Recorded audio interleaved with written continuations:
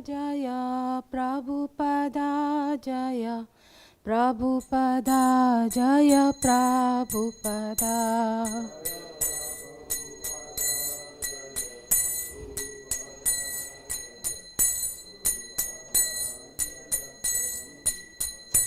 जय जय प्रभुपाद प्रभुपाद प्रभुपाद जय जय प्रभुपाद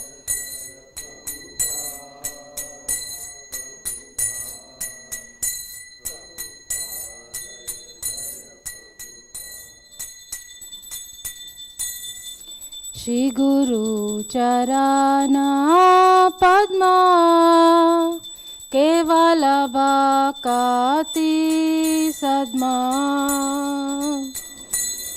चरण पद्मा केवल भक्ति सद्मा वंदो मुई सावधान माते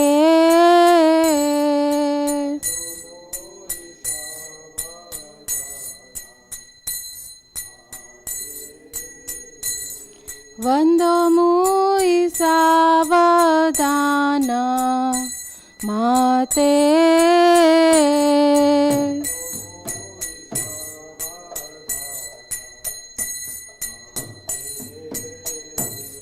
जहर प्रसादे बाय ए भव तोरिया जाय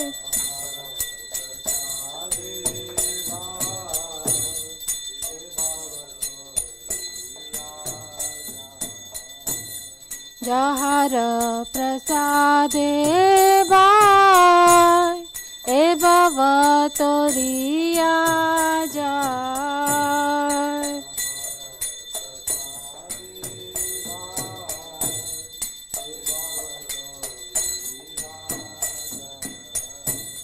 कृष्ण प्राप्ति होय जहा होयते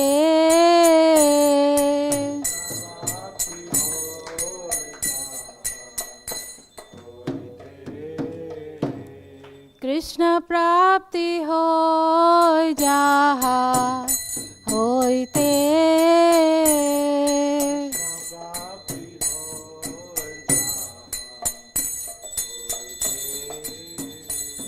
गुरुमुख पद्म वाक्य चिते ते कोरिया क्या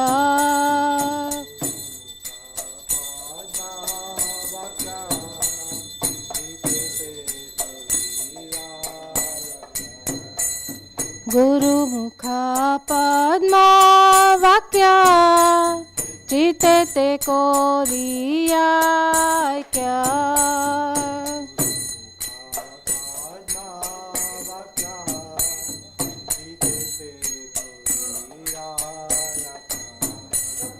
आरना कोरी हो माने आशा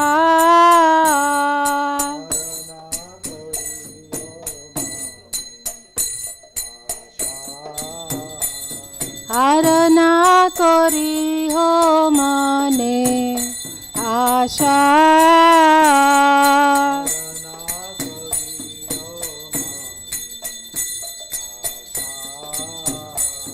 श्री गुरु चरणे रति ऐसे उत्तम गति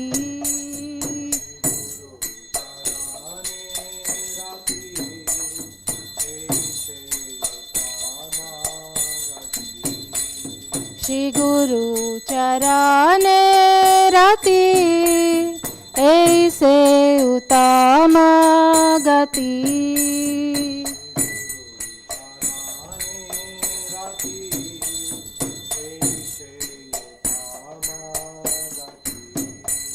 जे प्रसाद पूरे सर्व आशा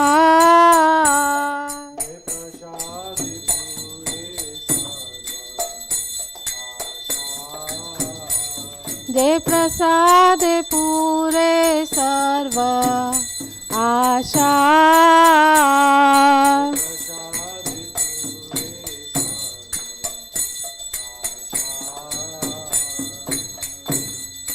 चक्षुदान दिलो जय जन्मे जन्मे प्रभु से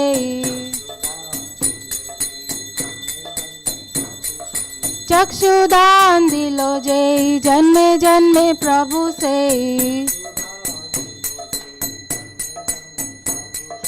दिव्य ज्ञान हृदय प्रकाशित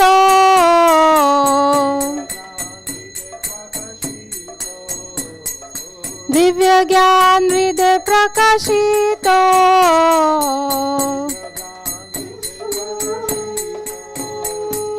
प्रेम भक्ति जहाँ होते अविद्या विनाश जाते प्रेम भक्ति जहाँ होते अविद्या विनाश जाते वेद गाय जहाँ रचरित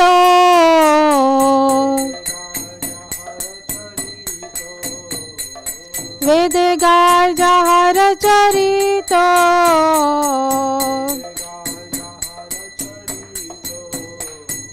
श्री गुरु करुणा सिंधु अधमा जनार बंधु श्री गुरु करुणा सिंधु अधमा जनार बंधु लोकनाथ लोकेर जीवाना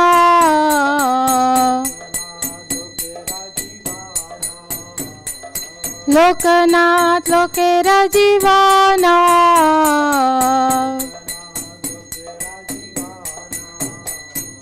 हाँ प्रभु करो दया देह मोरे पद छाया हाँ हाँ प्रभु करो दया देह मोरे पद छाया हे बेजास कुशुक त्रिभुवाना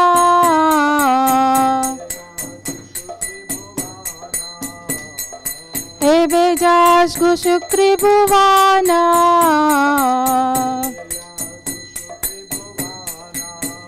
श्रील प्रभुपाद पतित पावन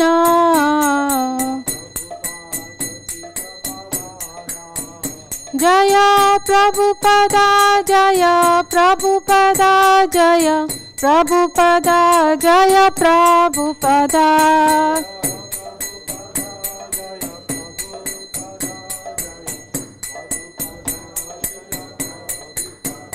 निताय गौरा हरि बोल हरि बोल हरि बोल निताय गौरा हरि बोल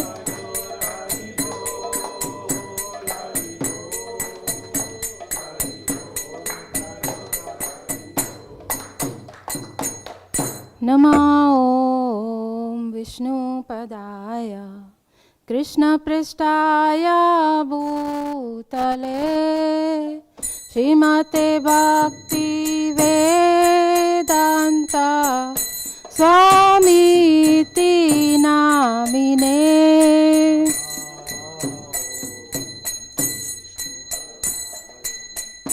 कृष्णपृष्ठाय भूतले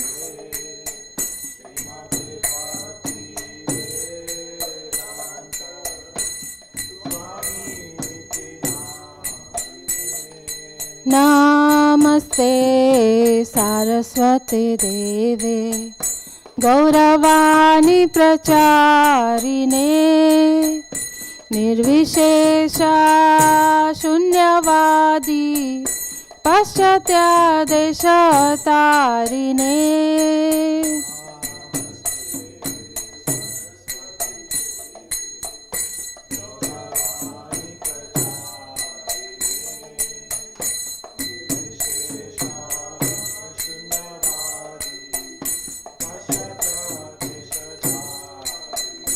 जय श्री कृष्ण चैतन्य प्रभु Nityanand Shri Advaita Gadadhar शिवासादि Gaura Bhakta Vrinda.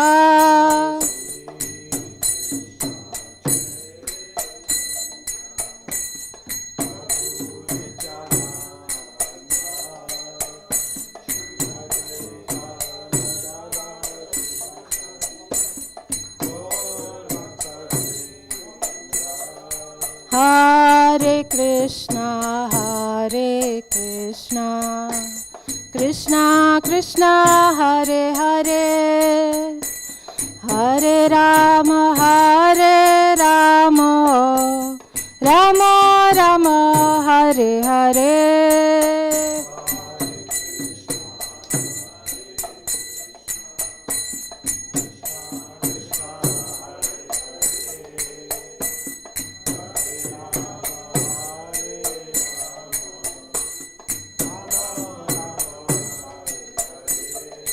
Hare Krishna, Hare Krishna, Krishna Krishna, Hare Hare, Hare Rama, Hare Rama, Rama Rama, Hare Hare.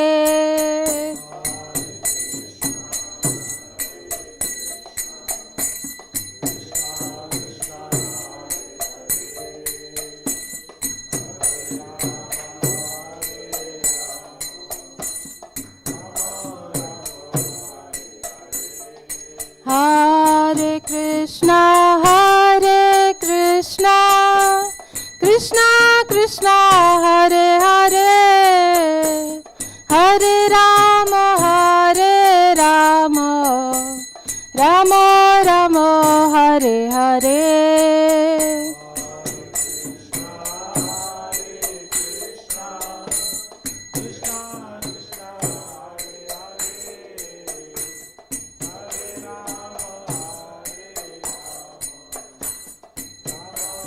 Hare Krishna, Hare Krishna, Krishna Krishna,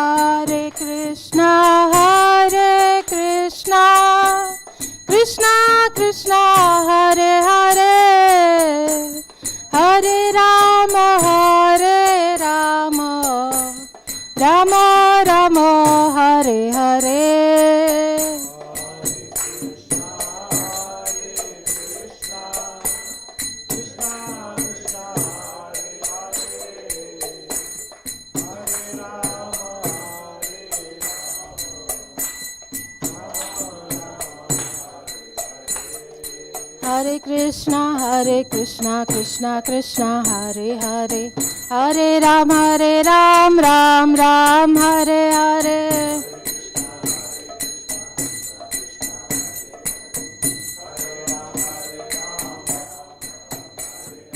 Hare Krishna, Krishna Krishna, Hare Hare, Hare Ram, Ram Ram, Hare Hare.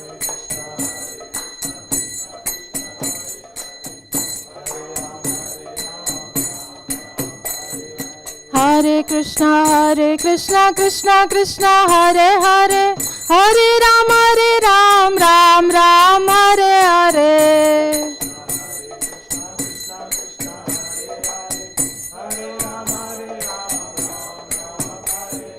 Hare Krishna, Krishna Krishna, Hare Hare, Hare Ram, Ram Ram, Hare Hare.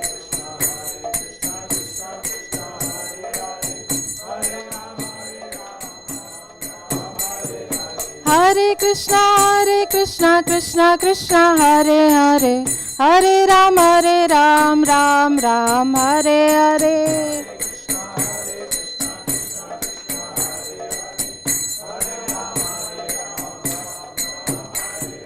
Hare Krishna, Krishna Krishna, Hare Hare, Hare Ram, Ram Ram, Hare Hare.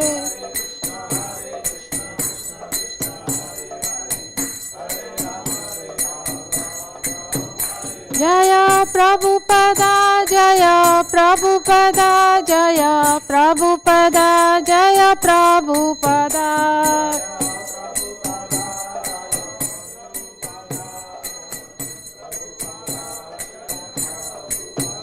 Jaya Jaya Prabhupada, Prabhupada, Prabhupada Jaya Jaya Prabhupada.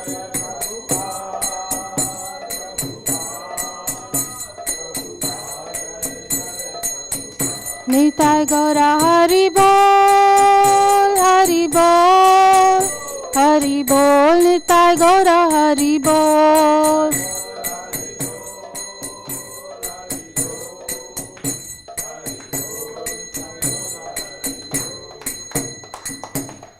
Srila Prabhupada ki jai.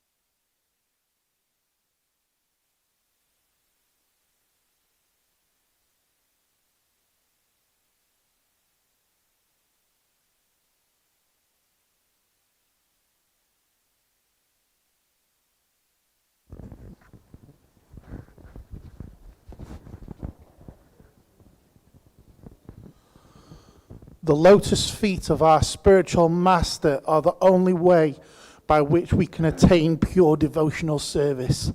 I bow to his lotus feet, and with great awe and reverence, by his grace, one can cross the ocean of material suffering and obtain the mercy of Krishna. My only wish is to have my consciousness purified by the words emanating from his lotus mouth. Attachment to his lotus feet is the perfection that fulfills all desires. He opened my darkened eyes and fills my heart with transcendental knowledge. He is my Lord birth after birth. From him, ecstatic prema emanates. By him, ignorance is destroyed. The Vedic scriptures sing of his character. Our spiritual master is the ocean of mercy, the friend of the poor, and the Lord and master of the devotees. O Master, be merciful unto me. Give me the shade of your lotus feet. Your fame has spread all over the three worlds.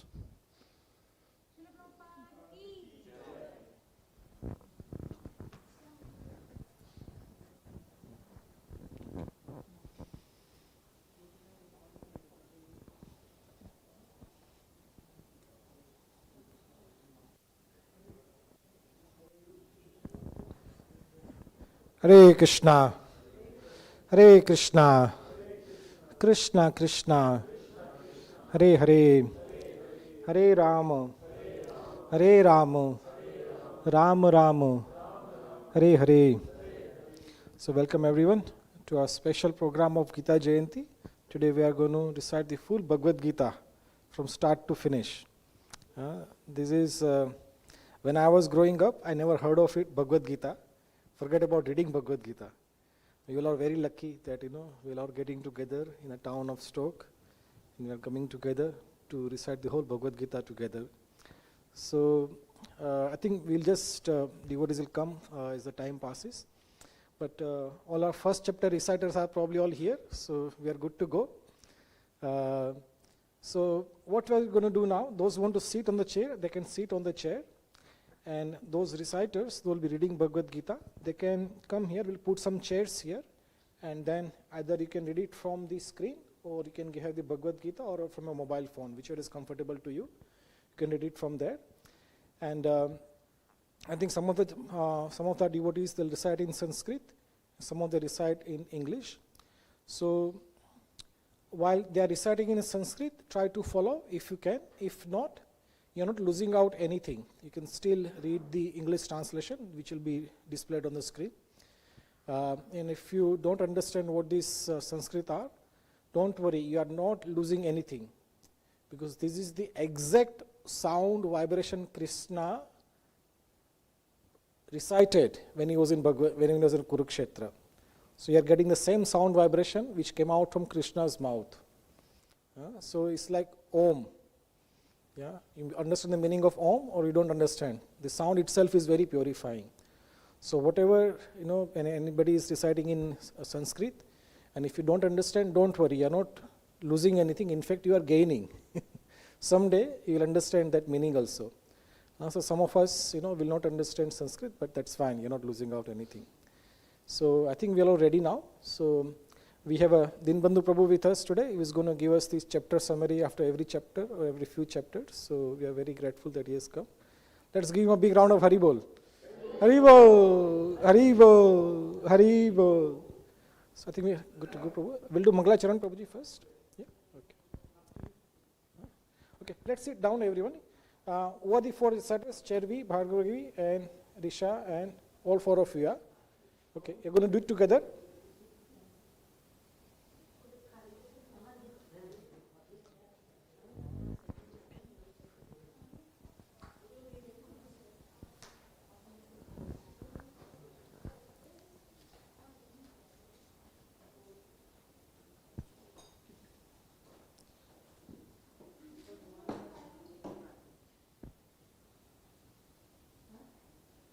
Put it up.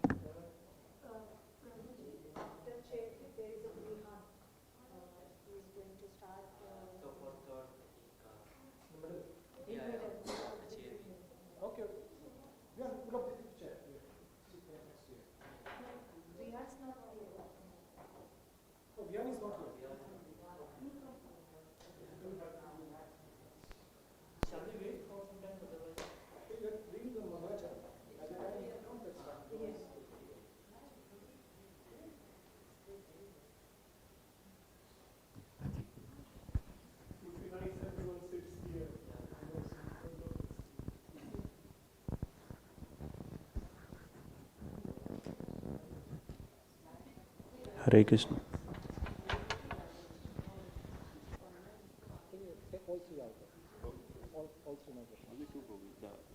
The two pair one, switch it off and connect it to the headphone, so it won't make noise. Okay.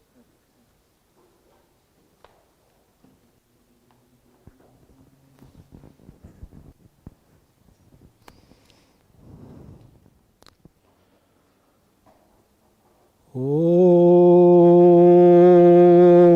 Namo Bhagavate Vasudevaya.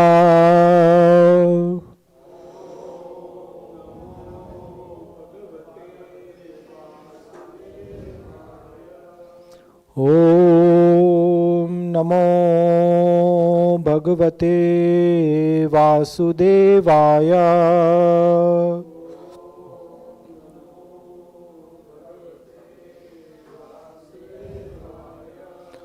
Om Namo Bhagavate Vasudevaya.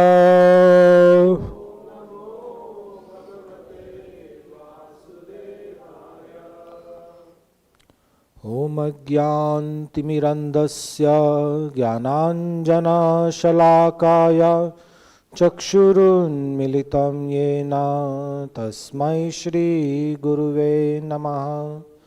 Shri Chaitanya Manobishtam Sthapitam Yena Bhutale Swayam Rupa Kadamayam ददाति स्वापदान्तिकं वन्देऽहं श्रीगुरु श्रीयुतापदकमलं श्रीगुरून् वैष्णवांश्च श्रीरूपं साग्रजातां सहगणा रघुनाथान्वितां तां सजीवं साद्वैतं सावधूतं परिजनासहितं कृष्णचैतन्यदेवं श्रीराधा कृष्णपादान् सहगणा ललिता श्रीविशाखान्वितांश्च हे कृष्णा करुणा सिन्धु दीनबन्धु जगत्पते गोपेश गोपिकान्त राधाकान्त नमोऽस्तुते तप्त काञ्चना गौरांगी राधे वृन्दावनेश्वरी वृषभानुसुते देवी प्रणमामि हरिप्रिये वाञ्छाकल्पतरुभ्यश्च कृपासिन्धुभ्य एव च पतितानां पावनेभ्यो वैष्णवेभ्यो नमो नमः। जय श्री कृष्णा चैतन्य प्रभु नित्यानंद श्री अद्वैत गदाधर श्रीवास आदि गौर भक्त वृंद। हरे कृष्णा कृष्णा कृष्णा हरे हरे हरे राम राम राम हरे हरे। हरे कृष्णा कृष्णा कृष्णा हरे हरे हरे राम राम राम हरे हरे। हरे कृष्णा कृष्णा कृष्णा हरे हरे हरे राम राम राम हरे हरे। नमो विष्णुपदाय कृष्णपृष्ठाय भूतले श्रीमते भक्तिवेदांत स्वामिनिति नामिने। नमस्ते सरस्वती देवे गौरवाणी प्रचारिणे निर्विशेष शून्यवादी पाश्चात्य देशतारिणे। Hare Krishna. So, girls, you're okay to hold microphone in the hand? Yeah. You need some stand here to keep it on the. Or is okay with this one? It's fine. It's fine, yeah. So, our first chapter. Today, when we go, some part of Gita should be there in our heart. Okay? So we can't remember the whole Bhagavad-Gita. Try to remember how many chapters are there in Bhagavad-Gita. 18. We should know at least that. There are 18 chapters in Bhagavad-Gita. Okay? And if possible, try to remember the title of each chapter also. So the first chapter is observing the armies. So of course, Nirmala Prabhu will talk about all the nice highlights of each chapter at the end of each chapter. So we'll get some more information. But today, try to imbibe the Bhagavad-Gita in your heart and try to, as much as possible, remember, keep it in the heart. And then next year, some more Bhagavad-Gita will stay in your heart. Next year, some more Bhagavad-Gita will stay in your heart. So our beginning is done by Chervi and Bhargavi, our two beautiful daughters of our temple, the daughters of Rajshri Mataji and Vipul Prabhu. So it's nice children, make our way. Because when children speak, everybody listens. So you're ready now? Start with. Om Paramatmane Namaha Atak Prathamodhyayah Dhritarashtra Uvacha Dharmakṣetre Kurukṣetre Samaveta Yuyudsavaha Mamakah Pandavascaiva Kim कुर्वत Sanjaya? Sanjaya uvacha Drishtva tu Pandavanikam Vyutam Duryodhanastata Acharya Mupasangamya Raja Vachanam Apravit Vashetam Pantu Putranam Acharya Mahatim Chamum Vyudam Draupata Putrena Tavashishyena Timata Atra Shura Maheshvasa Bhīmārjuna Samayuti Yuyutano Viratascha Drupatascha Maharataha Tishtake Tushtikitanaha Ajirajascha Viryavan Puruchit Kunti Bojascha Sevyascha Narapungavaha Yudhamanyuscha Vikranta Uttamojascha Viryavan Saubhadro Draupadeyascha Sarvayeva Maharata Asmakam tu Vishtaye Tani Bauta Jotama Nayaka Mama Sainyasya Samyantam Tan Pravimite Bhavan Bhishmascha Karnascha Kripascha Samitinjaya Asvatthama Vikarnascha Saumatatistateva cha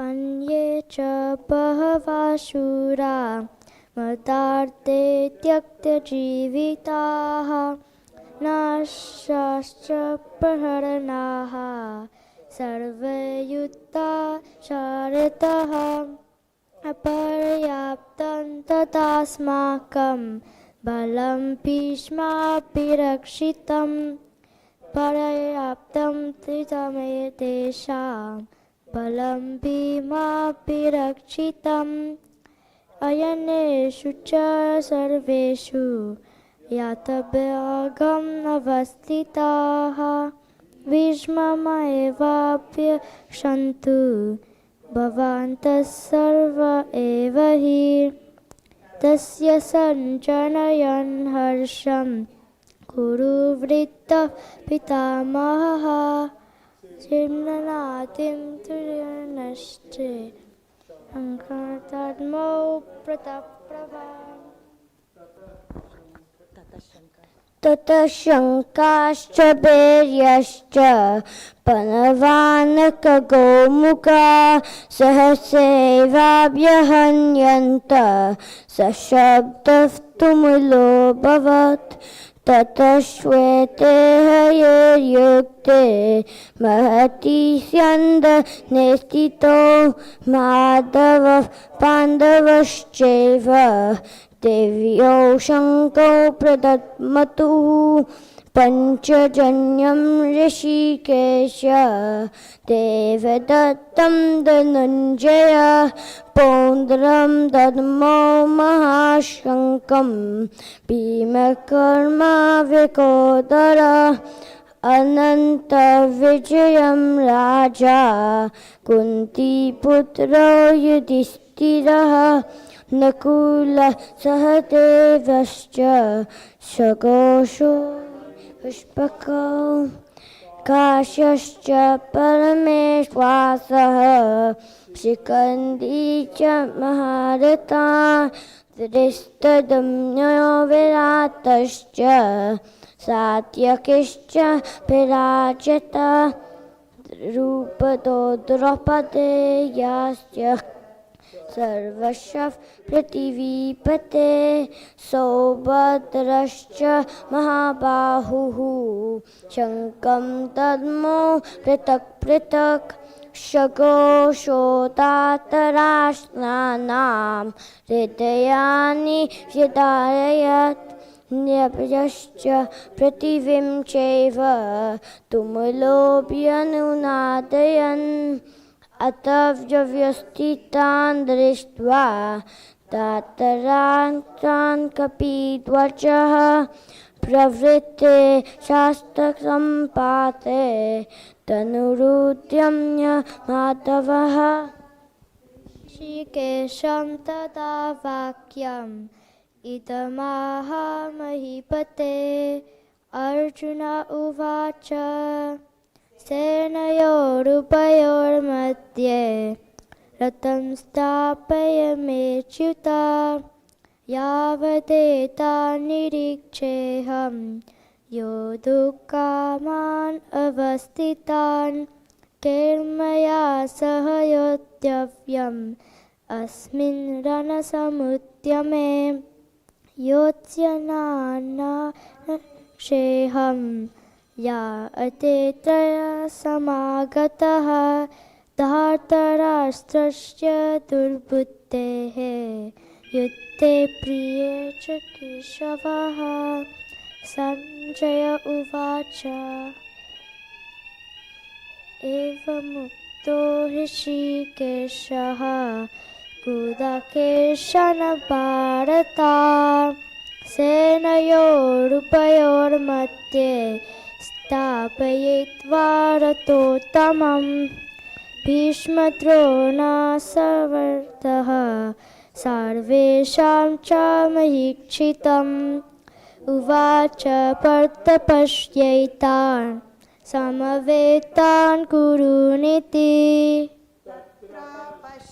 स्थितान् पार्थः पितृन्नत पितामहान् आचार्यान् मातुलान् भ्रातॄन् पुत्रान् पौत्रान् सखींस्तथा स्वशुरान् सुहृदश्चैव सेनयोरुभयोरपि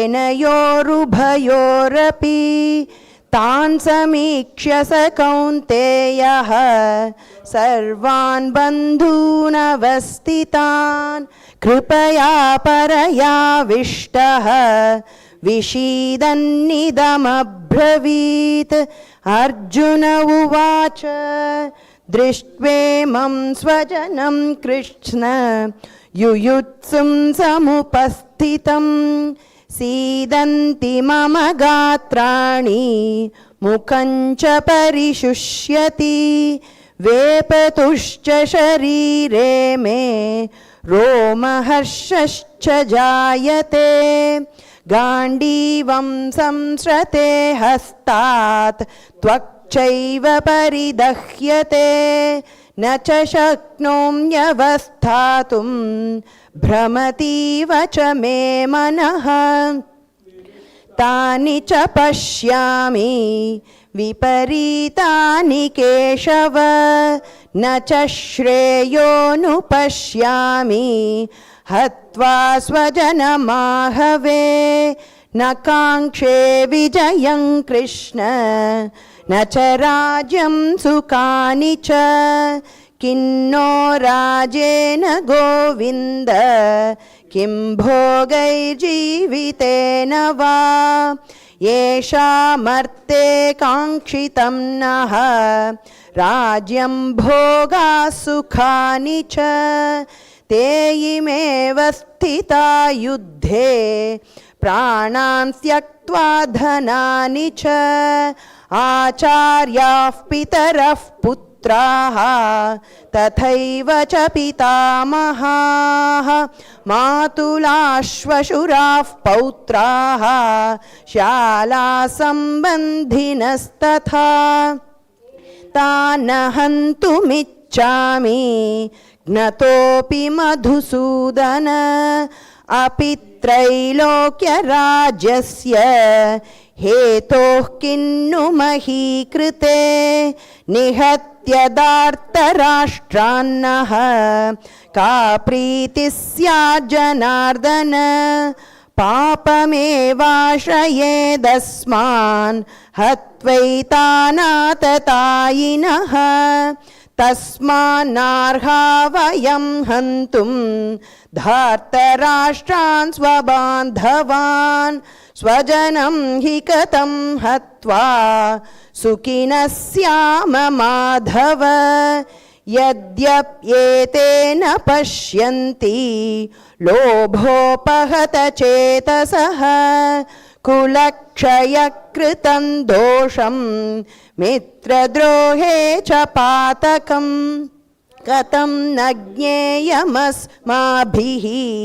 पापादस्मान् निवर्तितुं कुलक्षयकृतं दोषं प्रपश्यद्भिर्जनार्दन कुलक्षये प्रणश्यन्ति कुलधर्माः सनातनाः धर्मे नष्टे कुलं कृत्स्नम् अधर्मोऽभिभवत्युत अधर्माभिभवात् कृष्ण प्रदुष्यन्ति कुलस्त्रियः स्वीषु दुष्टासु वार्ष्णेय जायते वर्णसङ्करः शङ्करो नरकायैव कुलज्ञानां कुलस्य च पतन्ति पितरो ह्येषां लुप्तपिण्डोदगक्रियाः दोषैरेतैर्कुलज्ञानां वर्णसङ्करकारकैः उत्साध्यन्ते जातिधर्माः कुलधर्माश्च शाश्वताः उत्सन्नकुलधर्माणां मनुष्याणां जनार्दन नरके नियतं वासः भवतीत्यनुशुश्रुम अहो बत महत्पापं कर्तुं व्यवसिता वयं यद्राजसुखलोभेन हन्तुं स्वजनमुद्यताः यदि मामप्रतीकारम्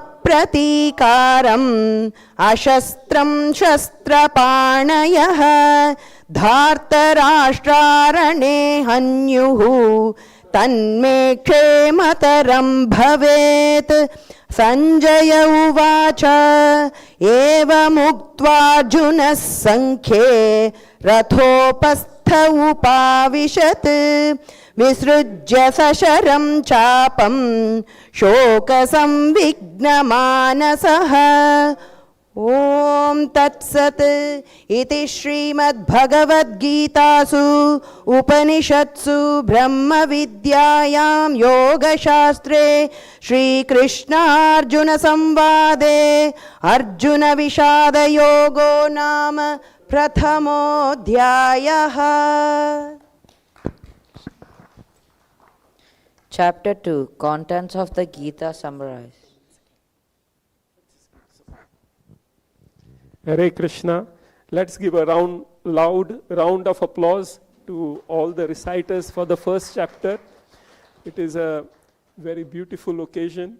Everyone has taken this sankalpa, the vow, to read 18 chapters of Gita. So what is the first chapter called? Arjun Vishad Yoga. And in English, what title Prabhupada has given? Observing the armies on the battlefield of Kurukṣetra. So Bhagavad-Gita has 18 chapters. It is part of Mahabharata. Mahabharata has 100,000 verses. And Bhagavad-Gita has 700 verses. It is part of Bhishma Parva of the Mahabharata. And this chapter begins with Dhritarashtra asking a question to Sanjay. So Dhritarashtra is in Hastinapur. He's asking a question to Sanjay, what is happening in the battlefield? Because Sanjay was given a divine vision by Vyasadeva. He could see whatever was going on. So sitting in Hastinapur in Delhi, he's saying what is happening in Kurukṣetra. The armies are assembled. Arjuna asks Krishna, take my chariot in the middle of the battlefield and I'll see who is against me. And there he sees all his relatives and friends who are ready to fight with him and kill him. So Arjuna is a devotee. He has great compassion And he says that Krishna, what is the point of fighting with them? So Arjun gives various reasons in the first chapter why he should not fight. He said that fighting will incur sin because killing is sinful. And what is the point of killing my own relatives and getting some petty kingdom? And if all the men are destroyed, the women will be left alone. And then they will fall in the wrong company and procreate children who are not very intelligent, not very cultured. So at the end, Arjun says, Krishna, I am not going to fight. And he leaves his Gandiva bow and he sits down morose. So we will now continue with the next chapter.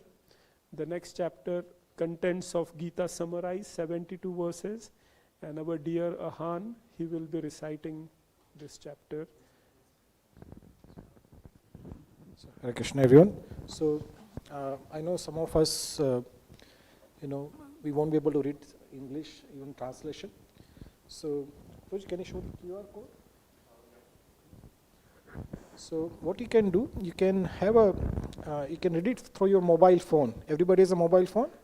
Yeah? So, you can scan this QR code. And then, everybody scanned. Now, Prabhuji, show the main chapter. So, in the phone, you can go to the advanced view. Yeah, and then you can select, so this is Sanskrit, this is English, reading in the Sanskrit, this is synonym.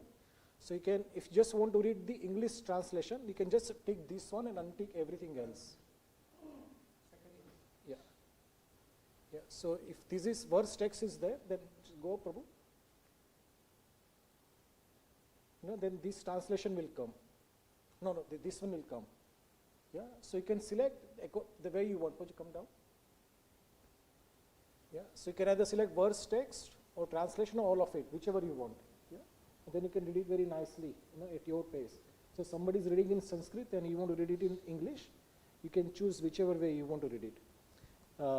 Is it okay? And I'm going to give this QR code somewhere here. So if anybody comes in the middle of it, you can give this QR code and they can share it with you. So I can skip this somewhere in the middle here. Yeah. And anybody wants to sit in a chair, please feel free to sit in a chair. You can see it very nicely as well. So sit in a chair if you feel like.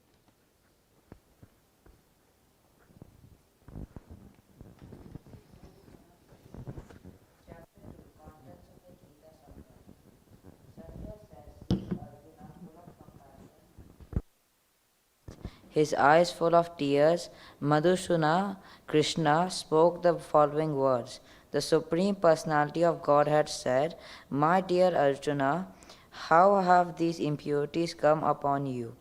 They are not all befitting a man who knows the value of life. They lead not to a higher planet, but to infamy.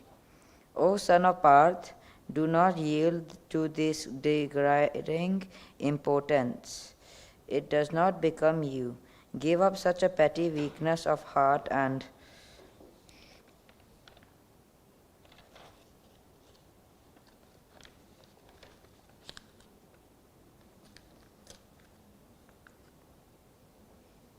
O chastiser of the enemy. Text 4.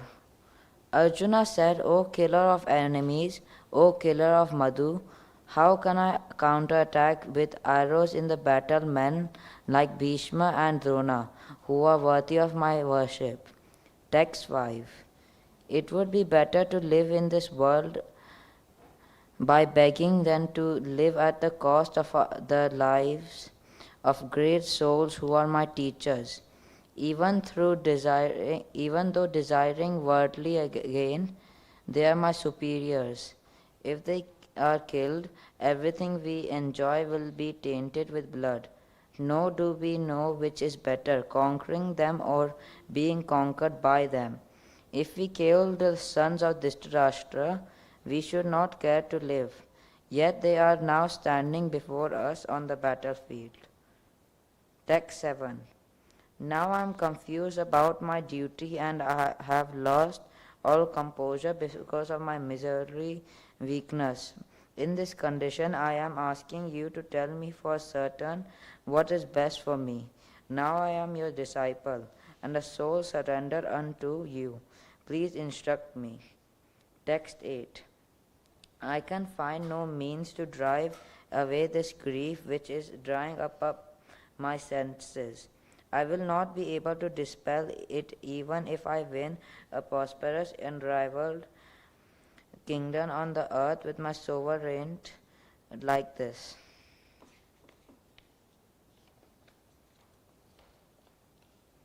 Text 9.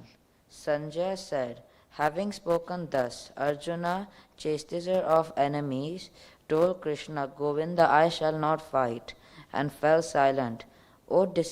Text 10. O descendant of Bharata, at the time Krishna, smiling in the midst of both the armies, spoke the following words to the grief-stricken Arjuna. Text 11.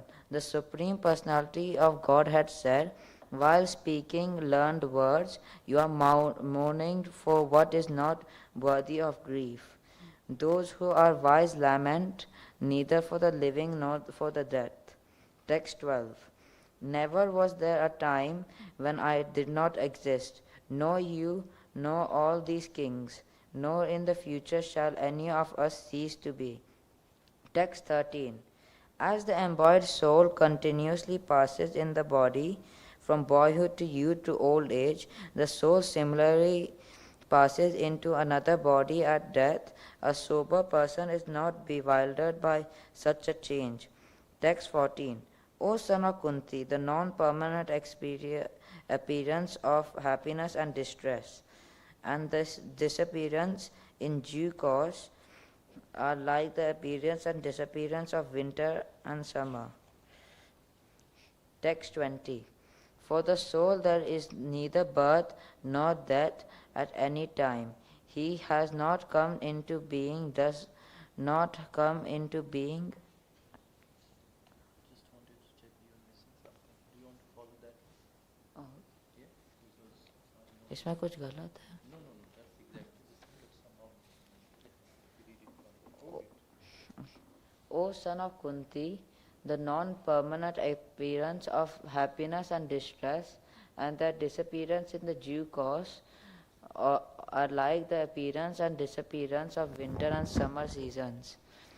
They arise from sense perception, O Shion of Bharata, and one must learn to tolerate them without being disturbed.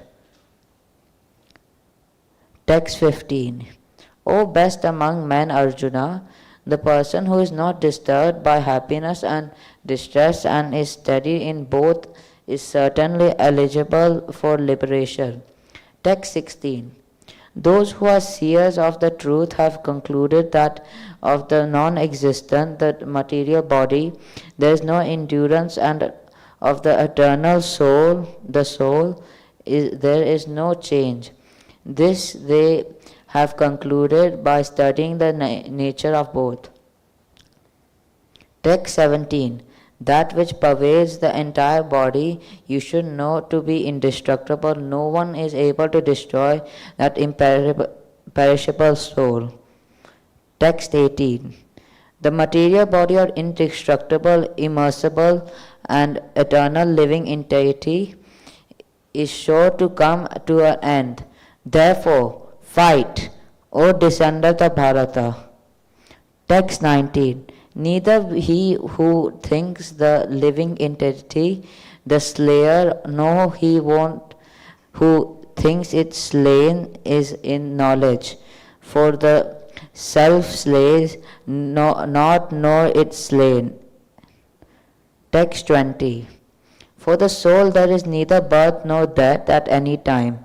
He has to not come into being, does not come into being, and will not come into being. He is unborn, eternal, ever-existent, and primeval.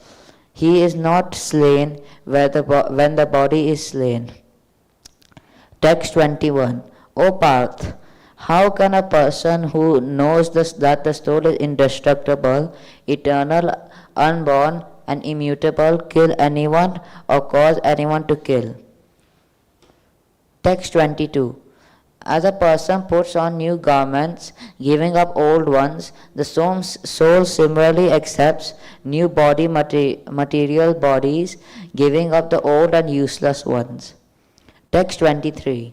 The soul can never be cut into pieces by any weapon, no burned by fire, no moistened by water, no withered by the wind. Text 24. This individual soul is unbreakable and insoluble, and can be neither burned nor dried. He is everlasting, present everywhere, unchangeable, immovable, and eternal the same. Text 25. It is said that the soul is invisible, inconceivable, and immutable. Knowing this, you should not grieve for the body. Text 26. If, however, you think that the soul or the symptoms of life will always be born and die forever, you still have no reason to lament, O mighty armed. Text 27. One who has taken birth is sure to die, and after death one is sure to take birth again. Therefore, in this unavoidable discharge of your duty, you should not lament. Text 28. All created beings are unmanifest in their beginning, manifest in their interim state, and unmanifest again when annihilated. So what need is there for lamentation? Text 29. Some look on the soul as amazing, some describe him as amazing, and some hear of him as amazing, while others, even after hearing about him, cannot understand him at all. Text 30. O descendant of Bharata, he who dwells in the body can never be slain. Therefore, you need to not grieve for any living being. Text 31. Considering your specific duty as a Kshatriya, you should know that there is no better engagement for you fighting on religious principles, and so there is no need for hesitation. Text 32. O Parth, happy are the Kshatriyas to whom such fighting opportunities come unsought, opening for them the doors of the heavenly planets. Text 33. If, however, you do not perform your religious duty of fighting, then you will certainly incur sins for neglecting your duties and thus lose your reputation as a fighter. Text 34. People will always speak of your infamy, and for a respectable person, dishonor is worse than death. Text 35. The great generals who have highly esteemed your name and fame will think that you have left the battlefield out of fear only, and thus they will consider your insignificance. Text 36. Your enemies will describe you in many unkind words and scorn your ability. What could be more painful for you? Text 37. O son of Kunti, either you will be killed on the battlefield and attain the heavenly planets, or you will conquer and enjoy the earthly kingdom. Therefore, get up with determination and fight. Text 38. Though fight for the sake of fighting, without considering happiness or distress, loss or gain, victory or defeat, and by so doing you shall never incur sin. Text 39. Thus far I have described this knowledge to you through analytic study. Now listen as I explain in the terms of working without fruitive results. O son of Parth, when you act in such a knowledge, you can free yourself from the bondage of works. Text 40. In this endeavor there is no loss of diminution, and a little advancement on this path can protect one from the most dangerous type of fear. Text 41. Those who are on this path are resolved in purpose, and their aim is one. O beloved child of the Kurush, the intelligence of those who are irresolute is many branched. Text 42 and text 43. Men of small knowledge are very much attached to the flowery words of the Vedas, which recommended various fruitive activities for elevation to heavenly planets, resultants, good birth, power, and so forth, being desirous of sense gratification and upland life. They say that there is nothing more than this. Text 44. In the minds of those who are too attached to sense enjoyment and material uplands, and who are bewildered by such things, the result of determination for the devotional service to the Supreme Lord does not take place. Text 45. The Vedas deal mainly with the subject of three modes of material nature. O Arjuna, become transcendental to these three modes. Be free from all dualities and from all anxiety for gain and safety, and be established in thyself. Text 46. All purposes served by a small well can at once be served by a great reservoir of water. Similarly, all the purposes of the Vedas can be served to one who knows the purpose behind them. Text 47. You have a right to perform your prescribed duty, but you are not entitled to the fruits of action. Never consider yourself the cause of results of your activities, and never be attached to not doing your duty. Text 48. Performing your duty equipoised, O Arjuna, abandoning all the attachment to success or failure, such equanimity is called yoga. Text 47. O Dhananjaya, keep all abominable activities far distant by devotional service, and in that consciousness surrender unto the Lord. Those who want to enjoy fruits of the work are misers. Text 50. A man engaged in devotional service rids himself of both good and bad reactions even in this life.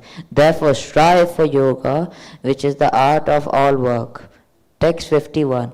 By thus engaging in devotional service to the Lord, great sages or devotees free themselves from the result of work in the material world. In this way they become free from the cycle of birth and death, and attain the state of beyond all miseries by going back to Godhead. Text 52. When your intelligence has passed out of the dense forest of delusion, you shall become indifferent to all that has been heard and all that has to be heard. Text 53. When your mind is no longer disturbed by the flowery language of the Vedas, and when it remains fixed in the trance of self-realization, then you will have attained the divine consciousness. Text 54. Arjuna said, O Krishna, what are the symptoms of one whose consciousness is thus merged into transcendence? How does he speak? And what is his language? How does he sit? How does he walk? Text 55. The Supreme Personality of Godhead said, O Parth, when a man gives up all the varieties of desires for sense gratification, which arise from mental concoction, and when his mind thus purified finds satisfaction in the self alone, then he is said to pure transcendental consciousness. Text 56. One who is not disturbed in the mind even amidst the free folds of misery or elated when there is happiness, and who is free from the attachment, fear and anger, is called a sage of steady mind. Text 57. In the material world, one who is unaffected by whatever good or evil he may obtain, neither praising it nor despising it, is firmly fixed in perfect knowledge. Text 58. One who is able to withdraw his senses from sense objects as the tortoise draws its limbs within the shell, is firmly fixed in perfect consciousness. Text 59. Though the embodied soul may be restricted from sense enjoyment, the taste for sense objects remains, but ceasing such engagements by experiencing a higher taste, he is fixed in consciousness. Text 60.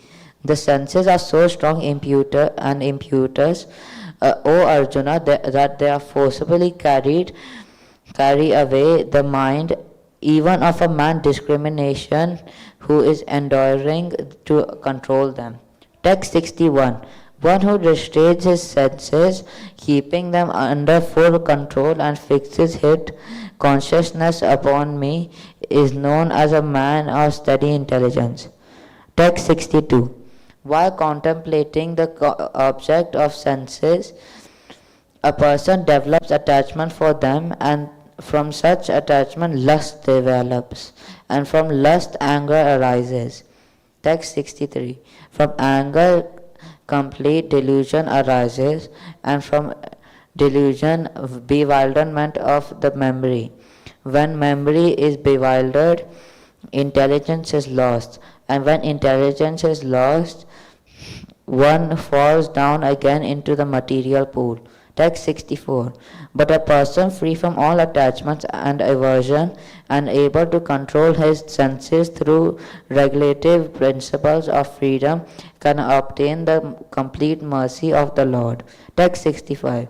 For one thus satisfied in Krishna consciousness, the threefold misery of the material existence exists.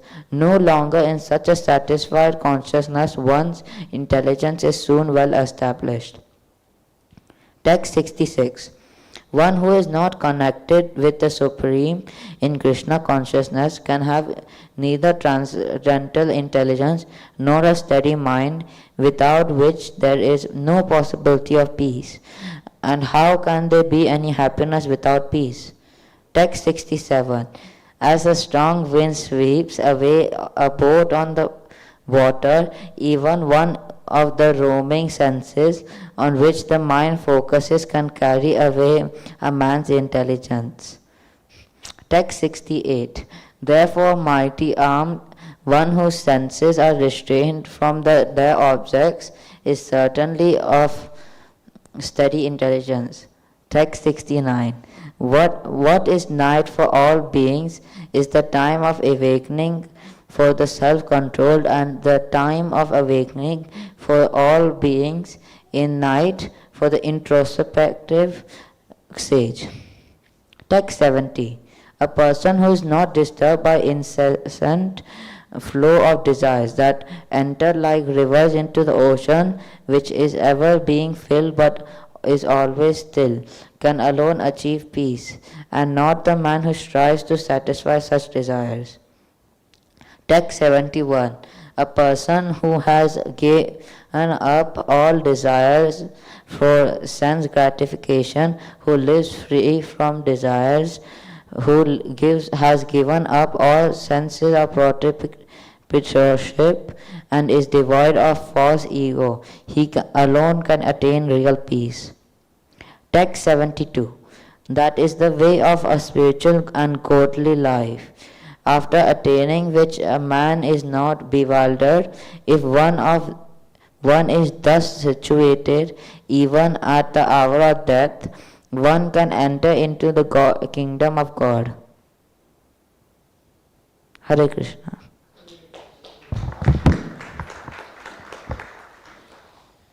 Excellent, Ahaan. Well done. Very good. So in second chapter, Arjun continues with his reason why he should not fight.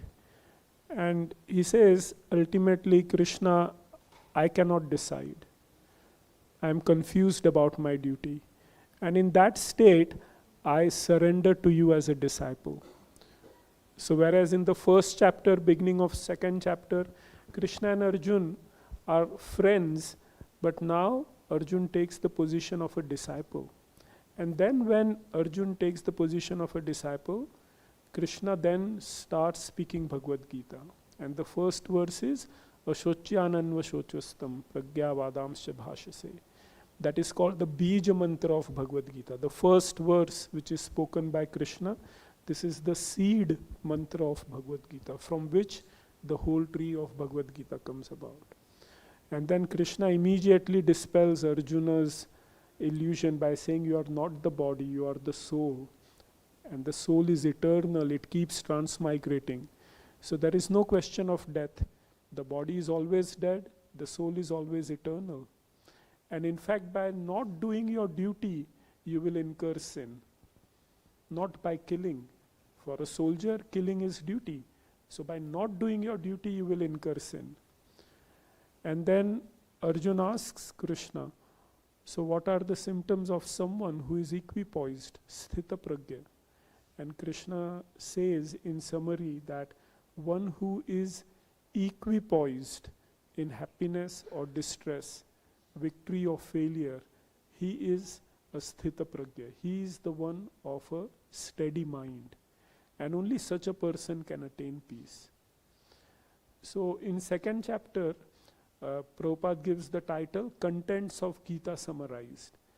If for some reason you cannot read the entire Bhagavad-Gita, these 72 verses of second chapter will give you a very nice summary. And today Ahaan has beautifully read the second chapter. So once again, applause for Ahaan. So, who wants to read the third chapter? No, someone else. Wait. Anyone wants to read the third chapter? You can decide whether to read in Sanskrit or English. Who wants? Come on.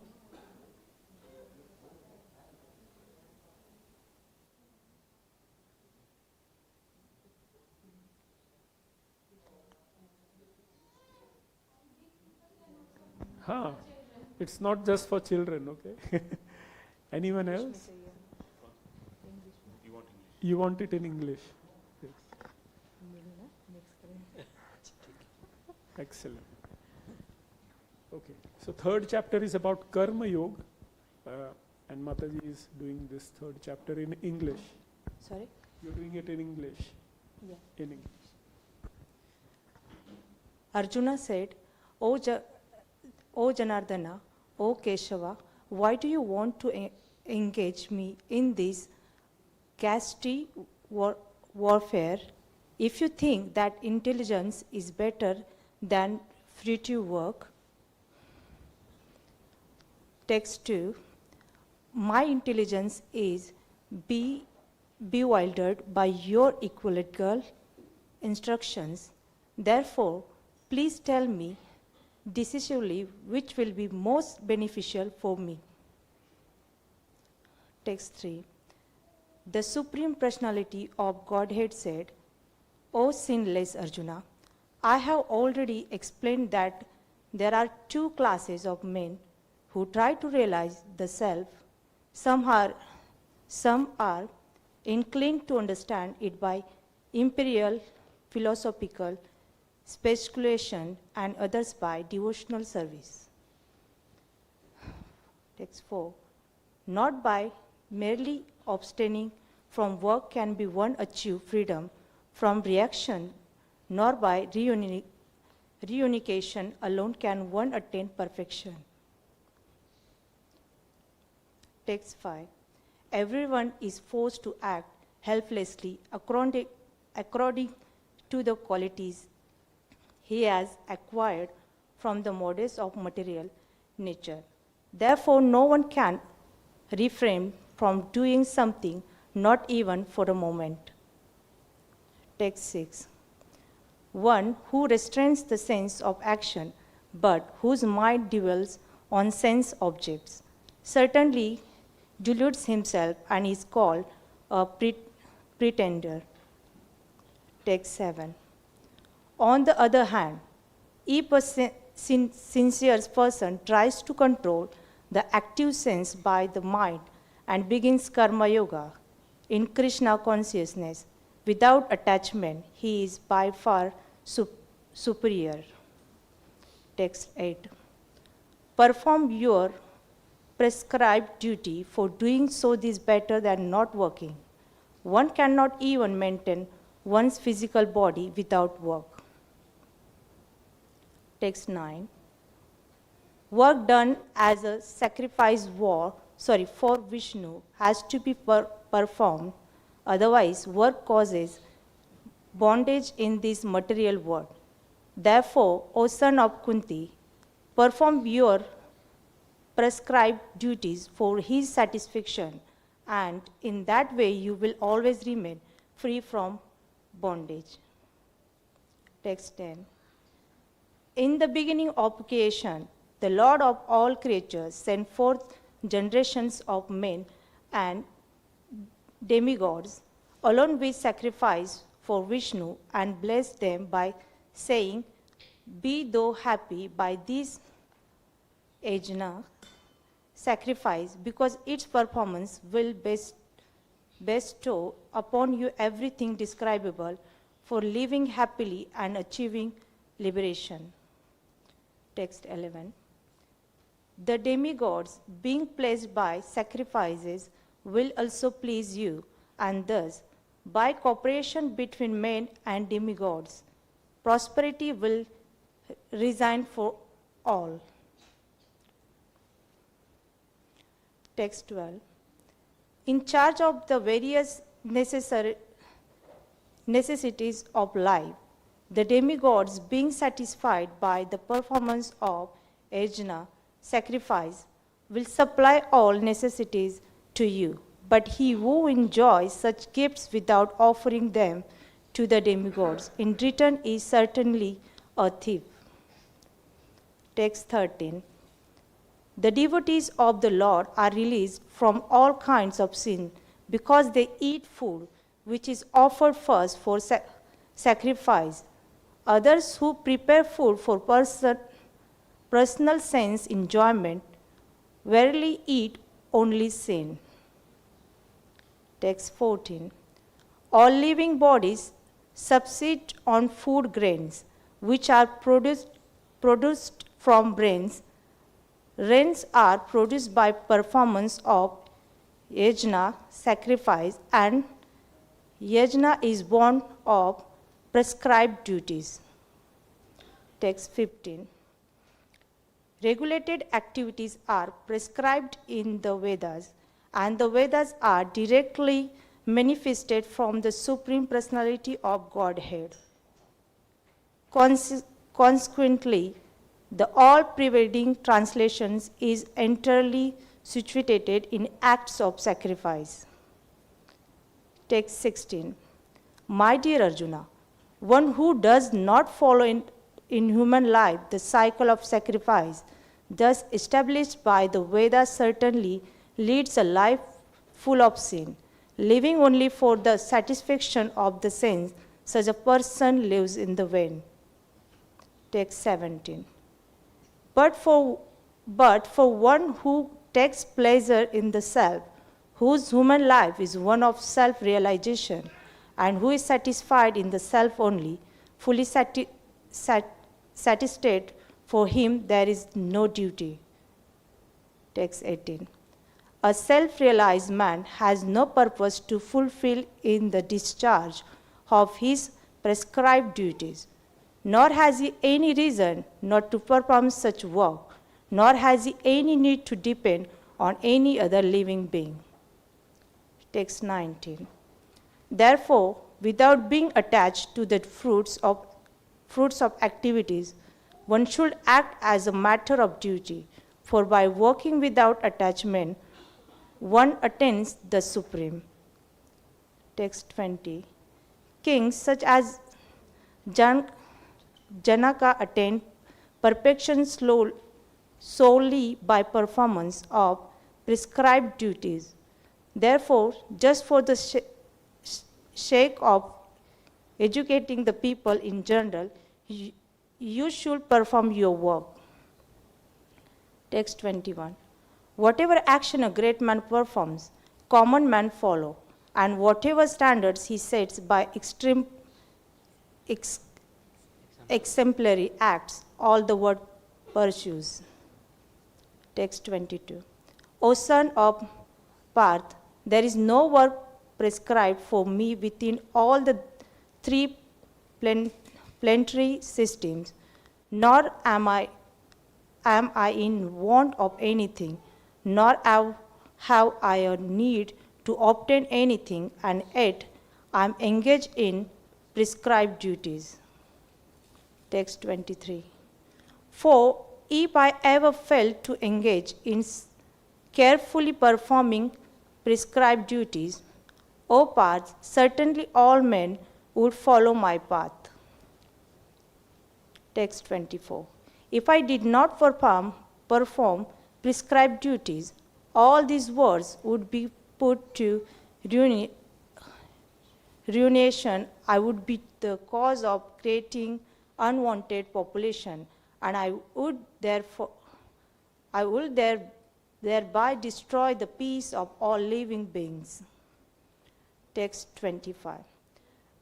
As the ignorant perform their duties with attachment to results, the learned may similarly act, but without attachment, for the sake of leading people on the right path. Text 26. So, as not to disturb the minds of ignorant men attached to the fruitive results of prescribed duties, a learned person should not include them to stop work. Rather, by working in the spirit of devotion, he should engage them in all sorts of activities for the gradual development of Krishna consciousness. Text 27. The spirit soul, bewildered by the influence of false ego, thinks himself the door of activities that are in actuality carried out by the three models of material nature. Text 28. One who is in knowledge of the absolute truth, O mighty arm, does not engage himself in the sense and sense gratification, knowing well the differences between work in devotion and work for fruitive results. Text 28. Bewildered by the models of material nature, the ignorant fully engage themselves in material activities and become attached, but the voice should not unsettle them, although these duties are inferior due to the performer's lack of knowledge. Text 30. Therefore, O Arjuna, surrendering all your works unto me with full knowledge of me, without desires for profit, with no claims to proprietorship, and free from lengthy fight. Text 31. Those persons who execute their duties according to my injunctions and who follow this teaching faithfully without envy became free from the bondage of fruitive actions. Text 32. But those who, out of envy, discard these techniques and do not follow them regularly are to be considered bereft of all knowledge, be flooded and ruined in their endeavors for perfection. Text 33. Even a man of knowledge acts according to his own nature, for everyone follows the nature he has acquired from the three models. What can repression accomplish? Text 34. There are principles to regulated attachment and aversion pertaining to the sense and their objects. One should not come under the control of such attachment and aversion because they are stumbling blocks on the path of self-realization. Text 35. It is far better of discharge one's prescribed duties, even though faulty than others' duties perfectly. Distractions in the course of performing one's own duty is better than engaging in others' duties. For to follow another's path is dangerous. Text 36. Arjuna said, O descendant of Varshni, by what is one impelled to sinful acts, even unwillingly, as if engaged by force? Text 37. The Supreme Personality of Godhead said, it is lust only, Arjuna, which is born of contact with the material model of fashion and later transformed into words, and which is the all-during sinful enemy of this world. Text 38. As fire is covered by smoke, as a mirror is covered by dust, or as the embryo is covered by the womb, the living entity is similarly covered by different degrees of this lust. Text 39.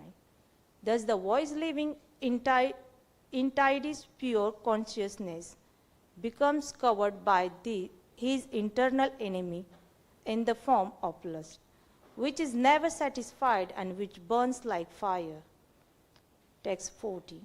The sense, the mind and intelligence are the sitting places of this lust. Though through them lust covers the real knowledge of the living entity and bewilders him. Text 41. Therefore, O Arjuna, best of the Bharatas, in the very beginning curb this great symbol of sin, lust, by regulating the sense, and slay this destroyer of knowledge and self-realization. Text 42. The working sense are superior to dull matter. Mind is higher than the sense. Intelligence is still higher than the mind, and he, the soul, is even higher than the intelligence. Text 43. Thus, knowing oneself to be transcendental to the material sense, mind and intelligence, O mighty armed Arjuna, one should steady the mind by deliberate spiritual intelligence, Krishna consciousness, and thus by the spiritual strength conquer this insatiable enemy known as lust. Thank you. Give a round of applause to Mataji. Third chapter, Karma Yoga, begins with a question by Arjun. So in second chapter, Krishna says one should be equipoised in happiness, distress, victory, failure. You are the soul, you are not the body. And at the same time, he tells Arjun that if you don't fight, you will incur sin. So Arjun is confused. Should I fight or should I not fight? And Krishna makes very clear that one should not stop acting. One should do one's duties. Even though we may not be perfect in performing our duties, we should continue to do them. And Krishna says, he gives his own example and that of Janak Maharaj. He says, Janak Maharaj is self-realized, I am the Supreme Lord. But yet I am acting, because if we do not act, we set a bad example. So we are all role models for someone or other. And therefore we should act according to our duty, so that others who are looking upon us, whether our family members or colleagues, they will see us as a good role model. Another thing which Krishna explains here is that whatever we do it as an offering to the Lord. So you may be working, you may be cooking, you may be cleaning, you may be putting on makeup, fine, no problem. But do that as an offering to the Lord. But, oh Lord, I am going to the temple, I am wearing a nice makeup so that you are happy. Then your makeup becomes as good as offering arti to the Lord. Okay. And one very practical tip all of you can follow is that whatever we cook, we offer to the Lord. make it a principle that I will not eat anything which is not offered to the Lord. Okay, so in our home, you prepare as many items as you want, but first offer it to Krishna and then accept it. Krishna says, in that way, that becomes a yajna. So karma yoga, the essence is, don't stop your duties, continue with them, but do them as an offering to Krishna. Okay. So now for the 4th chapter, Dhyāna-yoga, Transcendental Knowledge, we have Ananya, who will be reciting in Sanskrit. Excellent. Shri Bhagavanuvacha imau vivasvati yogam proktavanahamavyayam vivasvanamanabe praha manurikshva kavi bravit evam parampara praptam imam rajarshayo viduhu sakale neha mahata yogo nastaf parantapa स एवायं मया तेभ्य योगः प्रोक्तः पुरातनः भक्तोऽसि मे सखा चेति रहस्यां ह्येतदुत्तमम् अर्जुन उवाच अपरं भवतो जन्म परैञ्जन्म विवस्वतः कथमेतत् विजानीयान् त्वमादौ प्रोक्तवातिनिः श्रीभगवानुवाच बहूनि मे व्यतीतानि जन्मानि तव चार्जुन तन्यहं वेद सर्वाणि न त्वं वेत्थ परन्तप अजोऽपि सन्नव्ययात्मा भूतानामीश्वरोऽपि सन् प्रकृतिं स्वामधिष्ठाय सम्भवाम्यमायया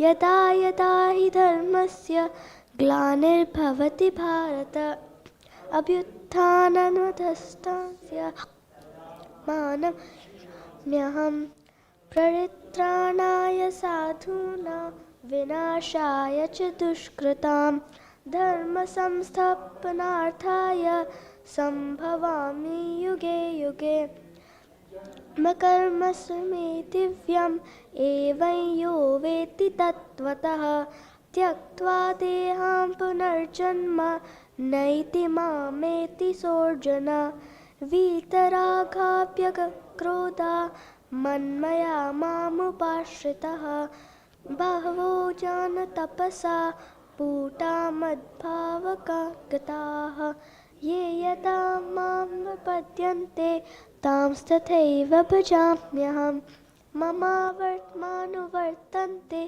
मनुष्यः पार्थ सर्वशः काङ्क्षन्तः कर्मणो हि यजन्त ह्य देवता क्षिप्रं हि मनुष्यो लोके सिद्धिर्भवति कर्मजा चातुर्वर्ण्यं मया सृष्टं गुणकर्मा विभागशः यस्य कर्तारमपि मां विद्धि कर्तारमव्ययं न मां कर्माणि लिम्पन्ति न मे कर्मफले स्पृहा इति मायोऽभिजानाति कर्मभिर्न स बध्यते एवं ज्ञात्वा कृतं कर्म पूर्वैरपि मुमुक्षुभिः कुरु कर्मैव तस्मात् त्वं पूर्वैः पूरपन्नकृतं किं कर्म किम कर्मेति कवयोऽप्यत्र मोहिताः तत्ते कर्म प्रवक्ष्यामि यज्ञात्वा मोक्ष्यसे शुभात् कर्मणो ह्यपि बोद्धव्यं च विकर्मणः अकर्मणश्च बोद्धव्यं गहना कर्मणो गतिः कर्मण्यकर्म यः पश्येत् अकर्मणि च कर्म यः स बुद्धिमान् मनुष्येषु स युक्तः कृत्स्नकर्मकृत् यस्य सर्वे समारम्भाः कामसङ्कल्पवर्जितः ज्ञाननिग्धकर्माणं तमाहुः पण्डितं बुधः त्यक्त्वा कर्मफलसंगं नित्यतृप्तो निराश्रयः कर्मण्यप्रवृत्तोऽपि नैव किञ्चित् करोति सः निराशीर्यत चित्तात्मा त्यक्त सर्वपरिग्रहः शरीरं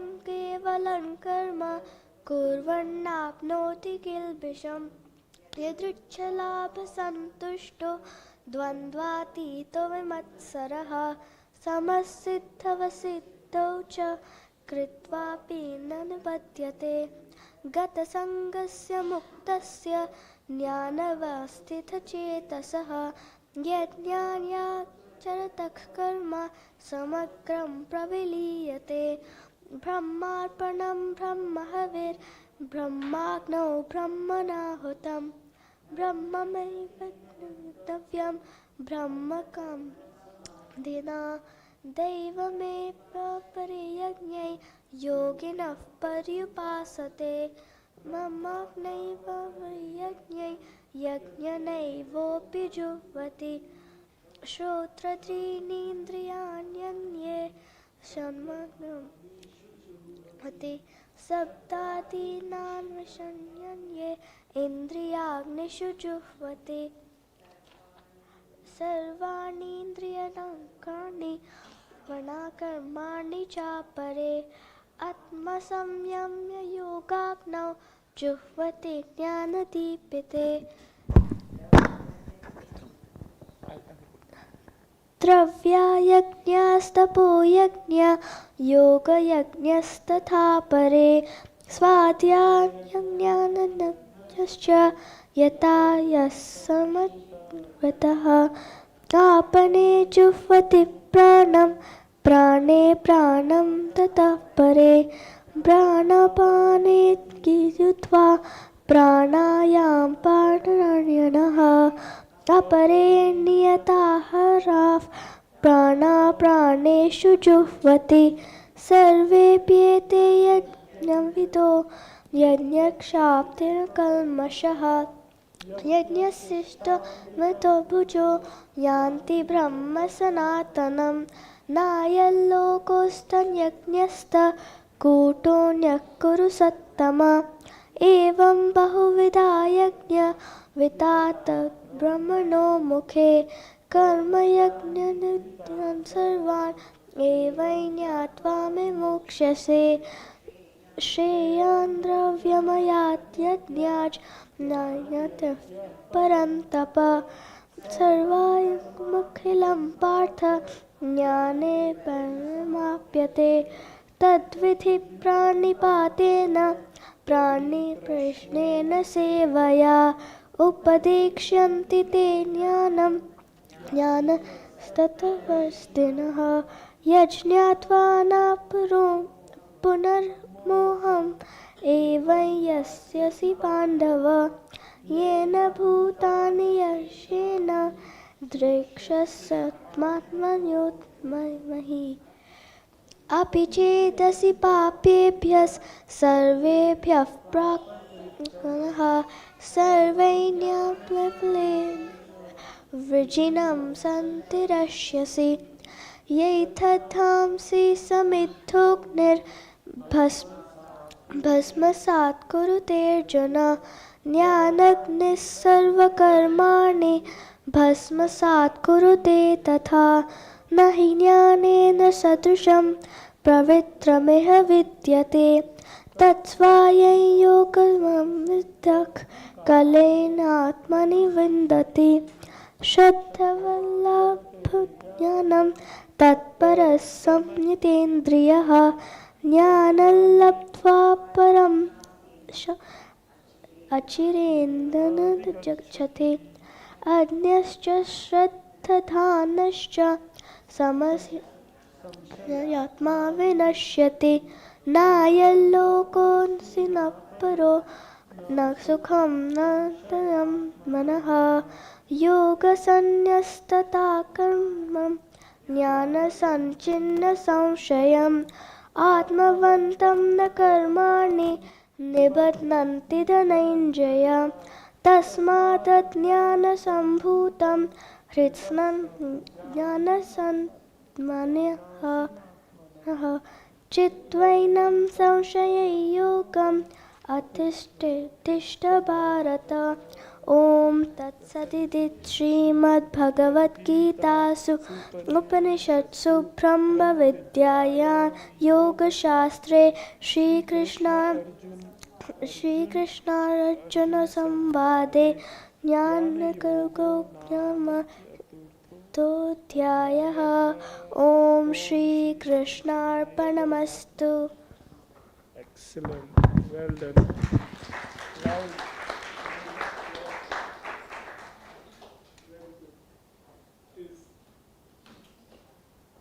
it is quite obvious the children have made some special efforts.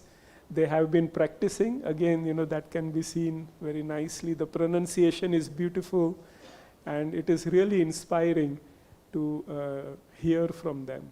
Very well done. Excellent. So, come on, a loud round of applause. Everyone.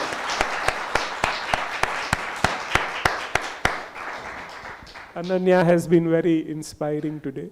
4th chapter, Dhyāna-yoga. Here the history of Bhagavad-Gita is given. Krishna did not speak to Arjuna Bhagavad-Gita for the first time in the battle of Kurukṣetra.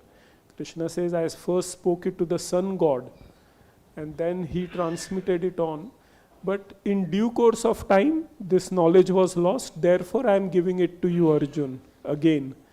So Arjuna asked, but sun god is senior to you in appearance. He came before you.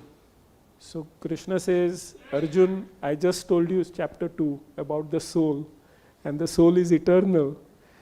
I am eternal, you are eternal, all these kings are also eternal, but the difference is, I am God. So I remember everything, whereas the soul tends to forget. So I was present right in the beginning and gave this knowledge to sun god, but you don't remember that now. And then there is another important point mentioned in this chapter, that to attain knowledge, one has to take shelter of a guru, of a spiritual master.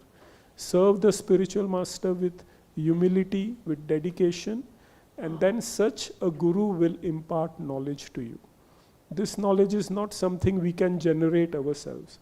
It has to be given in parampara. So therefore we should take shelter of a guru. And then at the end, Krishna says that whatever karma we have done, all of that, the reactions can be destroyed by attainment of spiritual knowledge. And therefore we are reading Bhagavad-Gita, so that we attain the knowledge of who am I, who is the Lord, what is bhakti, how do I approach the Lord. And if we practice that knowledge, our lives will be successful. And that is the importance of Gita Jayanti. That is why the Lord has descended to give this knowledge to Arjuna, and we are celebrating it today so that we can also benefit from this knowledge. Okay.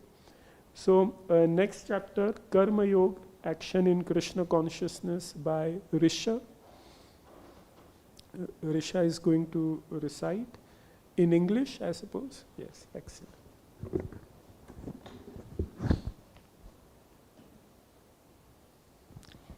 Chapter 5, Karma Yoga, Action in Krishna Consciousness. Text 1. Arjuna said, O Krishna, first of all, you ask me to renounce work, and then again, you recommend work with devotion. Now, will you kindly tell me definitely which of the two is more beneficial? Text 2. The personality of Godhead replied, the renunciation of work and work in devotion are both good for liberation, but of the two, work in devotional service is better than renunciation of work. Text 3. One who neither hates nor desires the fruits of his activities is known to be always renounced. Such a person, free from all dualities, easily overcomes material bondage and is completely liberated. O mighty armed Arjuna. Text 4. Only the ignorant speak of devotional service, Karma Yoga, as being differently from the analytical study of the material world, Sankhya. Those who are actually learned say that he who applies himself well to one of these paths achieves the result of both. Text 5. One who knows that the position reached by means of analytical study can also be attained by devotional service, and who therefore sees analytical study and devotional service to be on the same level, sees things as they are. Text 6. Merely renouncing all activities, yet not engaging in the devotional service of the Lord, cannot make one happy, but a thoughtful person engaged in devotional service can achieve the supreme without delay. Text 7. One who works in devotion, who is a pure soul, and who controls his mind and senses, is dear to everyone, and everyone is dear to him. Though always working, such a man is never entangled. Texts 8 and 9. A person in the divine consciousness, although engaged in seeing, hearing, touching, smelling, eating, moving about, sleeping, and breathing, always knows within himself that he actually does nothing at all. Because while speaking, evacuating, receiving, or opening and closing his eyes, he always knows that only the material senses are engaged with their objects, that he is aloof from them. Text 10. One who performs his duty without attachment, surrendering the result unto the Supreme Lord, is unaffected by sinful action, as the lotus leaf is untouched by water. Text 11. The yogis, abandoning attachment, act with body, mind, intelligence, and even with the senses, only for the purpose of purification. Text 12. The steadily devoted soul attains unadulterated peace because he offers the result of all activities to me, whereas a person who is not in union with the divine, who is greedy for the fruits of his labor, becomes entangled. Text 13. When the embodied living being controls his nature and mentally renounces all his actions, he resides happily in the city of 9 gates, the material body, neither working nor causing work to be done. Text 14.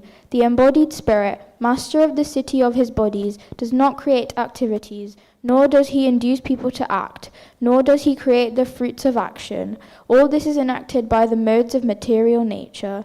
Text 15. Nor does the Supreme Lord assume anyone is sinful or pious. Activities, embodied beings, however, are bewildered because of the ignorance which covers their real knowledge. Text 16. When, however, one is enlightened with the knowledge, which nescience is destroyed, then his knowledge reveals everything as the sun lights up, everything in the daytime. Text 17. When one's intelligence, mind, faith, and refuge are all fixed in the Supreme, then one becomes fully cleansed of misgivings through complete knowledge and thus proceeds straight on the path of liberation. Text 18. The humble sages, by virtue of true knowledge, see with equal vision a learned and gentle Brahmana, a cow, an elephant, a dog, and a dog-eater, outcast. Text 19. Those whose minds are established in the sameness and equanimity have already conquered the conditions of birth and death. They are flawless like Brahman, and thus they are already situated in Brahman. Text 20. A person who neither rejoices upon achieving something pleasant, nor laments upon obtaining something unpleasant, who is self-intelligent, who is unbewildered, and who knows the science of God, is already situated in transcendence. Text 21. Such a liberated person is not attracted to material sense pleasure, but is always in trance, enjoying the pleasure within. In this way, the self-realized person enjoys unlimited happiness, for he concentrates on the Supreme. Text 22. An intelligent person does not take part in the sources of misery, which are due to contact with material senses. O son of Kunti, such pleasures have a beginning and an end, and so the wise man does not delight in them. Text 23. Before giving up this present body, if one is able to tolerate the urges of material senses and check the force of desire and anger, he is well situated and is happy in this world. Text 24. One whose happiness is within, who is active and rejoices within, and whose aim is inward, is actually the perfect mystic. He is liberated in the Supreme, and ultimately he attains the Supreme. Text 25. Those who are beyond the dualities that arise from doubts, whose minds are engaged within, who are always busy working for the welfare of all living beings, and who are free from all sins, achieve liberation in the Supreme. Text 26. Those who are free from anger and all material desires, who are self-realized, self-disciplined, and constantly endeavoring for perfection, are assured of liberation in the Supreme in the near future. Text 27-28. Shutting out all external sense objects, keeping the eyes and vision concentrated between two eyebrows, suspending the inward and outward breaths within the nostril, and thus controlling the mind. Senses and intelligence, the transcendentalist aiming at liberation becomes free from desire, fear, and anger. One who is always in this state is certainly liberated. Text 29. A person in full consciousness of me, knowing me to be the ultimate beneficiary of all sacrifices and austerities, the Supreme Lord of all planets and demigods, and the benefactor and well-wisher of all living entities, attains peace from the pangs of material miseries. Excellent. Well done, Risha. So this chapter, Karma Yoga, action in Krishna consciousness, begins with a very similar question by Arjuna again. Third chapter, Krishna says Karma Yoga. Fourth chapter, Krishna says Dhyāna-yoga, now knowledge. So Krishna is confused. What do I do? Do I sit down with scriptures and read and detach myself, or do I engage in Karma Yoga?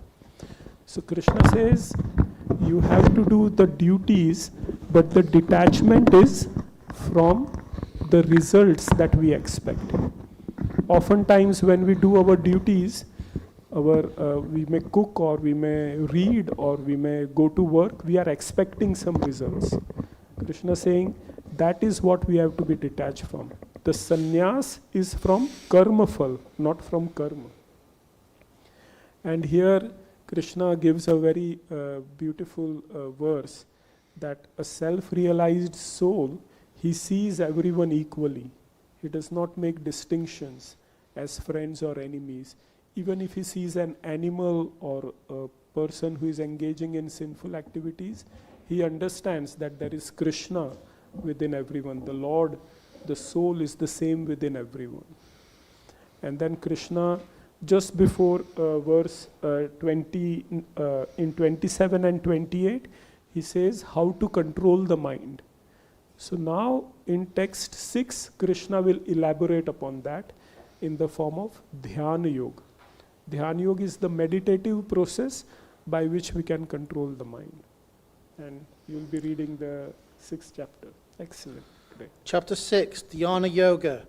The Supreme Personality of Godhead said, one who is unattached to the fruits of his work and works when, as he is obligated, is in the renounced order of life, and he is the true mystic, not he who lights no fire and performs no duty. What is called renunciation you should know to be the same as yoga, or linking oneself with the Supreme. O son of Pandu, for one can never become a yogi unless he renounces the desires for self-gratification. For one who is a neophyte in the eightfold yoga system, work is said to be the means. And for one who is already elevated in yoga, cessation of all material activities is said to be the means. A person is said to be elevated in yoga when, having renounced all material desires, he neither acts for self-gratification nor engages in fruitive activities. One must deliver himself with the help of his mind and not degrade himself. The mind is the friend of the conditioned soul and his enemy as well. For him who has conquered the mind is the best of friends. But for one who has failed to do so, his mind will remain the greatest enemy. For one who has conquered the mind, the super soul is already reached, for he has attained tranquility. To such a man, happiness and distress, heat and cold, honor and dishonor are all the same. A person is said to be established in self-realization and called a yogi or mystic when he is fully satisfied by the virtue of acquired knowledge and realization. Such a person is situated in transcendence and self-controlled. He sees everything, whether it be pebbles, stones, or gold, as the same. A person is considered still further advanced when he regards honest well-wishers, affectionate benefactors, the neutral mediators, envious friends and enemies, the pious and the sinners, all with an equal mind.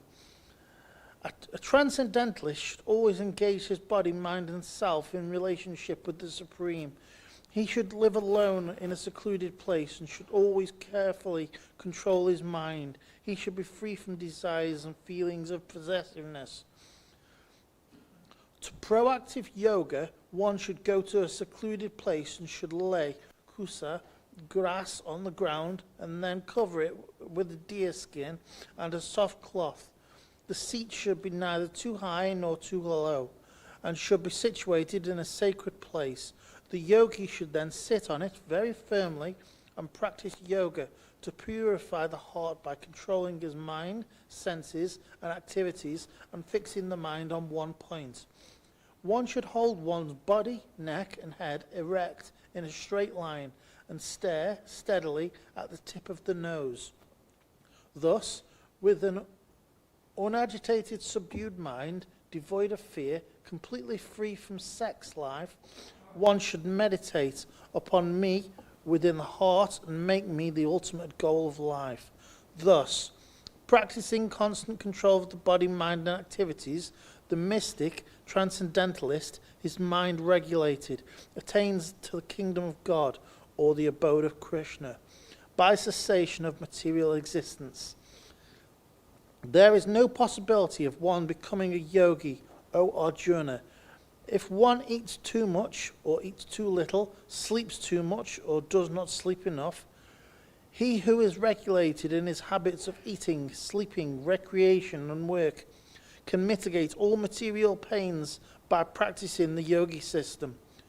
When the yogi, by practice of yoga, disciplines his mental activities and becomes situated in transcendence, devoid of all material desires, he is said to be well established in yoga. As a lamp in the wild windless place does not waver, so the transcendentalist, whose mind is controlled, remains always steady in his meditation on the transcendent self. In the stage of perfection called trance, a samadhi, one's mind is completely restrained from material mental activities by practice of yoga. This perfection is characterized by one's ability to see the self by the pure mind and to relish and rejoice of the self in that joyous state.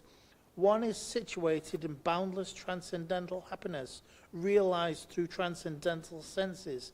Established thus, one never departs from the truth, and upon gaining this, he thinks he is no greater gain.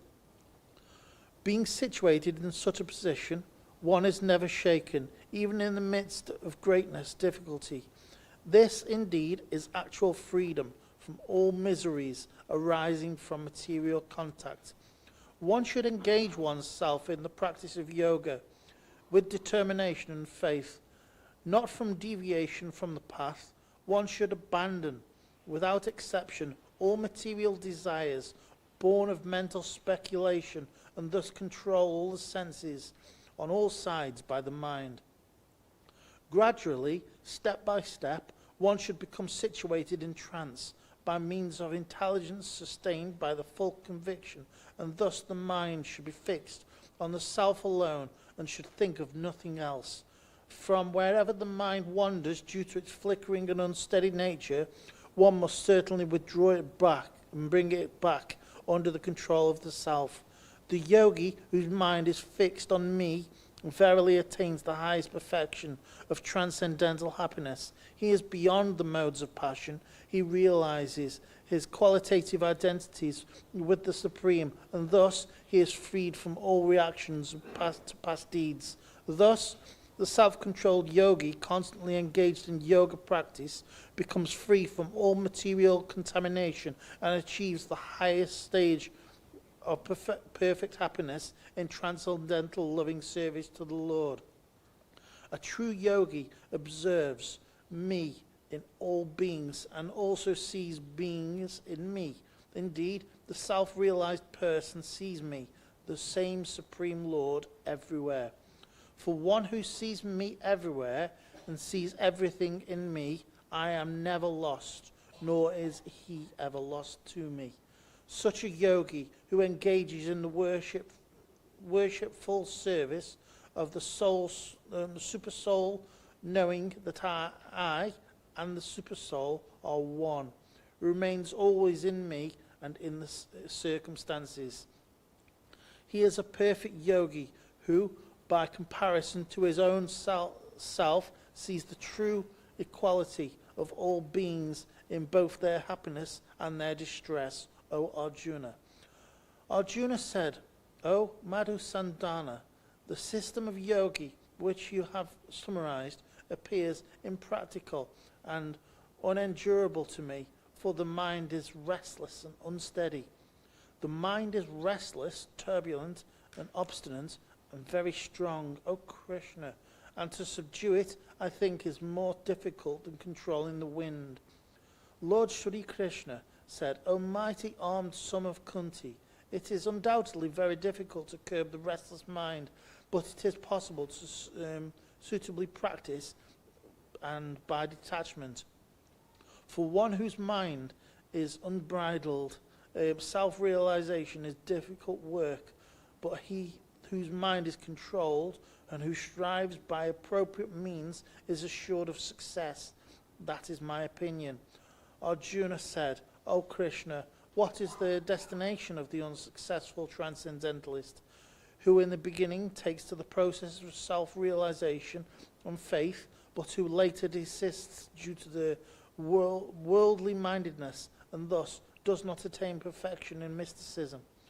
O mighty armed Krishna, does not such a man who is bewildered from a path of transcendence fall away from both spiritual and material success and perish like a raven cloud with no position in any sphere?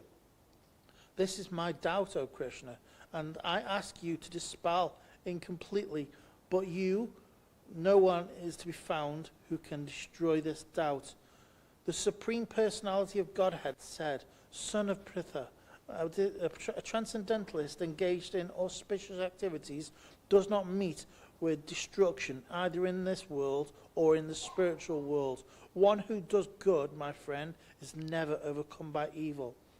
The unsuccessful yogi, after many years of enjoyment on the planet of the pious living entities, is born into the family of righteous people and into the family of rich aristocracy.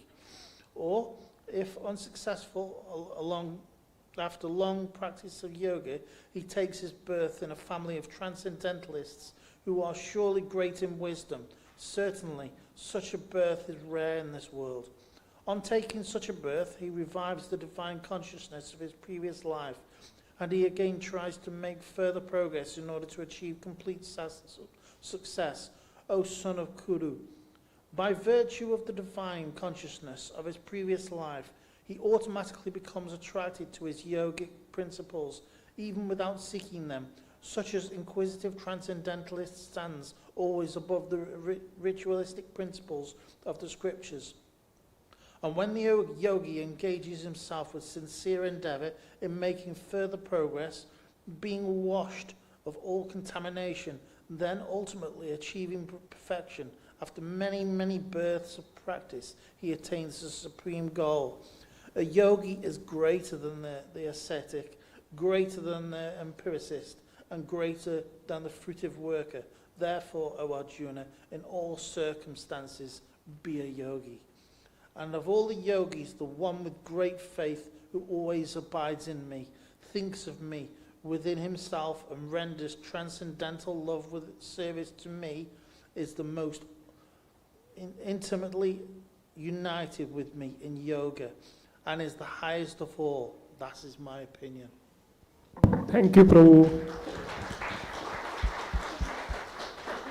Excellent, nice.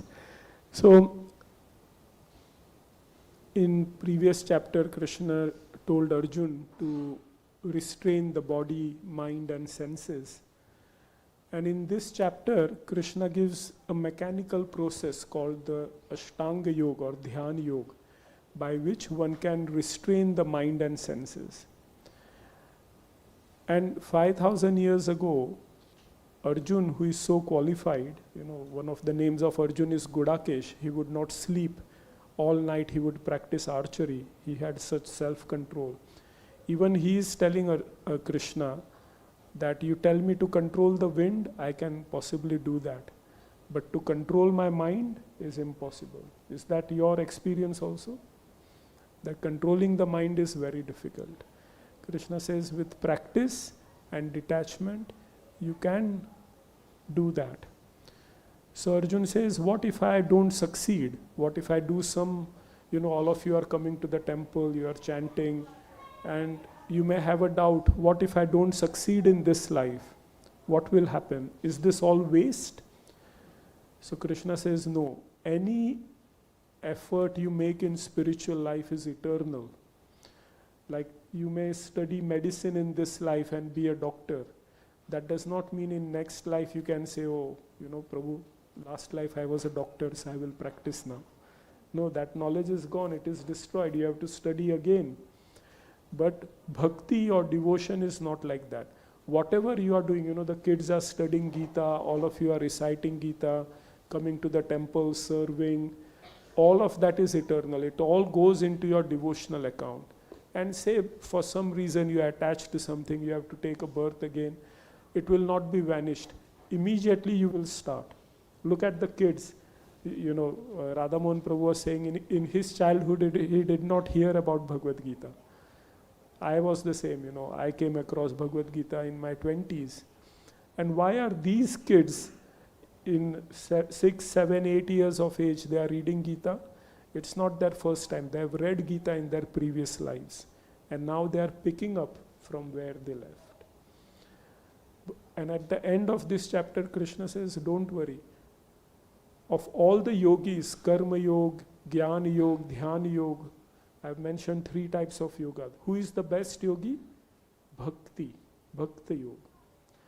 So the first 6 chapters of Bhagavad Gita deal mainly with karma. Krishna has explained we have to do our activities, but not get attached to the results. Now the next 6 chapters, the middle 6 chapters, they will focus on Bhakti Yoga. How to engage our mind in devotion to the Lord. And the last 6 chapters engage in Dhyāna-yoga. So we will now begin the 7th chapter, and this is being recited by Srinidhi in Sanskrit. Hare Krishna. Hare Krishna. Om Paramatmane Namaha Atha Saptamoऽധ്यायः Shri Bhagavanuvacha Maya Saktamanah Partha Yogam Yunjanmadashrayah Asamshayam Samagram Mam Yathanyasasi Tatshunu Jnanam teham savijnanam idam vakshyamyasheshatah yajñātvā neha bhūyonyaj jñātavyam avashishyate manushyanam sahasreshu kaschidyatati siddhaye yatataamapi siddhanam kaschinmam veti tatvatah bhūmirapo nalo vāyuh kammano buddhirevacha ahankara iti yamme भिन्ना प्रकृतिरष्टधा अपरेयमितस्त्वन्यां प्रकृतिं विद्धि मे परां जीवभूता महाबाहो ययेदं धार्यते जगत् एतद्योनीनि भूतानि सर्वाणीत्युपधारय अहं कृत्स्नस्य जगतः प्रभवः प्रलयस्तथा मत्तः परतरं नान्यत् किञ्चिदस्ति धनञ्जय मयि सर्वमिदं प्रोतं सूत्रे मणिगण इव रसोऽहमप्सु कौन्तेय प्रभास्मि शशि सूर्ययोः प्रणवः सर्ववेदेषु शब्दः के पौरुषं नृषु पुण्यो गन्धः पृथिव्यां च तेजश्चास्मि विभावसौ जीवनं सर्वभूतेषु तपश्चास्मि तपस्विषु बीजं मां सर्वभूतानां विद्धि पार्थ सनातनं बुद्धिर्बुद्धिमतामस्मि तेजस्तेजस्विनामहं बलं बलवतां चाहं कामरागविवर्जितं धर्मविरुद्धो भूतेषु कामोऽस्मि भरतर्षभ ये चैव सात्विका भावा राजसास्तामसाश्च ये मत्त एवेति तान् विद्धि न त्वहं तेषु ते मयि त्रिभिर्गुणमयैर्भावैः येभिः सर्वमिदं जगत् मोहितं नाभिजानाति मामेभ्यः परमव्ययं दैवी ह्येषा गुणमयी मम माया दुरत्यया मामेव ये प्रपद्यन्ते मायामेतां तरन्ति ते न मां दुष्कृतिनो मूढाः प्रपद्यन्ते नराधमाः माययापहृतज्ञाना आसुरं भावमाश्रितः विदा भजन्ते मां जनाः सुकृतिनोऽर्जुन आर्तो जिज्ञासुरर्थार्थी ज्ञानी च भरतर्षभ तेषां ज्ञानी नित्ययुक्ता एकभक्तिर्विशिष्यते प्रियो हि ज्ञानिनोत्यर्थम् अहं स च मम प्रियः उदाराः सर्व एवैते ज्ञानी त्वात्मैव मे मतम् आस्थितः स हि युक्तात्मा मामेवानुत्तमां गतिं बहूनां जन्मनामन्ते ज्ञानवान् मां प्रपद्यते वासुदेवः सर्वमिति समहात्मा सुदुर्लभः कामैस्तैस्तैहृतज्ञानाः प्रपद्यन्तेऽन्यदेवताः तं तं नियममास्थाय प्रकृत्या नियता स्वया यो यो यां यां तनुं भक्तः श्रद्धया चितुमिच्छति तस्य चलां श्रद्धां तामेव विदधाम्यहं सतया श्रद्धया युक्तः तस्याराधनमीहते लभते च ततः कामान् मयैव विहितान् हितान् अन्तवत्तु फलं तेषां तद्भवत्यल्पमेधसां देवान् देवयजो यान्ति मद्भक्ता यान्ति मामपि अव्यक्तं व्यक्तिमापन्नं मन्यन्ते मामबुद्धयः परं भावमजानन्तः ममाव्ययमनुत्तमम् नाहं प्रकाशः सर्वस्य योगमाया समावृतः मूढोऽयं नाभिजानाति लोको मामजमव्ययं वेदाहं समतीतानि वर्तमानानि चार्जुन भविष्यानि च भूतानि मां तु वेद न कश्चन इच्छाद्वेषसमुत्थेन द्वन्द्वमोहेन भारत सर्वभूतानि सम्मोहं सर्गे यान्ति परन्तप येषां त्वन्तगतं पापं जनानां पुण्यकर्मणां ते द्वन्द्वमोहनिर्मुक्ता भजन्ते मां दृढव्रताः जरामरणमोक्षाय मामाश्रित्य यतन्ति ये ते ब्रह्म तद्विदुः कृत्स्नम् अध्यात्मं कर्म चाखिलं साधिभूताधिदैवं मां साधियज्ञं च ये विदुः प्रयाणकालेऽपि च मां चे विदुर्युक्तचेतसः ॐ तत्सत् इति श्रीमद्भगवद्गीतासु उपनिषत्सु ब्रह्मविद्यायां योगशास्त्रे श्रीकृष्णार्जुनसंवादे ज्ञानविज्ञानयोगो नाम सप्तमोऽध्यायः. Excellent. Round of applause for Shri Devi. Very well done. Very excellent pronunciation as well. Very impressive. Thank you very much. So 7th to 12th chapter is Bhakti Yoga. And in 7th chapter, Krishna gives a nice summary of how there are material elements, what is Prakriti, who are the Devatas, and what is the position of Krishna.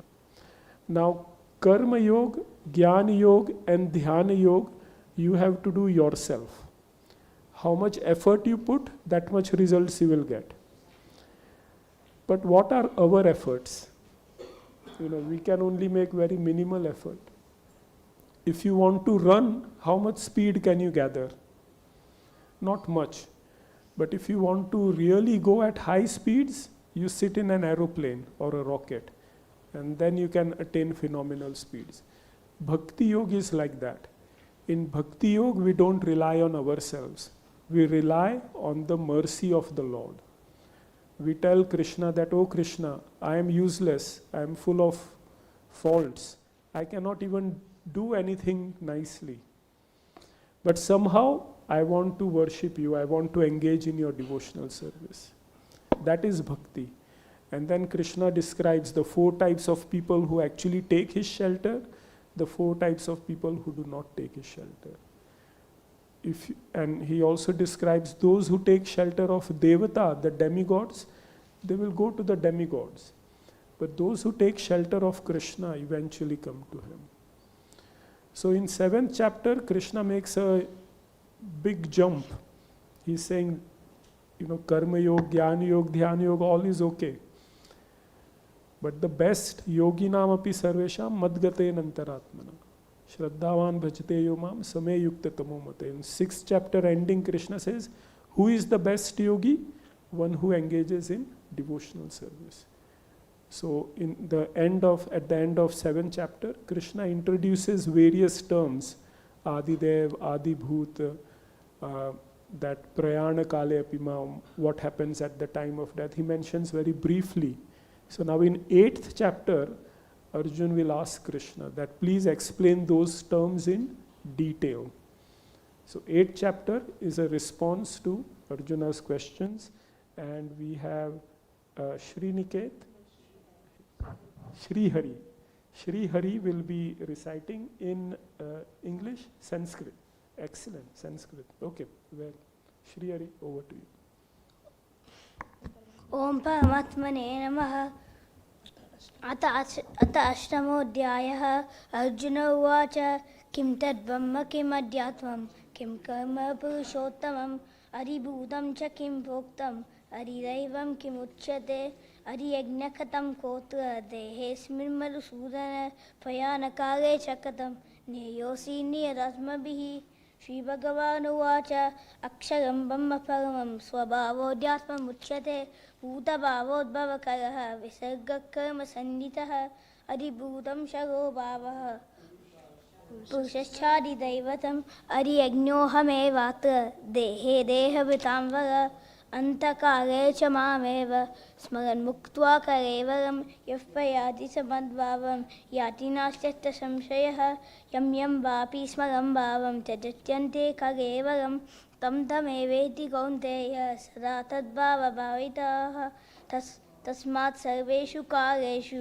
मामनुस्मरयुध्य च मय्यभ्यदमनो बुद्धिः मामे वैश्यस्य संशयः अभ्यासयोगयुक्तेन चेतसा नान्यगामिना परमं पुरुषं दिव्यं याति भर्तानुचिन्तयन् कविं पुराणमनुशासितारमनोरणीयं समनुस्मरेद्यः सर्वस्य दातारमचिन्त्यरूपम् आदित्यवर्णं तमसः परस्तात् प्रयाणकाले मनसाचरेण भक्त्या युक्तो योगबलेन चैव विभोर्मध्ये प्राणमावेश सम्यक् सतम्बरं पुरुषमुपैति दिव्यम् यदक्षरं वेदविदो वदन्ति विशन्ति यद्यतयो वीतरागा यदिच्छन्तो ब्रह्मचर्यं चरन्ति तत्ते परं सङ्ग्रहेण प्रवक्ष्ये सर्वद्वाराणि संयम्य मनोहृदि निरुध्य च भून्यात्तदायत्मनःपानमास्थितो योगदारणम् ओमित्येकाक्षरं ब्रह्म व्याहरन् मामनुस्मरन् यः प्रयाति च जन्देहं स याति परमां गतिम् अनन्यचेता सततं यो मां स्मरति नित्यशः तस्याहं सुलभः पार्थ नित्ययुक्तस्य योगिनः मामुपेत्य पुनर्जन्म दुःखालयमशाश्वतं नाप्नुवन्ति महात्मानः संसिद्धिं परमं गताः ब्रह्मभुवनालोकाः पुनरावर्तिनोऽर्जुन मामुपेत्य तु कौन्तेय पुनर्जन्म न विद्यते सहस्रयुगपर्यन्तम् अहर्यद्ब्रह्मणो विदुः रात्रिं युगसहस्रान्तां ते होरात्रविजोजनाः अव्यक्ताद्व्यक्तयः सर्वाः भवन्त्यः रागमे वात्यागमे पर्यन्ते तत्रैवाव्यक्तसंज्ञके भूतग्रामस्य एवायं भूत्वा भूत्वा पर्यते रात्यागमे वशः पार्थ भवन्त्यः रागमे परस्तस्मात् तु भावोऽन्यः व्यक्तो व्यक्तः सनातनः यस्य सर्वेषु भूतेषु नश्यत्सु न विनश्यति अव्यक्तोऽक्षर इत्युक्तः तमाहुः परमं गतिं यं प्राप्येय न निवर्तन्ते तद्धाम परममव पुरुषस्य परपार्थ भक्त्यारभ्यस्तु नन्यया यस्यान्तस्थानि भूतानि येन सर्वमिदं ततं यत्त्वकाले त्वनावृत्तिम् आवृत्तिं चैव योगिनः प्रयाता यान्ति तं कालं वक्ष्यामि भरतर्षभ अग्निर्ज्योतिर्गः शुक्लः षण्मासा उत्तरायणं तत्र प्रयाता गच्छन्ति ब्रह्मविदो जनाः भूमौ रातिस्तथा तथा कृष्णः षण्मासा दक्षिणायनं तत्र छान्दवसं ज्योतिः योगी पाप्य निवर्तते शुक्लकृष्णे गदीहेते जगदशाश्वते मते एकया यात्य नावृत्तम् अन्यया वर्तते पुनः नैते श्रुतिपादजानं योगी मुह्यति कश्चन तस्मात् सर्वेषु कालेषु योगयुक्तो भव अर्जुन वेदेषु यज्ञेषु तपस्सु चैव दानेषु यत्पुण्यपरं वरिष्ठम् अत्येति तत्सर्वमिदं विदित्वा योगी परं स्थानोपैति चाद्यम् ॐ तत्सदिति श्रीमद्भगवद्गीतासु उपनिषत्सु ब्रह्मविद्यायां योगशास्त्रे श्रीकृष्णार्जुनसंवादे अक्षरब्रह्मयोगो नाम अष्टमोऽध्यायः. Excellent. Well done. We were just speaking of going in an aeroplane, and I really felt like that now. Such a beautiful and very nice recitation with great speed and mastery. This is what we should be aiming for. Really nice. So, 8th chapter, after explaining some of the terminology which Krishna had mentioned in chapter 7, this chapter mainly focuses on the signs of death. This is one test which no one can avoid, which no one can cheat. When death comes, we are really tested. And if you want to prepare for this test, the final test, 8th chapter is a must to understand and practice. And in essence, what Krishna says is, whatever your mind is at the time of death, that you will attain without fail. So if at the time of death you think of money, maybe you will become a cashier in the next life. Okay. One of my friends, he said that I had a desire that there should be all cars around me. He said, when I grew up, I became the foreman in Ford company. There were all cars around me. So we should be careful what we desire. The whole life is a preparation for our final test. And Krishna says that those who think about me, those who worship me, they will come to me.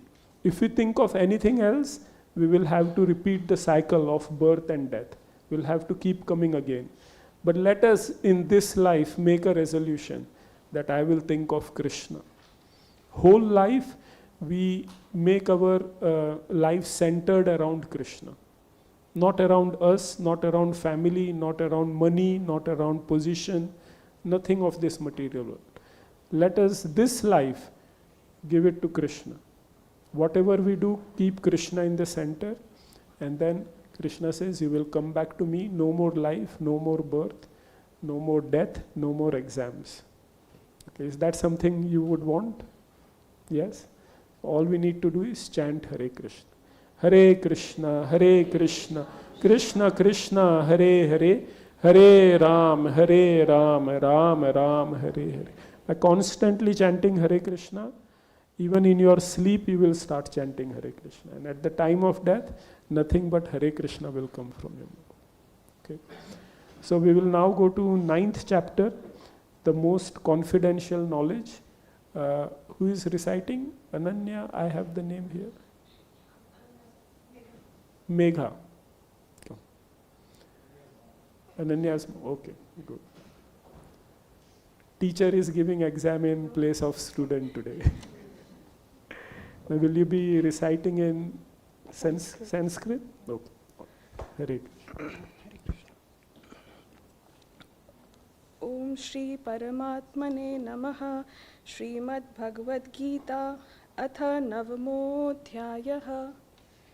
Shri Bhagavan-uvacha Idantu te guhyatamam pravakshyamyanasuyave jnana vijnana sahitai yajñatva mokshase shubhat राजविद्या राजगुह्यं पवित्रमिदमुत्तमं प्रत्यक्षावगमं धर्म्यं सुसुखं कर्तुमव्ययम् अश्रद्धानाः पुरुषा धर्मस्यास्य परन्तप अप्राप्यमान् निवर्तन्ते मृत्युसंसारवर्त्मनि मया ततमिदं सर्वं जगदव्यक्तमूर्तिना मत्स्थानि सर्वभूतानि न चाहन्तेष्वस्थितः न च मत्स्थानि भूतानि पश्य मे योगमैश्वरम् भूतभृन्न च भूतस्थो ममात्मा भूतभावनः यथाकाशस्थितो नित्यं वायुः सर्वत्र गो महान् तथा सर्वाणि भूतानि मत्स्थानीत्युपधारय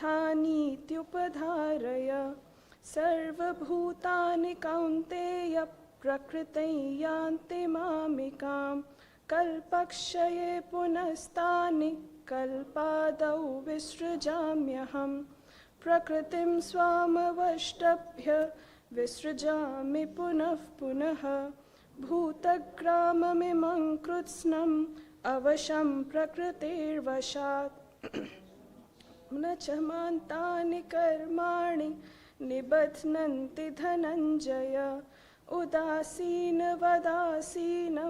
असक्तं तेषु कर्मसु मयाध्यक्षेण प्रकृतिः सूयते सचराचरम् हेतुनानेन कौन्तेय जगद्विपरिवर्तते अवजानन्ति मां मूढा मानुषीं तनुमाश्रितं परं भावमजानन्तो मम भूतमहेश्वरं मोघाशमोघकर्माणो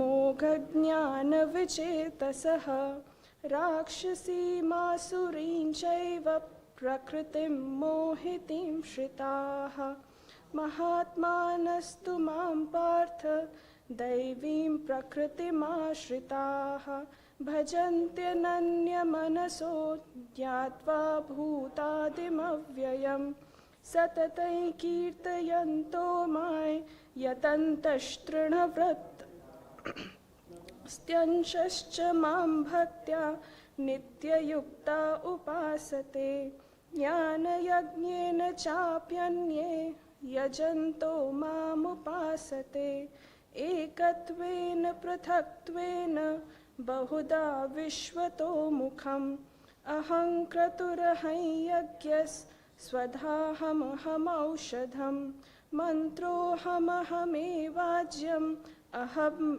निरहृतम् पिताहमस्य जगतो माता धाता पितामहः वेद्यं पवित्रमोङ्कारं ऋक्सां रजुरेव च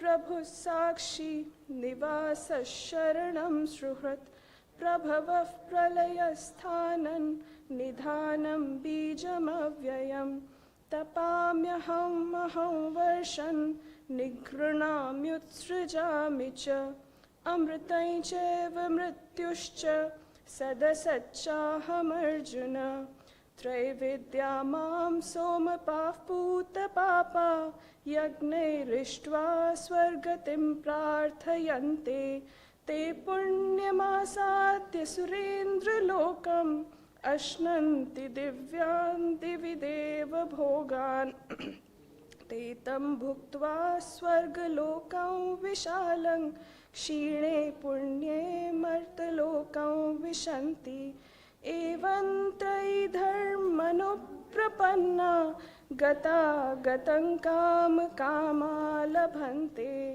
अनन्याश्चिन्तयन्तो मां ये जनाः पर्युपासते तेषां नित्यभियुक्तानां योगक्षेमं व्यहाम्यहम् येऽप्यन्यदेवता भक्ता यजन्ते श्रद्धयान्विताः तेऽपि मामेव कौन्तेय यजन्त्यविधिपूर्वकम् अहं हि सर्वयज्ञानां भोक्ता च प्रभुरेव च न तु मामभिजानन्ति तत्त्वेनाशच्यवन्ति ते देवव्रता देवान् पितॄन् यान्ति पृतव्रताः भूतानि यान्ति भूतेज्य यान्ति मद्याजिनोऽपि माम् पत्रं पुष्पं फलं तोयं यो मे भक्त्या प्रयच्छति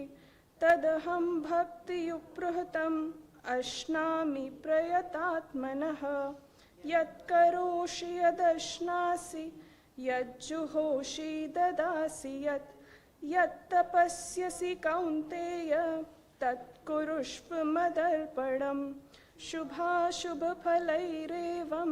मोक्ष्यसे कर्मबन्धनैः सन्न्यासयोगयुक्तात्मा विमुक्तो मामुपैष्यसि समोऽहं सर्वभूतेषु न मे द्वेष्योऽस्ति न प्रियः यज्जन्ति तु मां भक्त्या मयि ते तेषु चाप्यहम् अपि चेत् सुदुराचारो भजते मामनन्यभाक् साधुरेव समन्तव्यस् सम्ययज्ञवसितो हि सः क्षिप्रं भवति धर्मात्मा शश्वच्छान्तिनिगच्छति कौन्तेय प्रतिजानीहि न मे भक्तः प्रणश्यति मां हि पार्थ व्यपाश्रित्य येऽपि स्युः पापयोनयः स्त्रियो वैश्यास्तथा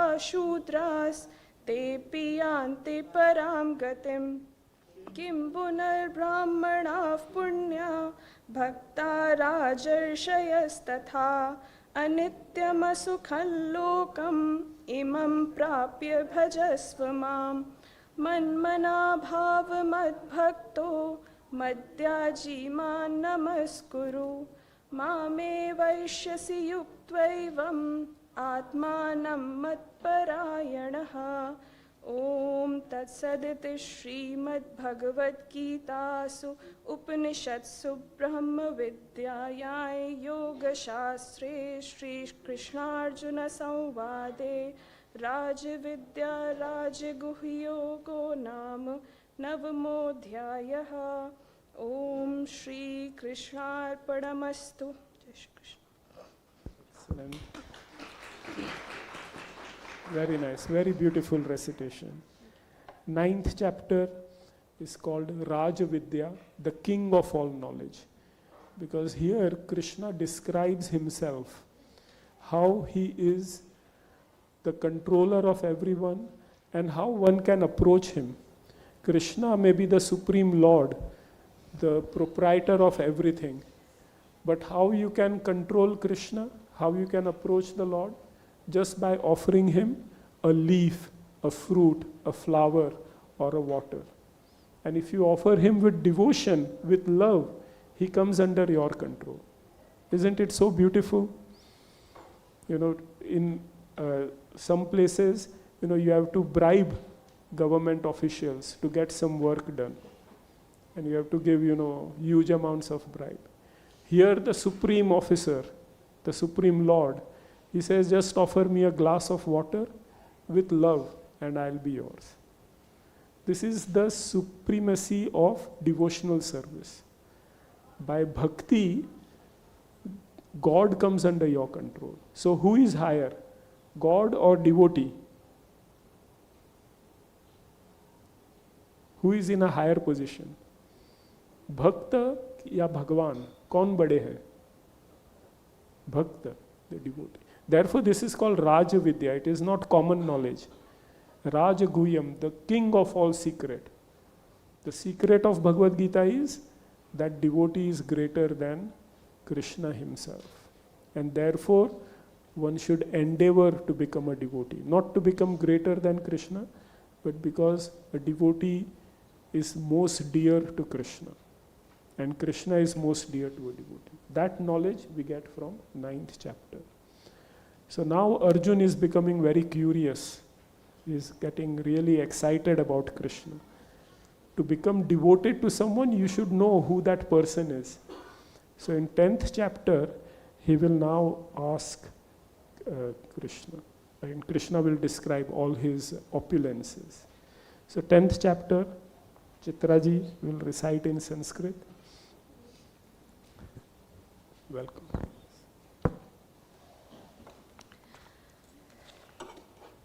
Hare Krishna. Om Paramatmane Namaha. अथ दशमोऽध्यायः श्रीभगवानुवाच भूय एव महाबाहो शृणु मे परमं वचः यत्तेऽहं प्रीयमाणाय वक्ष्यामि हितकाम्यया न मे विदुः सुरगणाः प्रभवं न महर्षयः अहमादिर्हि देवानां महर्षीणां च सर्वशः यो ममाजमनादिञ्च वेत्ति लोकमहेश्वरम् असम्मूढः स मत्येषु सर्वपापैः प्रमुच्यते बुद्धिर्ज्ञानमसम्मोहः क्षमा सत्यं दमः शमः सुखं दुःखं भवो भावो भयं चाभयमेव च अहिंसा समता तुष्टिः तपोदानं यशो यशः भवन्ति भावा भूतानां मत्त एव पृथिग्वदाः महर्षयः सप्त पूर्वे चत्वारो मनवस्तथा मद्भावा मानसा जाता येषां लोक इमाः प्रजाः एतां विभूतिं योगञ्च मम यो वेत्ति तत्त्वतः सोऽविकम्पेन योगेन युज्यते नात्र संशयः अहं सर्वस्य प्रभवः मत्तः सर्वं प्रवर्तते इति मत्वा भजन्ते मां बुधा भावसमन्विताः मच्चित्ता मद्गतप्राणा बोधयन्तः परस्परं कथयन्तश्च मां नित्यं तुष्यन्ति च रमन्ति च तेषां सततयुक्तानां भजतां प्रीतिपूर्वकम् बुद्धियोगं तं येन मापुपयान्ति ते तेषामेवानुकम्पार्थम् अहमज्ञानजं तमः नाशयात्याम्यभावस्तः ज्ञानदीपेन भास्वता अर्जुन उवाच परं ब्रह्म परं धाम पवित्रं परमं भवान् पुरुषं शाश्वतं दिव्यम् आदिदेवमजं विभुम् आहुत्वा मृषयः सर्वे देवर्षिनारदस्तथा असितो देवलो व्यासः स्वयं चैव ब्रवीमिषे सर्वमेतदृतं मन्ये यन्मां वदसि केशव न हि ते भगवन् व्यक्तिं विदुर्देवा न दानवाः स्वयमेवात्मनात्मानं वेत्तत्वं पुरुषोत्तम भूतभावनभूतेश देवदेव जगत्पते वक्तुर्मर्ह्यशेषेण दिव्या ह्यात्मविभूतयः याभिर्विभूतिभिर्लोकान् त्वं व्याप्य तिष्ठसि कथं विद्यामहं योगिः त्वां सदा परिचिन्तयन् केषु केषु च भावेषु चिन्तयोऽसि भगवन्मया विस्तरेणात्मनो योगं विभूतिं च जनार्दन भूयः कथय तृप्तर्हि शृण्वतो नास्ति मे मृतं श्रीभगवानुवाच हन्त ते कथयिष्यामि दिव्या ह्यात्मविभूतयः प्राधान्यतः कुरु श्रेष्ठ नास्त्यन्तो विस्तरस्य मे अहमात्मा गुडाकेश सर्वभूताशयस्थितः अहमादिश्च मध्यं च भूतानामन्त एव च आदित्यानामहं विष्णुः ज्योतिषां रविसंशुमान् मरीचिर्मरुतामस्मि नक्षत्राणामहं शशि वेदानां सामवेदोऽस्मि देवानामस्मि वासवः इन्द्रियाणां मनश्चास्मि भूतानामस्मि चेतना रुद्राणां शङ्करश्चास्मि वित्तेषो यक्षरक्षसां वसूनां पावकश्चास्मि मेरुशिखरिणामहं पुरोधसां च मुख्यं मां विद्धि पार्थ बृहस्पतिं सेनानीनामहं स्कन्दः सरसामस्मि सागरः महर्षीणां भृगुरहं गिरामस्म्येयमक्षरं यज्ञानां यपयज्ञोऽस्मि स्थावराणां हिमालयः अश्वतः सर्ववृक्षाणां देवर्षीणां च नारदः गन्धर्वाणां चित्ररथः सिद्धानां कपिलो मुनिः उच्चैश्रवसमाश्वानां विद्धि मामृतोद्भवम् ऐरावतं गजेन्द्राणां नराणां च नराधिपम् आयुधानामहं वज्रं धेनूनामस्मि कामदृक्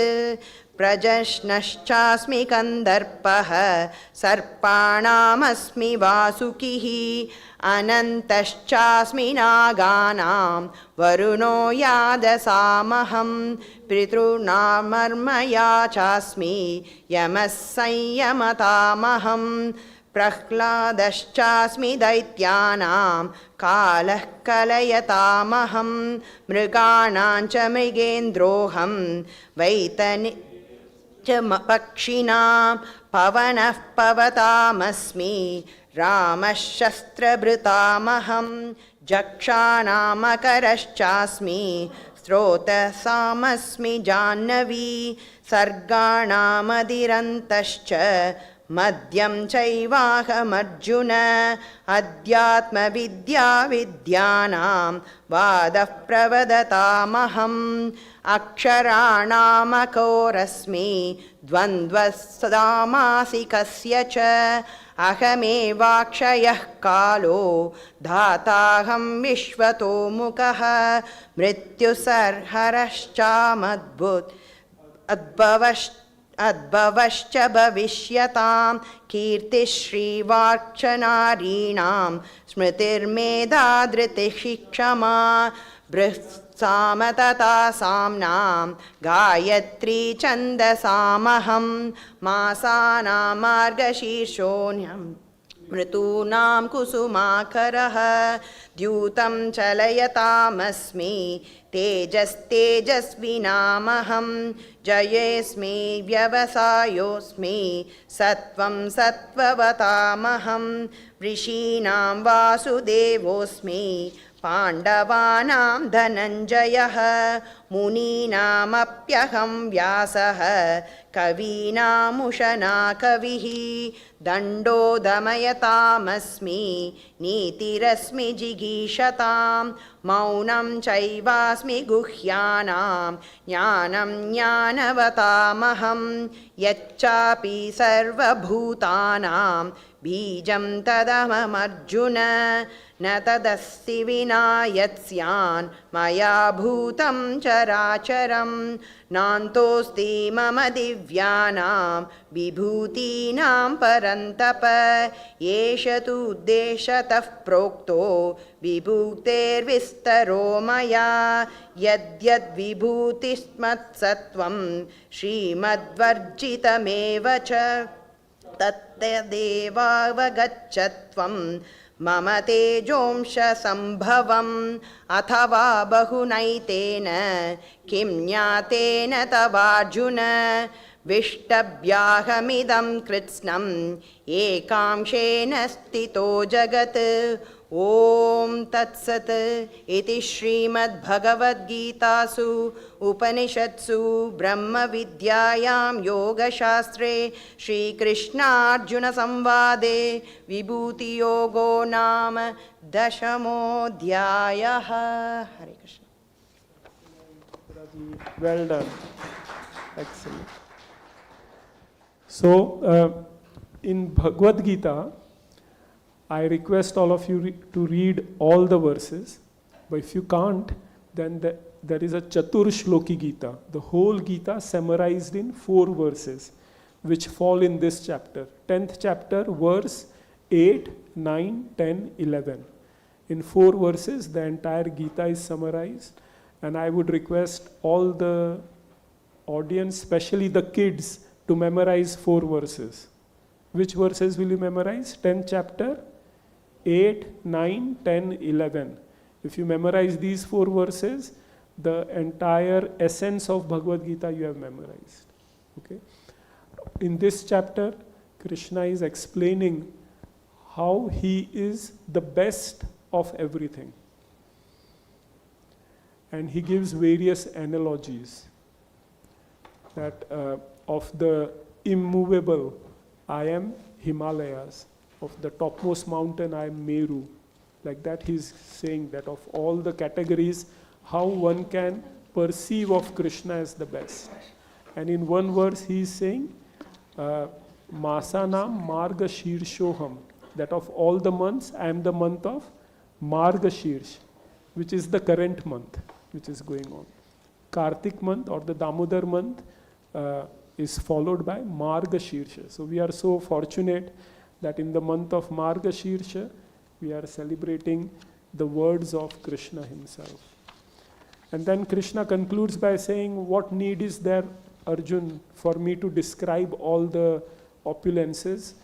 It is impossible, but I can say in summary that whatever great things, whatever opulences you see in this world, understand them to be a fraction of my opulences. And now in 11th chapter, Arjun will have a desire that Krishna, you have enumerated all these opulences. I want to see all of them together. I want to see your Virata Roop. So in this chapter now, Krishna will show his Virata Roop, his Vishwaroop, his universal form. And Arjun will offer prayers to that form. Very beautiful chapter. Please focus your mind.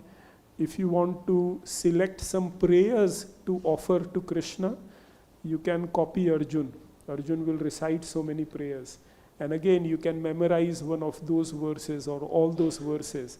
And whenever you come before Krishna, you can recite one of those words as a prayer. So we have here Chandrika and Shubhaji, and they will be reciting in Sanskritam. Very good. Excellent. Hare Krishna, Krishna Krishna, Hare Hare, Hare Rama, Rama Rama, Hare Hare. Vishwarupam. Arjuna uvacha madanugrahaya paramam guhyamadhyatma sanchidam yatta yoktam vajastena mohoyam vigato mama pavapyau hi bhudanam sudau vistarasyo maya tattva kamala patrasha mahatmyam abhichavyayam एवमेतत् यदात्तस्तम् आत्मानं परमेश्वरा द्रष्टुमिच्छामि ते रूपम् ऐश्वरं पुरुषोत्तमा मन्यसे यदि च तच्चक्यं मया द्रष्टुमिति प्रभो योगेश्वरा ततो मे त्वं दर्शयात्मानमव्ययम् श्रीभगवानुवाच पश्य मे पार्थरूपाणि शतशोतद अस्रशः नानाविधानि दिव्यानि नानावर्णाकृतीनि च पश्यादित्यान् वसून् रुद्रान् അശ്വിനോ മരുതസ്തഥാ ബഹുന്യദൃഷ്ടപൂർവാണി പശ്യാശ്ചര്യാണി ഭാരത ഇഹൈകസ്തം ജഗൽ കൃഷ്ണം പശ്യാദ്യാസചരാചരം മമ ദേഹോ ഗുഡാകേശ യച്ഛന്യദ്രഷ്ടുമിച്ഛസി നതു മാം ശക്യസേ ദൃഷ്ടോ അനൈനൈവ സചക്ഷുഷാ ദിവ്യം ദദാമി തേ ചക്ഷുഃ പശ്യ മേ യോഗമൈശ്വരം. സഞ്ജയ ഉവാച ഏവമുക്താ തതോ രാജൻ മഹായോഗേശ്വരോ ഹരിഃ ദർശയാമാസ പാർത്ഥായ പരമം രൂപമൈശ്വരം അനേകവക്ത്രനയനം അനേകാത്ഭുതദർശനം അനേകദിവ്യാഭരണം ദിവ്യാനേകോദ്യതായുധം ദിവ്യമാല്യാംബരധരം ദിവ്യഗന്ധാനുലേപനം സർവാശ്ചര്യമയം ദേവം അനന്തം വിശ്വതോമുഖം ദിവി സൂര്യസഹസ്രസ്യ ഭവേദ്യുഗപദുത്ഥിതാ യദി ഭാസദൃശി സാ സ്യാത് ഭാസസ്തസ്യ മഹാത്മനഃ തത്രൈകസ്തം ജഗൽകൃഷ്ണം പ്രവിഭക്തമനേകധാ അവശ്യദേവദേവസ്യ ശരീരേ പാണ്ഡവസ്തദാ തദാ സാ വിസ്മയാവിഷ്ടഃ ഹൃഷ്ടരോമാധനഞ്ജയഃ പ്രണമ്യ ശിരസാ ദേവം കൃതാഞ്ജലിരഭാഷത. അർജുന ഉവാച പശ്യാമി ദേവാൻസ്തദേവദേഹി സർവാംസ്തഥാ ഭൂതവിശേഷസംഘാൻ ബ്രാഹ്മണമീശം കമലാസനസ്ഥം ഋഷീഞ്ച സർവാനുരഗാം ച ദിവ്യാൻ അനേകബാഹോദരവക്ത്രനേത്രം പശ്യാമി താം സർവതോനന്തരൂപം നാന്തം ന മദ്യം ന പുനസ്തവാദീം പശ്യാമി വിശ്വേശ്വര വിശ്വരൂപ. കിരീടിനം ഗദിനം ചക്രിണം ച തേജോരാജീം സർവതോ ദീപ്തിമന്തം പശ്യാമി ത്വാം ദുർനിരീക്ഷ്യാം സമന്താത് ദീപ്താനലാർഗാദ്യുതിമപ്രമേയം ത്വമക്ഷരം പരമം വേദിതവ്യം ത്വമസ്യ വിശ്വസ്യ പരം നിധാനം ത്വമവ്യയ ശാശ്വതധർമ്മഗോപ്ത സനാതനസ്ഥം പുരുഷോ മദോ മേ അനാദിമധ്യാന്തമനന്തവീര്യം അനന്തബാഹും ശശിസൂര്യനേത്രം പശ്യാമി താം ദീപ്തഹുദാശവക്ത്രം സ്വതേജസാ വിശ്വമിദം തപന്തം ദ്യാവാ പൃഥിവ്യോരിദന്തമന്തരം ഹി വ്യാപ്തം ദയൈകേന നിശച്ച സർവാഃ ദൃഷ്ടാദ്ഭുതം രൂപമുഗ്രം തവേദം ലോകത്രയം പ്രവ്യതിതം മഹാത്മൻ അമീഹി ത്വാം സുരസംഘാ വിശന്തി കേചിത് ഭീതാ പ്രാഞ്ജലയോ ശൃണന്തി സ്വസ്തിത്യുക്താ മഹർഷി സിദ്ധസംഘാഃ സ്തുവന്തി താം സ്തുതിഭിः പുഷ്കലാഭിः രുദ്രാദിത്യാ വസവോ യ ച സാദ്യാഃ വിശ്വേശിനോ മരുതച്ഛോഷ്മപാച്ഛാ ഗന്ധർവയക്ഷാസുരസിദ്ധസംഘാഃ വീക്ഷന്തെ ത്വാം വിസ്മിതാ ചൈവ സർവേ രൂപം മഹത്തേ ബഹുവക്ത്രനേത്രം മഹാബാഹോ ബഹുബാഹുരുപാദം ബഹൂദരം ബഹുദ്രഷ്ടാകരാളം ദൃഷ്ട്വാ ലോകാ പ്രവ്യതിതാസ്തദാഹം നഭസ്പൃശം ദീപ്തമനേകവർണം വ്യാത്താനനം ദീപ്തവിശാലനേത്രം ദൃഷ്ടാ ഹി ത്വാം പ്രവിദ്ധിതാന്തരാത്മാ ധൃതിം ന വിന്ദാമി ശമം ച വിഷ്ണോ ദ്രഷ്ടാകരാളാനി ച തേ മുഖാനി ദൃഷ്ടൈവ കാലാനലസന്നിഭാനി ദിശോ ന ജാനേ ന ലഭേ ച ശർമ്മ പ്രസീദ ദേവേശ ജഗന്നിവാസ. പ്രസീദ ദേവേശ ജഗന്നിവാസ. ശ്ലോകം 26. अमीजत्वां धृतराष्ट्रस्य पुत्राः सर्वे सहैवाननिपालसङ्घे भीष्मो द्रोणसूतपुत्रस्तथासौ सहास्मदीयैरभियोधमुख्ये वक्त्राणि ते त्वरमाणा विशन्ति दंष्ट्राकराळानि भयानकानि केजुद्युलग्ना दशनान्तरेषु सन्दृश्यन्ते चूर्णितैरुत्तमाङ्गे यथा नदीनां बहवोऽम्बुवेगा समुद्रमेवाभिमुखा द्रवन्ति तथा तवामी नरलोकवीरा विशन्ति वक्त्राण्यभिविज्वलन्ति यथा प्रदीप्तं ज्वलनं पतङ्गाः विशन्ति नाशाय समृद्धवेगाः तथैव नाशाय विशन्ति लोकास्तवापि वक्त्राणि समृद्धवेगाः लेलिह्यसे ग्रसमानसमन्दात् लोकान् समग्रान् वदनैर्ज्वलद्भिः तेजोभिरापूर्य जगत्समग्रं भासस्तवोग्रा प्रदपन्ति विष्णो आख्याहि मेको भगवानुग्ररूपो नमोऽस्तु ते देववरप्रसीद विज्ञातुमिच्छामि भवन्तमाद्यं न हि प्रजानामि तव प्रवृत्तिं श्रीभगवानुवाच कालोऽस्मि लोकक्षयकृत्प्रवृद्धो लोकान् समाहर्तुमिह प्रवृत्तः हृदेऽपि त्वां न भविष्यन्ति सर्वे एव स्थिता प्रत्यनिकेषु योधा तस्मात् त्वमुत्तिष्ठ यशो लभस्व जित्वा शत्रुन् भुङ्क्ष्व राज्यं समृद्धं मयैव ते निहता पूर्वमेव निमित्तमात्रं भव सव्यसाचिन् द्रोणं च भीष्मं च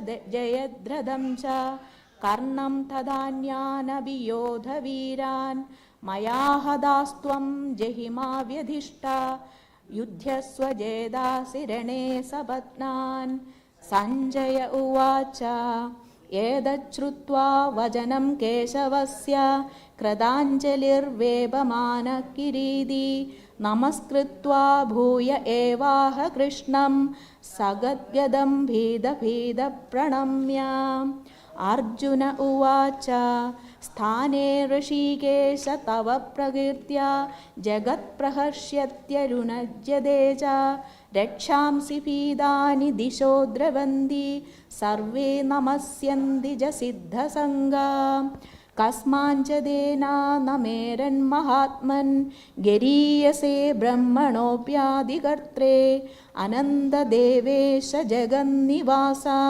त्वमक्षरं सदसत्तत्परं यत् तत्त्वा त्वमादिदेवा पुरुषः पुराण स्वमस्य विश्वस्य परं निधानं वेत्तासि वेद्यं च परं च धाम त्वया मदं विश्वमनन्दरूप वायुर्यमोऽग्निर्वरुणः शशाङ्क प्रजापतिस्त्वं प्रपितामहश्च नमो नमस्तेऽस्तु सहस्रकृत्वः पुनश्च भूयोऽपि नमो नमस्ते नमः पुरुस्तादपृष्ठतस्ते नमोऽस्तु ते सर्वद एव सर्व अनन्तवीर्यामिदविक्रमस्त्वं सर्वं समाप्नोषि तदोऽसि सर्वः सखेति मत्वा प्रसभं यदुक्तं हे कृष्ण हे यादव हे सखेति अजानना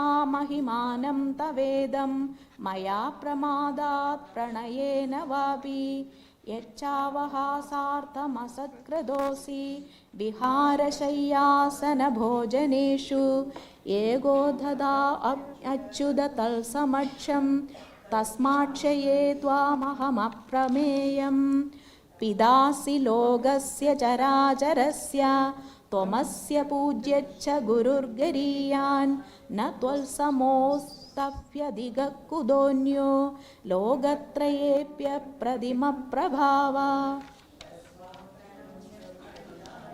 नायं प्रसादये त्वामहमीशमीढ्यं पिदेव पुत्रस्य सखेव सख्यु प्रियप्रियायार्हसि देव सोढुम् अदृष्टपूर्वं हृषिदोऽस्मि दृष्ट्वा भयेन च प्रव्यदिदं मनो मे तदेव मे दर्शय देवरूपं प्रसीद देवेश जगन्निवासा किरीटिनं गदिनं चक्रहस्तम् इच्छामि त्वां द्रष्टुमहं तथैव तेनैव रूपेण चतुर्भुजेन सहस्रबाहो भव विश्वमूर्ते श्रीभगवानुवाच मया प्रसन्नेन तवार्जुनेदं रूपं परं दर्शितमात्मयोगात् तेजोमयं विश्वमनन्दमाद्यं यत्मे त्वदन्येन न दृष्टपूर्वम् न वेदयज्ञाध्ययनैर्न दानैर्न च क्रियाभिर्न तपोभिरुग्रै एवं रूपशक्य अहं नृलोके द्रष्टुं त्वदन्येन कुरु प्रवीरा मा देव्यधामा च विमूढभावो दृष्ट्वा रूपं घोरमीदृङ्गमेदं व्यापेदभिप्रीतमना पुनस्त्वं तदेव मे रूपमिदं प्रपश्य सञ्जय उवाच इत्यर्जुनं वासुदेवस्तथोक्त्वा स्वगं रूपं दर्शयामास भूयः आश्वासयामास च भीतमेनं भूत्वा पुनः सौम्य वपुर्महात्मा अर्जुन उवाच दृष्ट्वेदं मानुषं रूपं तव सौम्यं जनार्दन इदानीमस्मि संवृत्ता सचेता प्रकृतिं गता श्रीभगवानुवाच सुदुर्दर्शमिदं रूपं दृष्टवानसि यन्मम देवा अपश्यद्रूपस्य नित्यं दर्शनकाङ्क्षिणः नाहं वेदैर्न तपसा न दानेन न चेज्यया शक्य एवं विधो द्रष्टुं दृष्टवानसि मां यथा अनन्या शक्य अहमेवं विधोऽर्जुन ज्ञातुं द्रष्टुं च तत्त्वेन प्रवेष्टुं च परं तप मत्कर्म कृन्मत्परमो मद्भक्ता सङ्गवर्जितः निर्वैरः सर्वभूतेषु यः स मामेति पाण्डव ॐ तत्सदिति श्रीमद्भगवद्गीतासु उपनिषत्सु ब्रह्मविद्यायां योगशास्त्रे श्रीकृष्णार्जुनसंवादे विश्वरूपदर्शनयोगो नाम एकादशोऽध्यायः। हरे Krishna.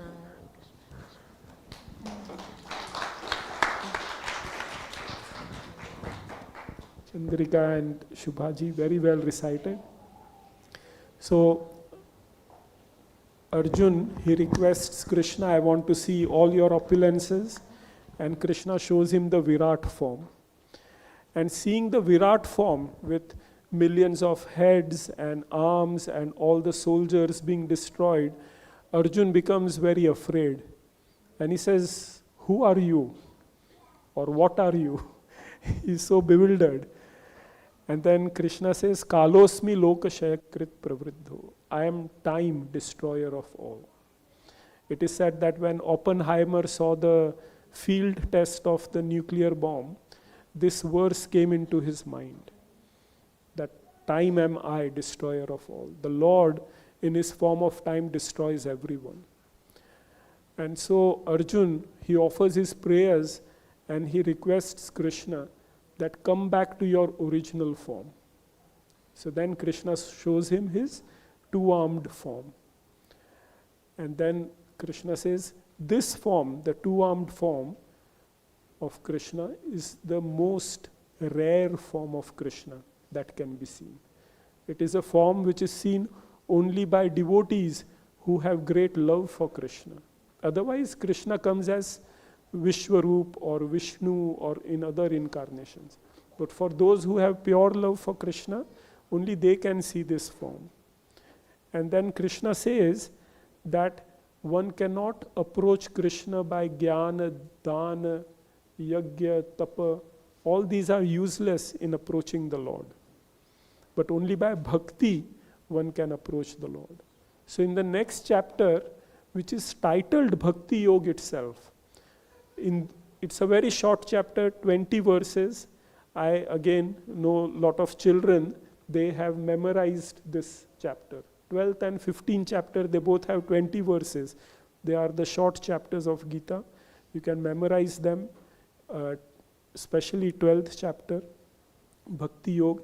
Here Krishna will describe the supremacy of devotion, and also the last 8 verses describe the qualities of devotee that are dear to Krishna. So if you want to become dear to Krishna, focus on verses 12 or 13 onwards, and you can see what qualities you need to develop to become dear to the Lord.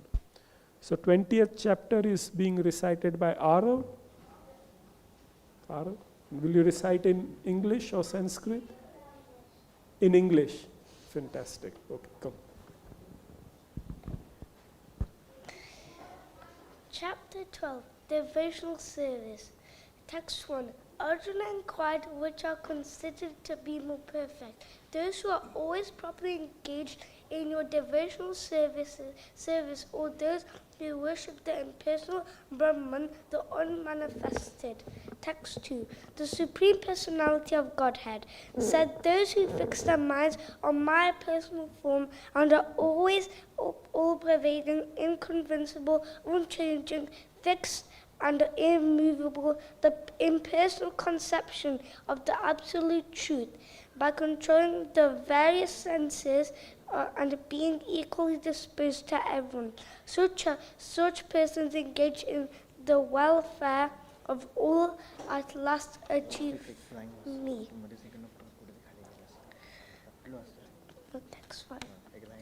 Text 5. For those whose minds are attached to the unmanifested, impersonal feature of the supreme advancement, is very troublesome. To make progress in the disciplined ways is always difficult for those who are embodied. Text 6 and 7. But those who worship me, giving up all the activities unto me, and are being devoted to me without deviation, engaged in devotional services, and always meditating upon me, having fixed their minds upon me, O son of Pritha, for them I am swift to deliver from the ocean of birth and death. Text 8. Just fix your mind upon me, the Supreme Personality of Godhead, and engage all your intelligence in me. You will live in me always without a doubt.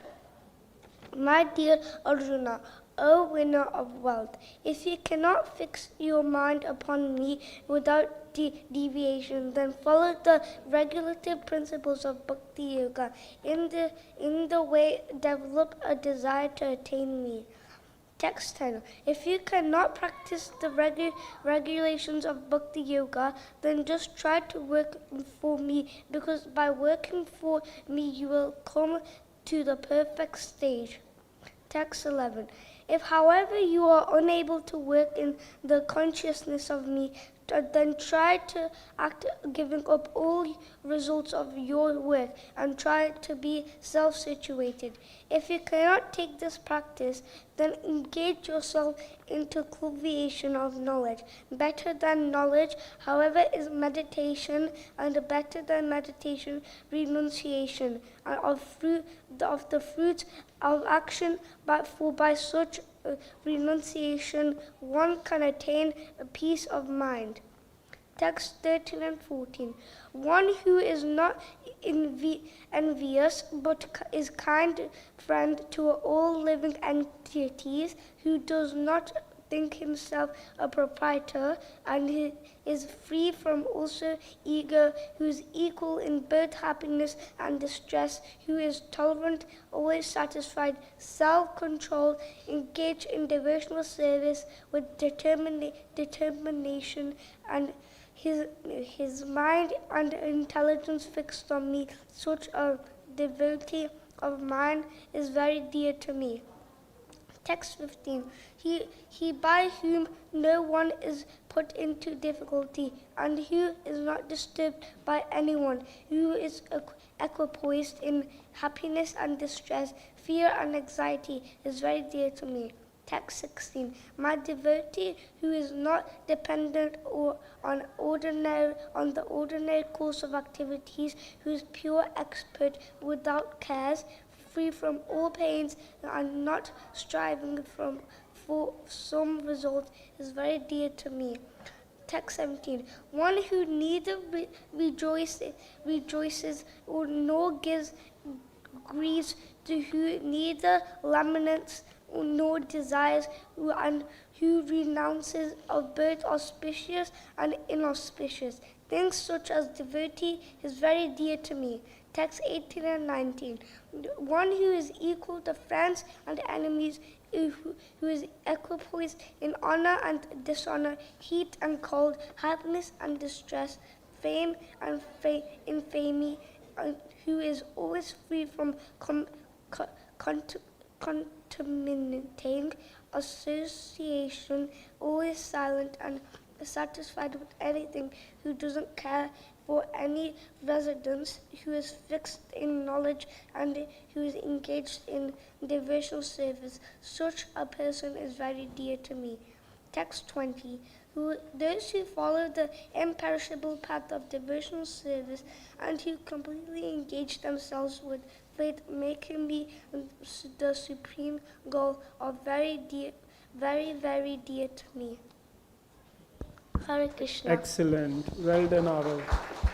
Very well done. You've been practicing at home, Arav? Yeah, very good. Very well done. So this is one of the very beautiful chapters of Bhagavad-Gita, as I said. Here, Krishna clarifies one great doubt which people have in mind. Arjuna asks in the beginning, what is better, impersonal worship or the worship of form of Krishna? Have you heard this debate, Sakar and Nirakar? Which is better? Krishna says both are valid forms of worship. It is just that to focus the mind on impersonal, on the Nirakar Roop, is very difficult. So yes, both are valid, but what is practical? Can we control our mind? Can we focus it on the impersonal aspect? Or is it easier to control the mind and by fixing our mind on the form of Krishna? And then if we worship Krishna, we become very dear to him. Krishna takes charge. And then in the last 8 verses, Krishna is describing what are the qualities of such a devotee which make him dear to Krishna. One of the qualities that stand out is a devotee of the Lord is never disturbed. He is equal in happiness, distress. Someone insults him, someone praises him. A friend comes or an enemy comes, he is equally disposed towards everyone. He is non-envious. He works for the welfare of everyone. And such a devotee becomes very dear to Krishna. So we've completed 12 chapters. The middle 6 chapters, 7 to 12, focus exclusively on Bhakti Yoga. And now Krishna will continue with the next section on Dhyāna-yoga, on how this material world is created. You know, when you have a sandwich, the name of the sandwich is given by what is in the middle, like tomato sandwich or vegetable sandwiches. Have you ever heard bread sandwich? No one says bread sandwich. So the first 6 chapter of Karma Yoga and the last 6 chapter of Jnana Yoga, they are the bread. And the middle 6 is Bhakti Yoga. That is the main important part of Bhagavad-Gita. So Priya Rani Mataji is going to recite the 13th chapter in Hindi, Sanskrit, English? Sanskrit. Okay.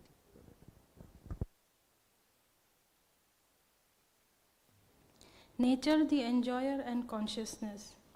Arjuna uvacha prakritim purusham chaiva kshetram kshetragyameva cha etad viditum ichhami jnanam geyam cha keshava. Shri Bhagavan uvacha idam shariram kaunteya kshetram iti advidhiyate etad yo vetti tam prahu kshetragya iti tadvidah. Kshetragyam chapi mam vidhi sarva kshetreshu bharata kshetra kshetragyayor jnanam yattad jnanam matam mama.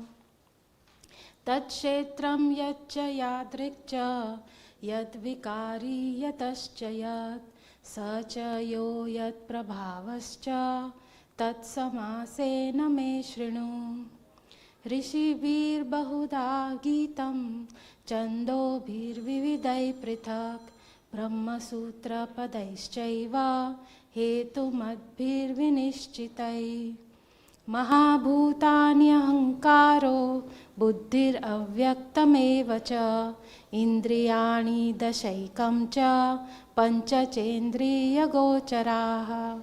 Ichhadvesha sukham sudukham sanghataschetana-dhriti etat kshetram samasena savikaram udahritam. Amanitvam adambitvam ahimsa shantirarjavam acharyopasanam shaucham stairyam atma vinigraha.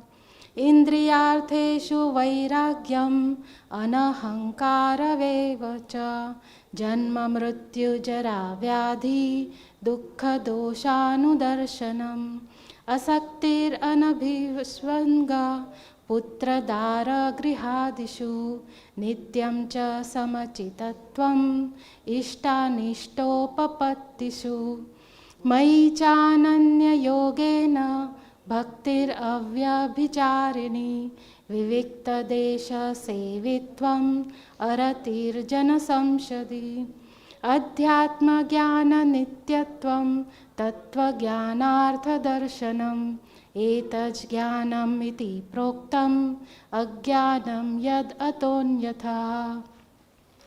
Geyam yat tat pravakshyami yajgyatvyatman ashnute anadimat param brahma na sattanna sadachyate.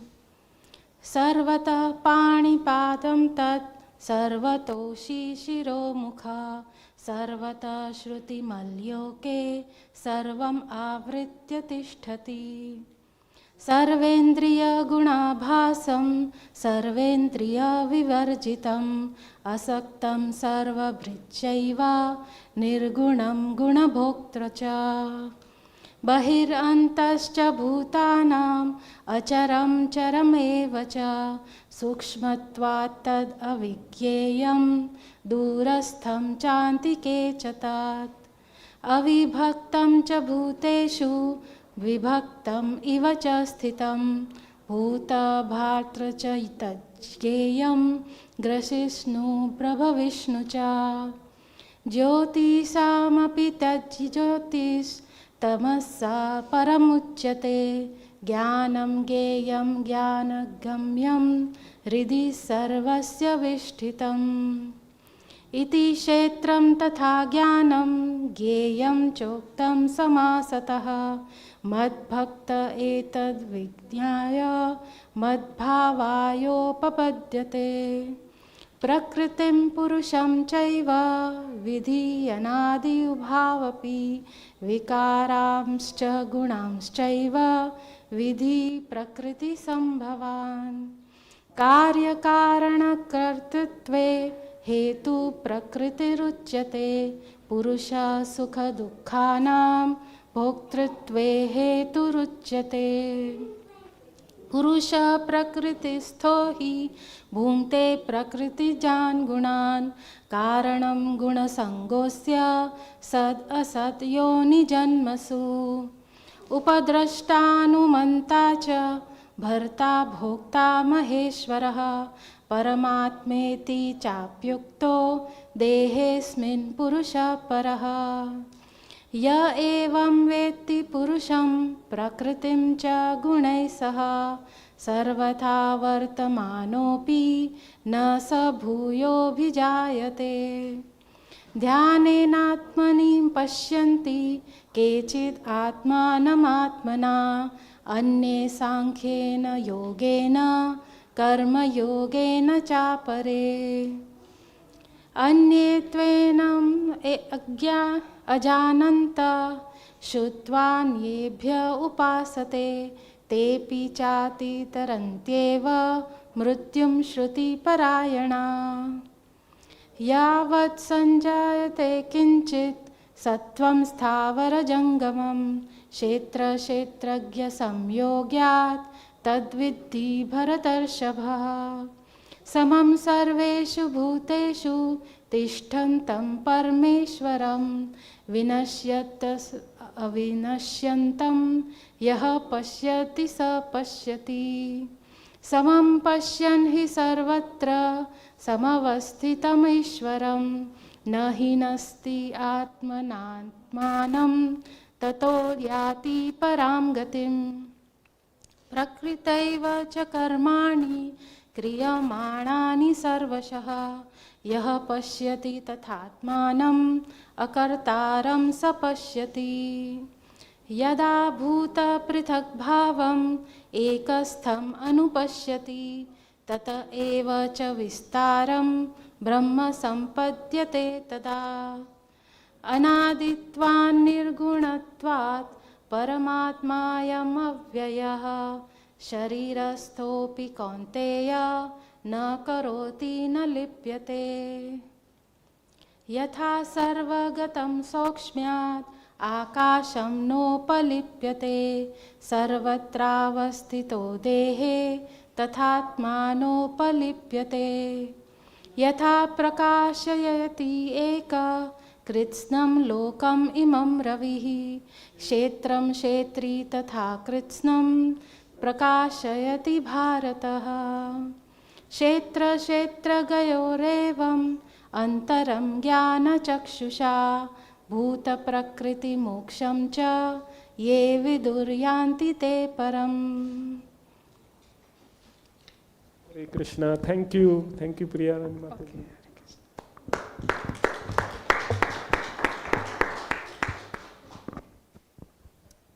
Actually, this is a very simple chapter. Here Krishna describes Kshetra and Kshetragya, the field and the knower of the field. The field refers to this body, and the knower of the body is, who is the knower of the body? The soul and the super soul. There are two Kshetragya, Atma and Paramatma. They both reside in the body. They know this body. But the difference is, Atma knows only my body, but Paramatma knows everyone. That is the difference. That is the superiority. That is described in this chapter. And now, after describing Kshetra, Kshetragya, Krishna will now describe Prakriti ke teen guna, the three modes of nature, Satogun, Rajogun and Tamogun, and they will be read by Arjun himself. Om Paramatmane Namaha At Chaturdashodhyayah Shri Bhagavan Uvacha Param Bhuya Pravakshami Jnananam Jnanamuttamam Yajñātva Munaya Sarve Param Siddhi Mito Gataha Idam Jnanamupashritya Mama Sadharmyamagataha Sarge Pinopajayante Pralayena Pyatanti Cha Mama Yonirmahad Brahma Tasmin Garbham Dadamyaham Sambhava Sarva Bhutanam Tato Bhavati Bhagava Sarva Yonishu Kaunteya मूर्तयः सम्भवन्ति याः अर्थं ब्रह्म महद्योनिः अहं बीजमवः पिता सत्त्वं रजस्तम इति गुणाः प्रकृतिसम्भवाः निबध्नन्ति महाबाहो देहे देहिनमव्ययम् तत्र सत्त्वं निर्मलत्वात् प्रकाशकमनामयम् सुखसंगेन बध्नाति ज्ञानसंगेन चानघ रजोरागात्मकं विद्धि तृष्णासंगसमुद्भवम् तन्निबध्नाति कौन्तेय कर्मसंगेन देहिनं मसस्त्वं विद्धि मोहनं सर्वदेहिनं स्मृताद्मोहदाभिः तन्निबध्नाति भारत सत्त्वं सुखे संजयति रजः कर्मणि भारत ज्ञानमावृत्य तु तमः प्रमादे संजयत्युत रजस्तमश्चाभिभूय सत्त्वं भवति भारत रजसत्त्वं तमश्चैव समसत्त्वं रजस्तथा सर्वद्वारेषु देहेऽस्मिन् प्रकाश उपजायते ज्ञानं यदा तदा विद्यात् विवृतं सत्त्वमित्युत लोभः प्रवृत्तिरारम्भः तस्मात्समस्पृहा रजस्येतानि जायन्ते विवृद्धे कुरुतशप प्रकाशो प्रवृत्तिश्च प्रमादो मोह एव च त्वस्येतानि जायन्ते विवृद्धे कुरु नन्दन दासत्वे प्रवृद्धे तु हृदयं याति देहभृत् तदोतमविदां लोकान् अमलान् प्रतिपद्यते रजसि प्रलयं गत्वा कर्मसङ्गिषु जायते तथा प्रलीनस्तमसि मूढयोनिषु जायते कर्मणः सुकृतस्याहुः विकं निर्मलं फलं सरसस्तु फलं दुःखम् अज्ञानं तमसः फलं संजायते ज्ञानं रजसो लोभ एव च प्रमादमोहो तमसो भवतो ज्ञानमेव च पूर्वं गच्छन्ति सत्त्वस्ता हृदये तिष्ठन्ति राजसाः जनागुणवृत्तिष्ठा अधो गच्छन्ति तामसाः नान्यां गुणेभ्यः कर्तारं दृष्टानुपश्यति गुणेभ्यश्च परं वेति मद्भवं सुहृदि गच्छति नीतात्मनीते त्रीन् देहे देहसमुद्भवान् जन्म मृत्युजरा दुःखैः विमुक्तो मृतुमश्नुते अर्जुन उवाच कैरङ्गिस्त्रैर्नवनेतान् तीतो भवति प्रभो किमज्जरगतं चैतां त्रीन् गुणानतिवर्तते श्रीभगवानुवाच प्रकाशं च प्रवृत्तिं च मोहमेव च पाण्डव न द्वेष्टि सम्प्रवृत्तानि न निवृत्तानि काङ्क्षति उदासीनो यासीनो गुणैर्नो न विचाल्यते गुणा वर्तन्त इत्येव योऽवतिष्ठति नेङ्गते समदुःखसर्वस्तः समलोष्टाश्मचञ्चनः तुल्यप्रिया प्रियो धीरः तुल्यनिन्दात् संस्तुतिः मां नतोस्तुल्यः योत्पत्तारि पक्षयोः सर्वारम्भपरित्यागी गुणातीतः उच्यते मां च यो व्याभिचारेण भक्तियोगेन सेवते सगुणान् समतीत्यैतान् ब्रह्मभूयाय कल्पते ब्रह्मणो हि प्रतिष्ठाहम् अमृतस्याव्यस्य च shatasya cha dharmasya sukasya kamtikasya cha. Om Tat Sat iti Srimad Bhagavad-Gītāsu Upanishadsu Brahma Vidyayam Yoga Shastra Shri Krishna Arjuna Samvade Gunatraya Vibhaga Yogo Nama Chaturtasho Dhyāya.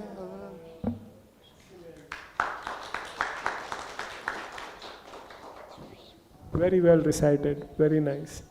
So this chapter is very important to understand how we function, how the world functions. The whole creation is made by these three colors, Sattvagun, Rajogun and Tamogun. And just by combining three primary colors, we can get infinite shades. So because of the combination of three modes, you see all these infinite forms of creation. Sattvagun leads to knowledge, illumination. Rajogun leads to desires. And Tamogun leads to ignorance, madness, illusion, laziness. So we should all strive to at least come to the platform of goodness so we can cultivate knowledge of Krishna. But Krishna says that even in mode of goodness, you are still bound in this world. So therefore, one should take shelter of Krishna. By taking shelter of Krishna, one can transcend all the three modes. One can get out of this prison of three colors. That is the essence of this chapter. The next chapter is very famous again, 20 verses short, Purushottam Yoga. And again, I know many devotees, many children who have memorized this whole chapter. So we will recite Purushottam Yoga, Risha. ओम श्री परमात्मने नमः अथ पंचदशो अध्यायः श्री भगवान् उवाच ऊर्ध्वमूलमदं शाखम् अश्वत्थं प्राहुरव्ययम् छन्दांसि यस्य पर्णानि यस्यन्ते दश वेदविदः अधश्च सोदं परुषात् शाखा गुणा प्रवृत्ता विषयप्रवाला अधश्च मूला ननुसन्ततानि कर्मानुबन्धीनि मनुष्यलोके नारूपस्य तदोपलभ्यते नान्तो न चादेन च सम्प्रतिष्ठा अश्वत्थमेनं सुरूढमूलम् अष्टन्तशेस्ते गणेन्द्र चित्वा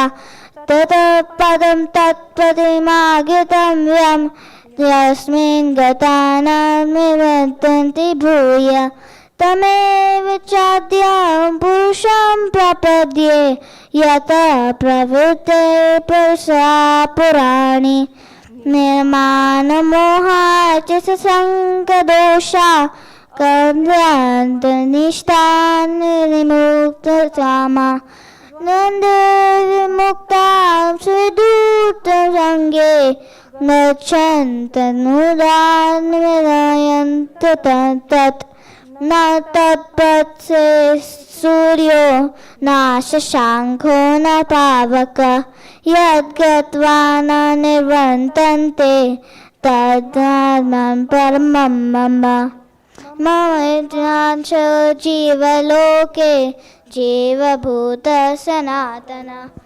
मनःशास्त्राणि देयानि वर्तुतिस्थानि कश्यते शरीरान्यत् प्राप्नोति यत्कृजान्मुक्तमतीश्वर गुरुत्यैतानि सह्याति वायुर्गन्धानि त्वाशयत् श्रोत्रं चक्षुस्पर्शनं च रसं गमगमेव च अधिष्ठानमनश्चायं विषमानुपसेवते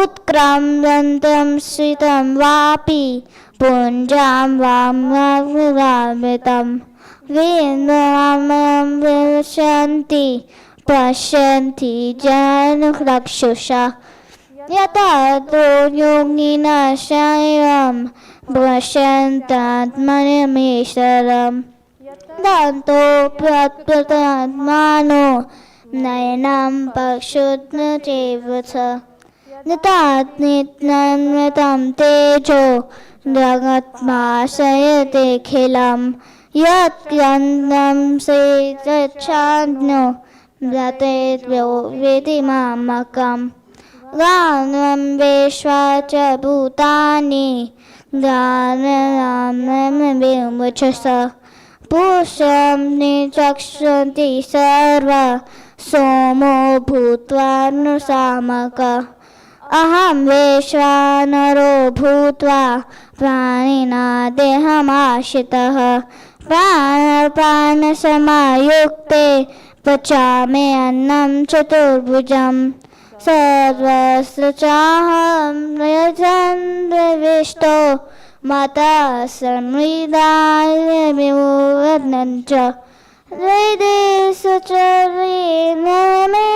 वेदो वेदान्तकृतवेदविदेव चाहं ग्रामे मोदुषो लोके गरं शार्ज एव च क्षरे सर्वाणि भूतानि गौरशस्त्र उच्यते उत्तमपुरुषो शून्य परमात्मने उवाच यो लोके धर्मामीश्वर मे ईश्वर अस्मन् मोहम् अक्षरान्धमिचोत्तम अतस्मि लोके वेदे च प्रतिष्ठा पुरुषोत्तम यो लोमेदसंयुधौ ध्यानक्रिं पुरुषोत्तमं स सर्वविदितं सर्वभावनेन भारत इति गुरुं तं शास्त्रम् इदं ब्रह्मज्ञानक इत्यं भूत्वा मुनिमानस्त्यत् मुतकृतश्च भारत। ओम तत्सदिति श्रीमद्भगवद्गीतासु उपनिषत्सु ब्रह्मविद्याय योगशास्त्रे श्रीकृष्ण अर्जुन संवादे पुरुषोत्तमयोगो नाम पंचदशो अध्यायः। Excellent. Very good. Very good. Very nice pronunciation. This chapter, Purushottam Yoga, it begins by a description of the banyan tree, which is reversed. The roots are going up and the trees, the trunk and the branches are going down. This tree represents the material world, which is a reflection of the original tree, which is spiritual world. You know, just like a tree appears inverted in the reflection in a river or a lake. Similarly, this material world is a reflection of the original spiritual tree. And in this chapter, there is one very unique thing. Krishna has so far described the body, the soul, and the super soul. But in 15th chapter, he describes that beyond the Purush, the Atma, and the super soul, there is Purushottama. There is someone who is superior to them, which is Krishna himself. So Krishna is not just Paramatma, he is superior to the Paramatma. All the Paramatma, the billions of Paramatma are emanating from Krishna. Therefore this chapter is, I know in some parts of India, they especially focus on Purushottam Yoga. If you go to Jagannath Puri, they say that Purushottam is Lord Jagannath. This chapter glorifies Lord Jagannath, as Jagannath is the proprietor of everyone. This is the beauty of this chapter. Now Shesharan Prabhu will describe, will narrate, recite a very interesting chapter, divine and demoniac natures. And we can all see, what qualities we have, where do we fit. Okay. Shesharan Prabhu. Hare Krishna. Chapter 16, the divine and demonic natures. Sri Bhagavana Uvacha Abhayam Sattva Samsuddhir Dhyāna-yoga Vyavasthiti Dhanam Dhamascha Yajñascha Sadhasyascha Pa'arjvajam अहिंसा सत्यम अक्रोधस् त्याग शान्तिरुपैसुनां दया भूतेष्व अलुलोक्तं मार्द्वं हरिरप्ललम् तेजक्षं धृत्रं शौचम् अद्रोहं नातिमानितः भवन्ति सम्पदं दैवम् अभितस्य भारतः दम्भो दर्पोऽभिमानश्च क्रोधपारुषयम् एव च अज्ञानं चाभिजातस्य पार्थ सम्पदम् असुरम् दैवीं सम्पद्विमुक्ष्य निबन्ध्याया सुरीमता मासु च सम्पदं दैवम् अभिजतोऽसि पाण्डवः द्वौ भूतो स्वर्गो लोकेऽस्मिन् दैव आसुर एव च दैवविस्तारस प्रकृत आसुरं प्रथमे शृणु प्रवृत्तिं च निवृत्तिं च जनात् न विदुरासुरः न शौचं नापि चाचारो न सत्यं तेषु विद्यते असत्यम् अपरितस्थं ते जगत् आहुरनीश्वरम् अपरास्परसम्भूतां किम् अन्यत् कामहेतुकम् एतं दृष्टिम् अवस्तभ्यं नस्तमानोऽलपबुद्धयः प्रभवन्ति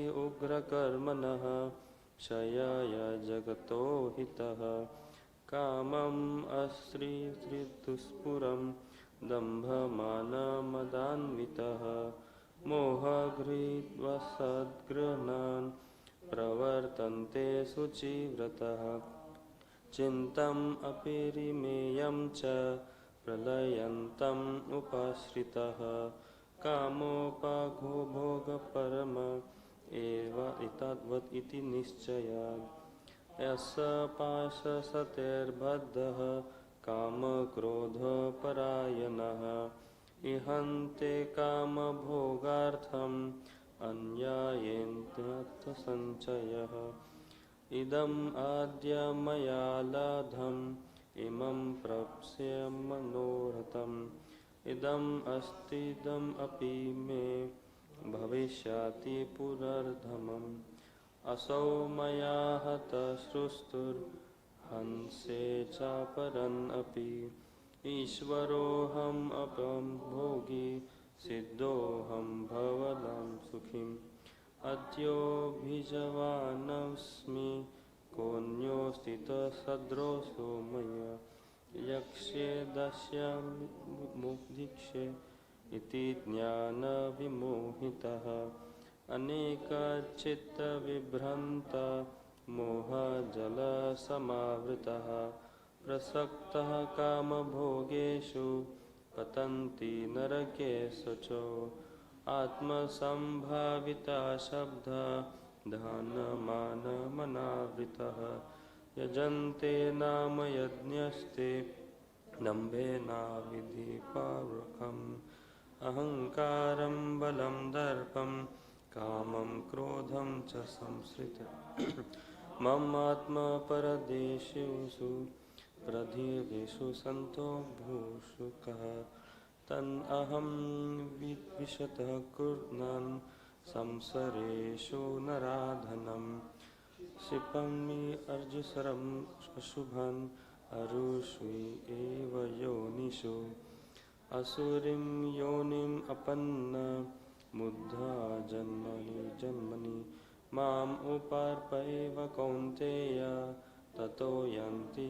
अधमं गतम् त्रिविधं नरकेषु द्वारं नाशनम् आत्मनः कामक्रोधस्तथा लोभस्तस्मात् एतत्त्रयं त्यजेत् एतैर्विमुक्तः कौन्तेय तमोद्वारैस्त्रिभिर्नरः आचरति आत्मनः श्रेयस्ततो याति परं गतिम् यः शास्त्रविधिं सृज्य वर्तते कामकारतः न स सिद्धिम् अवाप्नोति न सुखं न परं गतिं तस्मात् शास्त्रं प्रणमन्ते कारया कारव्यवस्थितौ ज्ञात्वा शास्त्रविहन्नोत्वं कर्म कर्तुम् इहर्हसि।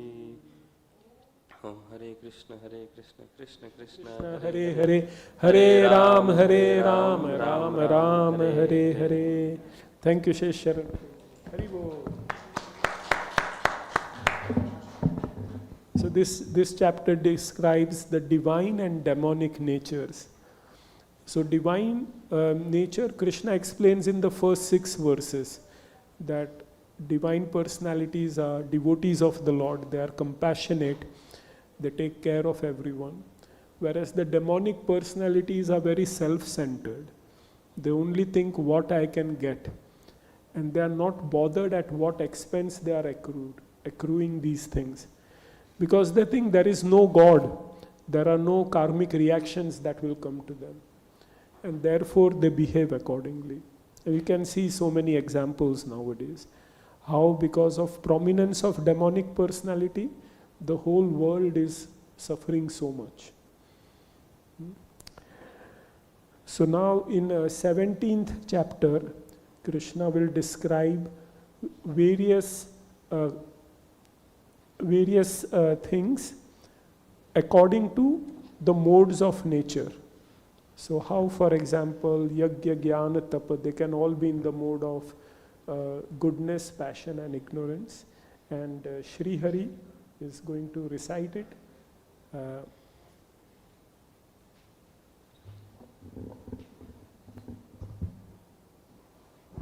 you going to recite in Sanskrit? Yeah. Will we all keep up with his speed? We'll try. You go at your speed. We will follow you. Om Paramatmane Namaha. Ada Saptadashodhyayah.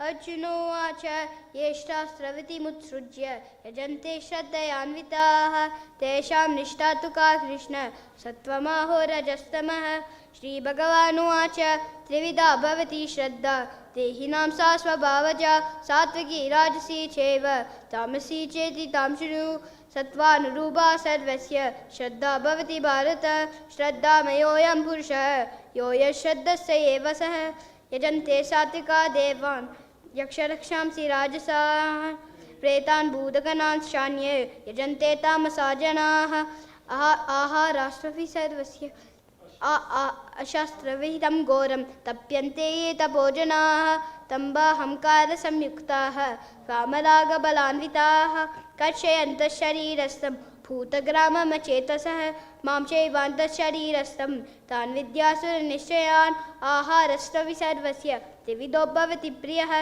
Yajnastabastadadanam Tesham Bhedmimam Shunu Ayush Sattva Balarogya Sukhapriti Vivadanaha Rasya Signasira Hridya Ahara Sattvika Priya Katvam Lalavanatushna Tikshna Duksha Vidahinaha Ahara Rajasa Sheshta Dukka Shoka Mayaprada Yatavyamam Gatarasam Bhuti Pariyushitam Chayate Uchishtam Vishamedyam Bhojanam Tamasapirayam Apalakamshi Biryagnyah Rididishtoya Ijyate Yashtavyameveti Manaha Samadayat Satvikaha Abhisandayatu Padam Tambatam Vichayvayate Ijyate Bharadashreshta Tam Yajnam Vidhirajasam Vidhihinam Ashishtanam Mantrahinam Adakshinam Shraddha Virihitam Yajnam Tamasam Parichakshate Devadvijaguru Pragnya Pujanam Shauchamajavam Brahmacharyam Ahimsa cha Shariram Prapujyate Arudvekakaram Vakyam Satyam Priyitam Chaite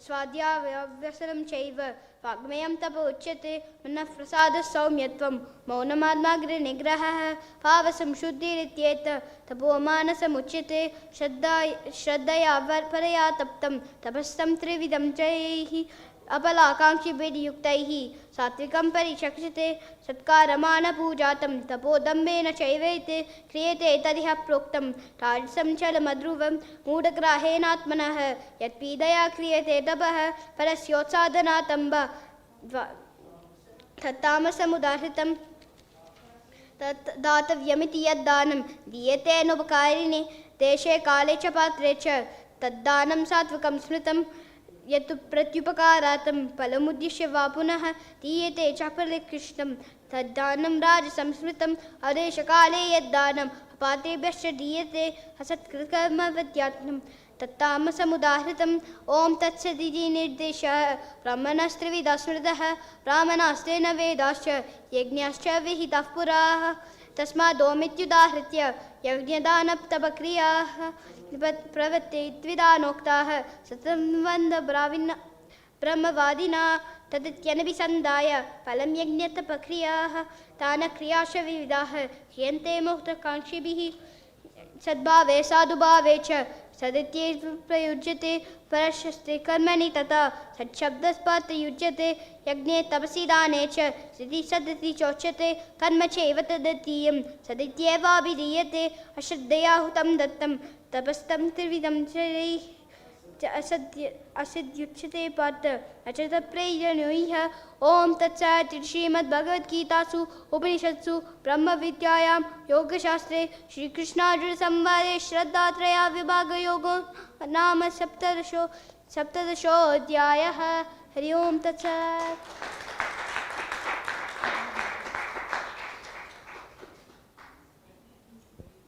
Someone asked me, how long did it take for Krishna to recite Bhagavad-Gita on the battlefield? Did they wait for too long? Now I can understand it took too long for them. I've heard somewhere it took about 45 minutes, and I can see how it would have taken 45 minutes. Very good, very, very nice. So 17th chapter, Krishna describes Ahar, food, Yajna, sacrifice, Dana, charity, and Tapa, austerity, in the three modes of goodness, passion, and ignorance. Tamogun, Rajogun, and Satogun. That is described by Krishna in 17th chapter. And in 18th chapter, the final chapter, Krishna will conclude all his teachings to Arjuna. This will be recited by Sita Mataji and her mother. So, we'll be reciting in Sanskrit, English? We'll do Sanskrit. Sanskrit, okay. We are nearly there. Just focus on the last chapter. Then there'll be prasad for everyone. Hare Krishna. Shri Arjuna Uvacha Sanyasya Mahabaho Tattvam Ichchami Vedutim Tyagyasya cha Rishikesha Prathakeshini Sudana Shri Bhagavan Uvacha Kamyanam Karmanam Nyasam Sanyasam Kavayo Viduhu Sarvakarma Phalatyagam Prahustyagam Vichakshanaha Tyajam Doshatvad Ityeke Karma Prahur Manishinah Yagnadana Tapah Karma Na Tyajam Iti Chapare Naschayam Shunume Tatra Tyage Bharata Sattama Tyago Hi Purusha Vyagra Trivitaha Samprakirtitaha Yagnadana Tapah Karma Na Tyajam Karyam Eva Tat Yagnodanam Tapaschaiva Pavanani Manishinam Etanyapi tu karmani Sangam Tyaktva Phalani cha Kartavyanniti me partha Nishchitam matamuttamam Niyatasya tu sannyasah Karmano nopapadyate Mohatasya parityagas Tamasah parikrititah Dukham ityeva yat karma Kaya klesha bhayatyajeta sakritva rajasam tvagyam neva tyagam phalam labhet karyam ityeva yat karma niyatam kriyate arjuna sangam tyaktva phalam chaiva satyagah satviko matah na dveshtya kushalam karma kushalena anusajjate tyagi sattva samavishto medhavi chinna samsayah Nehi deha prita sakhyam tyaktum karmanya sheshatah yastu karma phala tyagi satyagitya vidhiyate anishtham ishtamishram cha trividham karmana phalam bhavatyatyagi nam pretya natu sannyasinam kvachit पंचेतानि महाबाहो कारणानि निबोधत मे सांख्ये कृतान्ति प्रोक्तानि सिद्धये सर्वकर्मणाम् अधिष्ठानं तथा कर्ता करणं च पृथग्विधं विविधाश्च पृथक् चेष्टा दैवं चैवात्र पंचमम् शरीरवान्मनोभिर्यत् कर्म प्रारभते नरः न्यायं वा विपरीतं वा पंचेत तस्य हेतवः तत्रैवं सति कर्तारम् आत्मानं केवलं तु यः पश्यति कृत बुद्धित्वान् न स पश्यति दुर्मतिः यस्य नाहङ्कृतो भावो बुद्धिर्यस्य न लिप्यते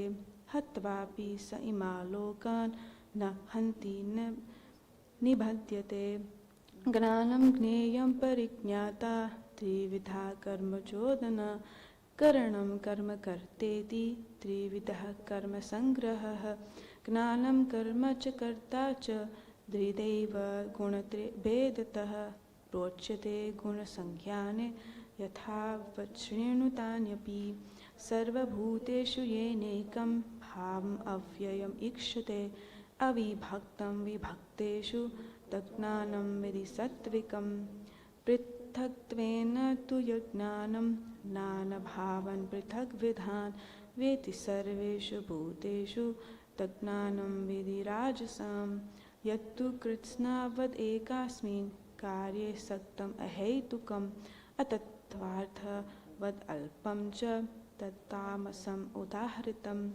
नियतं सङ्गरहितं अरागद्वेषतः कृतम् अफलप्रेप्सुना कर्म यत्तत् सात्विकमुच्यते यत्तु कामेप्सुना कर्म साहङ्कारेण वा पुनः क्रियते बहुलायासं तद्राजसम् उदाहृतम् अनुबन्धं क्षयं हिंसाम् अनपेक्ष च पौरुषं मोहात् आरभ्यते कर्म यत्तत् तामसम् उच्यते मुक्तसङ्गो नहंवादी धृत्युत्साह समन्वितः सिद्ध्यसिद्ध्यो निर्विकारः कर्तसात्विक उच्यते रागी कर्म फलप्रेप्सुर्लुब्धो हिंसात्मको शुचिः हर्षशोकान्वितः कर्ता राजसः परिकीर्तितः अयुक्तः प्राकृतस्तब्धः सथो नैष्कृतिको लसः विषादी दीर्घशूद्री च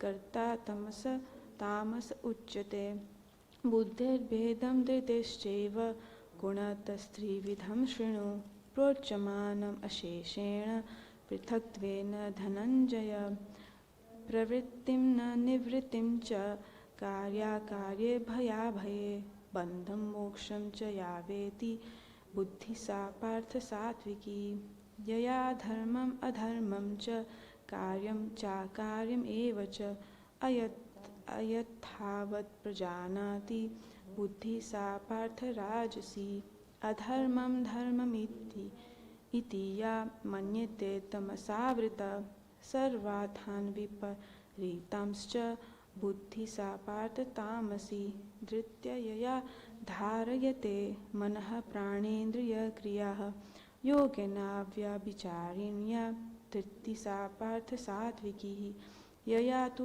धर्मकामार्थान् धृत्या धारयते अर्जुन प्रसंगेन फलाकांक्षी धृतिः सा पार्थ राजसी यया स्वप्नं भयं शोकं विषादं मदमेव च न विमुञ्चन्ति दुर्मेधा धृतिः सा पार्थ तामसी सुखं त्विदानीं त्रिविधं शृणु मे भरतर्षभा अभ्यासाद् रमते यत्र दुःखान्तं न निगच्छति यत्तद् अग्रे विषम् इव परिणामे मृतोपमं तत्सुखं सात्विकं प्रोक्तम् आत्मबुद्धिप्रसादजं विषयेन्द्रियसंयोगाद् यत्तद् अग्रे मृतोपमं परिणामे विषमिव तत्सुखं राजसं स्मृतं यद्दग्रे चानुबन्धे च सुखं मोहनमात्मनः निद्रालस्य प्रमादोत्थं तत्तामसम् उदाहरितं न तत् अस्ति पृथिव्यां वा दिवि देवेषु वा पुनः सत्वं प्रकृतिजय मुक्तं यत् एभिः स्यात्रिभिर्गुणैः ब्राह्मणक्षत्रियविषां शूद्राणां च परन्तपा कर्माणि प्रविभक्तानि स्वभावप्रभवैर्गुणैः समोदमस्तपः शौचं क्षान्तिर्जवम् एव च ज्ञानं विज्ञानमास्तिक्यं ब्रह्मकर्म स्वभावजं शौर्यं तेजो धृतिदाक्ष्यं युद्धे चाप्यपलायनं दानम् ईश्वरभावश्च क्षात्रं कर्म स्वभावजं कृषिर्गोरक्षवाणिज्यं वैश्यकर्म स्वभावजं परिचर्यात्मकं कर्म शूद्रस्यापि स्वभावजं स्वे स्वे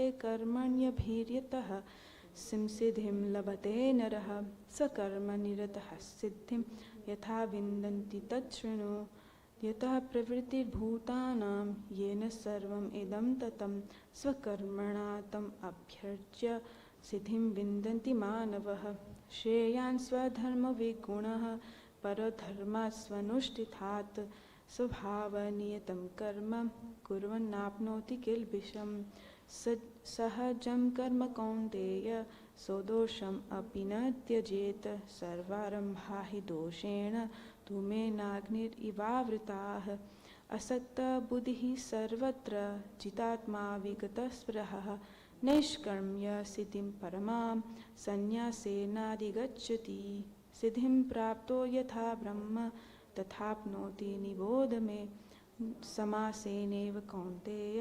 निष्ठज्ञानस्य या परा बुद्ध्या विशुद्धया युक्तो धृत्यात्मानं नियम्य च शब्दादीन् विषयांस्तत्त्वा रागद्वेषो व्युदस्य च विविक्तस्य विलग्वासी यथा वाक्कायमानसः ध्यानयोगपरो नित्यं वैराग्यं समुपाश्रितः अहङ्कारं बलं दर्पं कामं क्रोधं परिग्रहं विमुच्य निर्मणशान्तो ब्रह्मभूयाय कल्पते ब्रह्मभूता प्रसन्नात्मा न शोचति न काङ्क्षति समः सर्वेषु भूतेषु मद्भक्तिं लभते परं भक्त्या मामभिजानन्ति यावान् याश्चास्मि चत्पथः ततो मां तत्त्वतो ज्ञात्वा विशते तदनन्तरं सर्वकर्माण्युपि सदा कर्वाणो मद्व्यपाश्रयः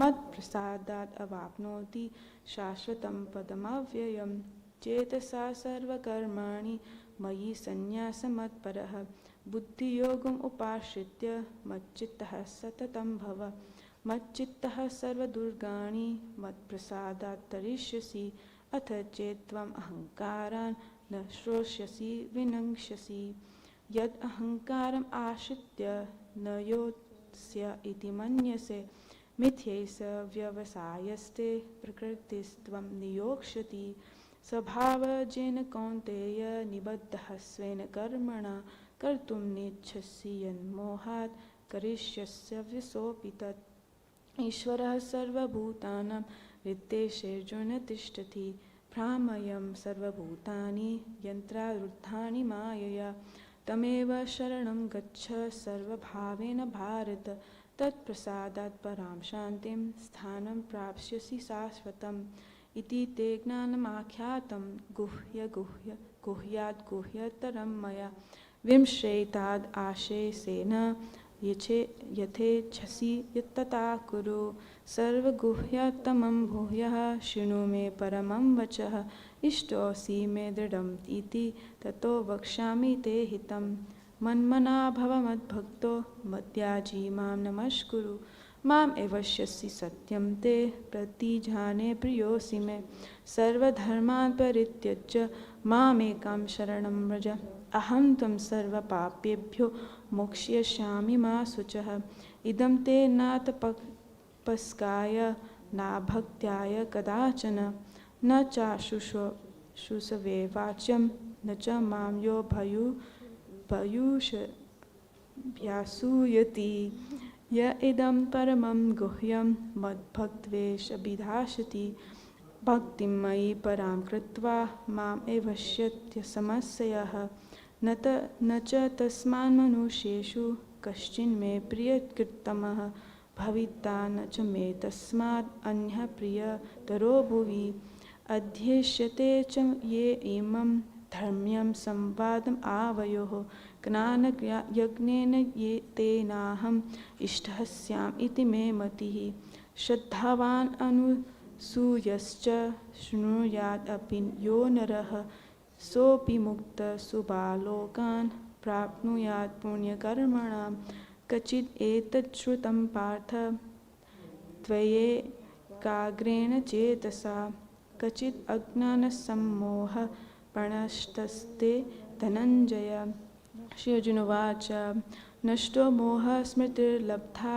त्वत्प्रसादान् मयाच्युत सितो मे गतः सन्देहः करिष्ये वचनं तव संजय उवाच इति अहं वासुदेवस्य पार्थस्य च महात्मनः संवादम् इमम् आश्रौस्यम् अद्भुतं रोमहर्षणं व्यासप्रसादात् श्रुतवान् एतद् गुह्यम् अहं परं योगं योगेश्वरात् कृष्णात् साक्षात् कथयतः स्वयं राजन् संस्मृत्य संवादम् इमम् अद्भुतं केशवार्जुनयोः पुण्यं हृष्यामि च मुहुर्मुहुः यत्तच्च संस्मृत्य रूपम् अद्भुतं हरे विस्मयो मे महान् राजन् हृष्यामि च पुनः पुनः यत्र योगेश्वरो कृष्णो यत्र पार्थो धनुर्धरः यत्र श्रीर्विजयो भूतिर्ध्रुवनीतिर्मतिर्मम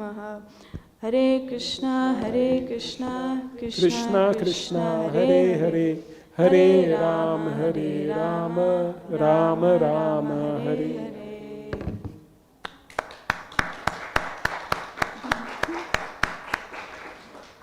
Very well done. Excellent. So 18th chapter, Krishna concludes. He initially describes further the karta, the actions in all the modes of nature. And then he concludes by saying, Sarva dharman parityajya mamekam sharanam vraja. This is the Shakti mantra of Bhagavad-Gita. This mantra gives strength to the devotees. And the second line is the Kilakam mantra, Aham tvam sarva papebhyo mokshayishyami ma shucha. This is the conclusion of Gita, that surrender unto me. And Sanjay, in the last verse, he says, wherever there is Krishna, wherever there is Arjun, there is all opulence, victory, morality and strength. This is the importance of Bhagavad-Gita. Our whole Vedic culture has been summarized in Bhagavad-Gita. It is based on Bhagavad-Gita. Now in Bhagavad-Gita, in the 18 chapters, we have learned various principles. We've learned about the soul, about reincarnation, about karma, nishkam karma yoga, Jnana-yoga, Dhyāna-yoga, Bhakti-yoga, about the modes of nature. So many things are there. But what is the most important lesson?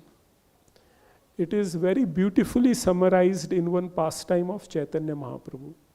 Chaitanya Mahaprabhu went to South India and he visited Sri Rangam temple. And there he saw the Brahmanas, they were sitting in a line reciting Bhagavad-Gita. Just like Sri Hari. All fluent, fast, perfect pronunciation.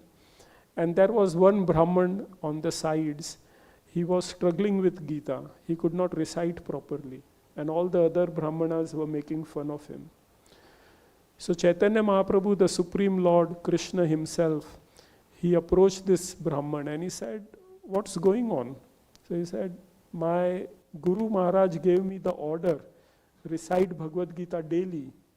So I'm trying to recite, but I don't know Sanskrit.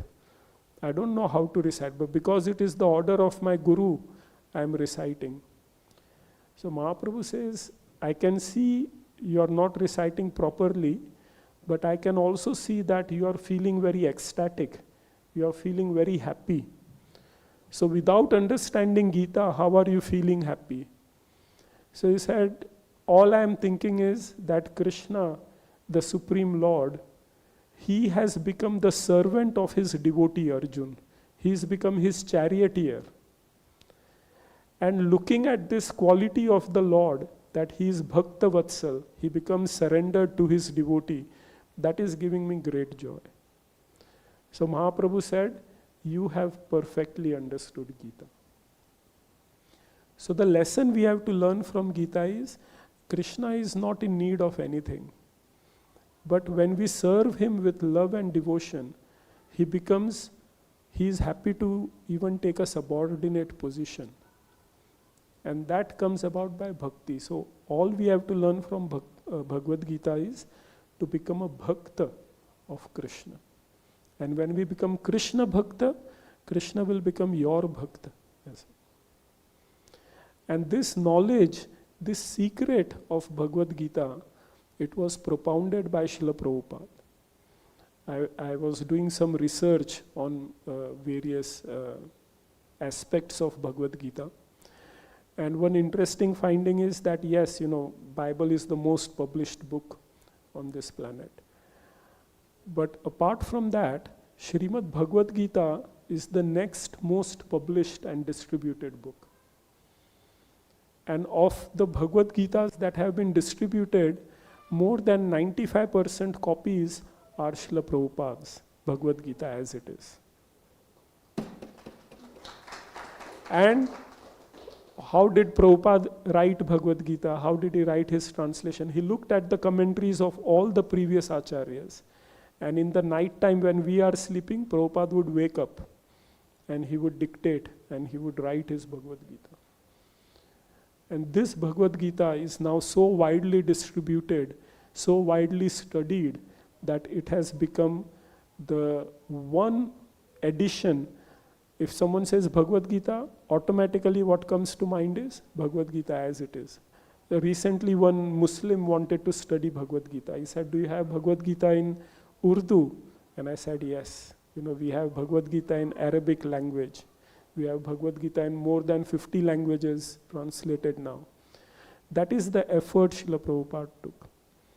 So just as this South Indian Brahman, he could not understand anything, but by the order of his guru, he was trying to read Bhagavad-Gita. Similarly, we may not understand anything.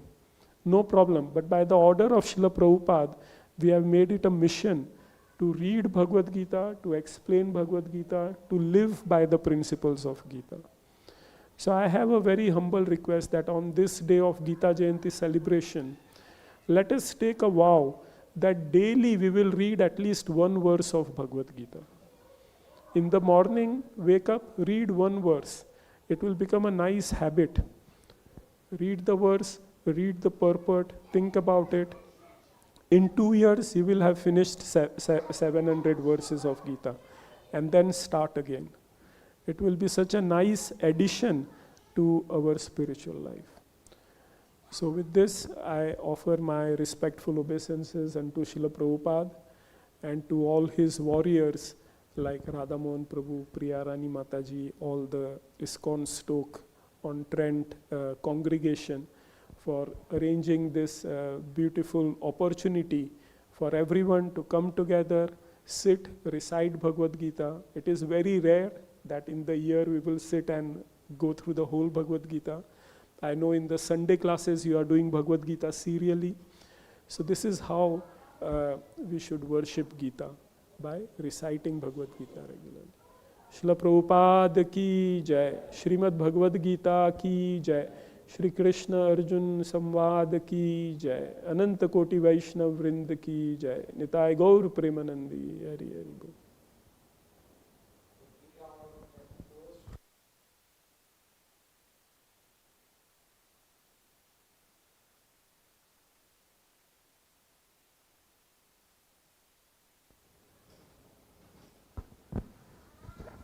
Thank you very much, Dinvandu Prabhu.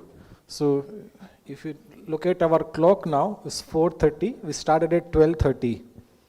So 4 hours sitting together without any break, from first sloka to the last sloka. We all finished. So give a big round of applause to all of you.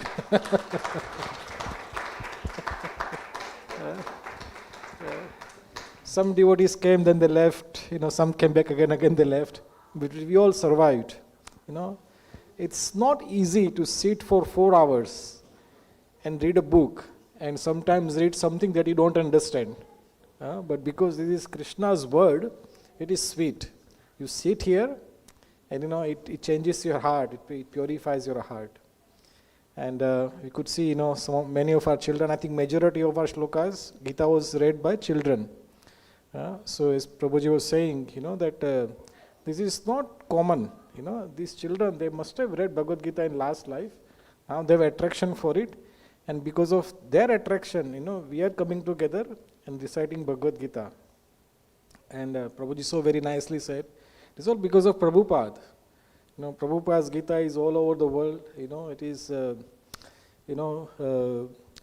every effort, to spread the message of Bhagavad-Gita, no matter how small it is. Our temple, we all started with a small group of devotees, 3-4 devotees. Now we have our own temple, and we are reciting Bhagavad-Gita, celebrating so many festivals. So it all grows, by drop. So it's our great fortune that we are, reciting Bhagavad-Gita together. And it's our 4th year, our 4th Gita Jayanti, where we have recited Bhagavad-Gita, start to finish. So next year is our 5th year. 5th year is a milestone. We should do something better than this. So next year, Gita Jayanti is on 28th of December, which is Sunday itself. Gita ji ki jai. So it is 20th December Sunday. Actually, Gita Jayanti is tomorrow. This year, it is tomorrow. Tomorrow is Ekadashi. So tomorrow you can again read if you feel like. So next year, our desire, if you all support, then what we can do, on 20th of December, we'll recite the whole Bhagavad Gita in English, start to finish. And next Sunday, 27th December, it is a holiday weekend. We'll do Sanskrit recitation with yajna.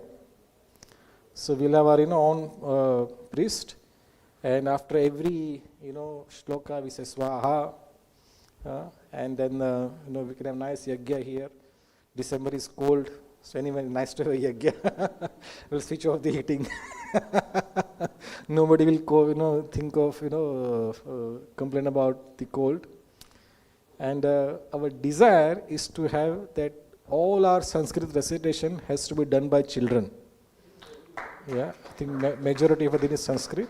So I request all the parents, start training your children, to they recite next year. So next year they can sit next to the priest. Priest will do all the swaha, and children can recite in Sanskrit. It will be good for all of us here. This is our next generation. Our generation, as Prabhuji was saying, we were in Mumbai, never heard of Bhagavad-Gita. If somebody says Bhagavad-Gita, will run away. So what is this? So somehow we have now taste of Bhagavad-Gita. These children are taking interest into it. And let's do it better. So 5th year, so next year, this is our desire. 20th December, we'll do in English. We sit down just like today, but English, start to finish. We could do a yajna on that day, but because it's Ekadashi, we do not use grain. So we can't have grain prasad that day. So that reason, we'll do yajna the next following Sunday, 27th of December. Is it a good plan? Yeah. So I request all the parents to start, training your children. We'll have a few more children next year. Some of our mothers are expecting babies. So, babies are also listening now. You can start training your babies now only. Someday you have to sit next to the yajna, to do swaha. So once again, thank you all very much. Prasadam is getting cold, so we can't have kirtan now, but let's have 3, Hare Krishna, singing from our heart, thanking Srila Prabhupada and all our previous acharyas for giving us this opportunity. So let's close our eyes and chant 3 Hare Krishna very nicely with the core of our heart. Hare Krishna, Krishna Krishna, Hare Hare, Hare Ram, Ram Ram, Hare Hare, Hare Krishna, Krishna Krishna, Hare Hare, Hare Ram, Ram Ram, Hare Hare, Hare Krishna, Krishna Krishna, Hare Hare, Hare Ram, Ram Ram, Hare Hare. Shri Bhagavad-Gita ki Jai. Hare Krishna. So let's make your way upstairs and we'll sing our Prasadam prayers while taking Prasadam. Hare Krishna.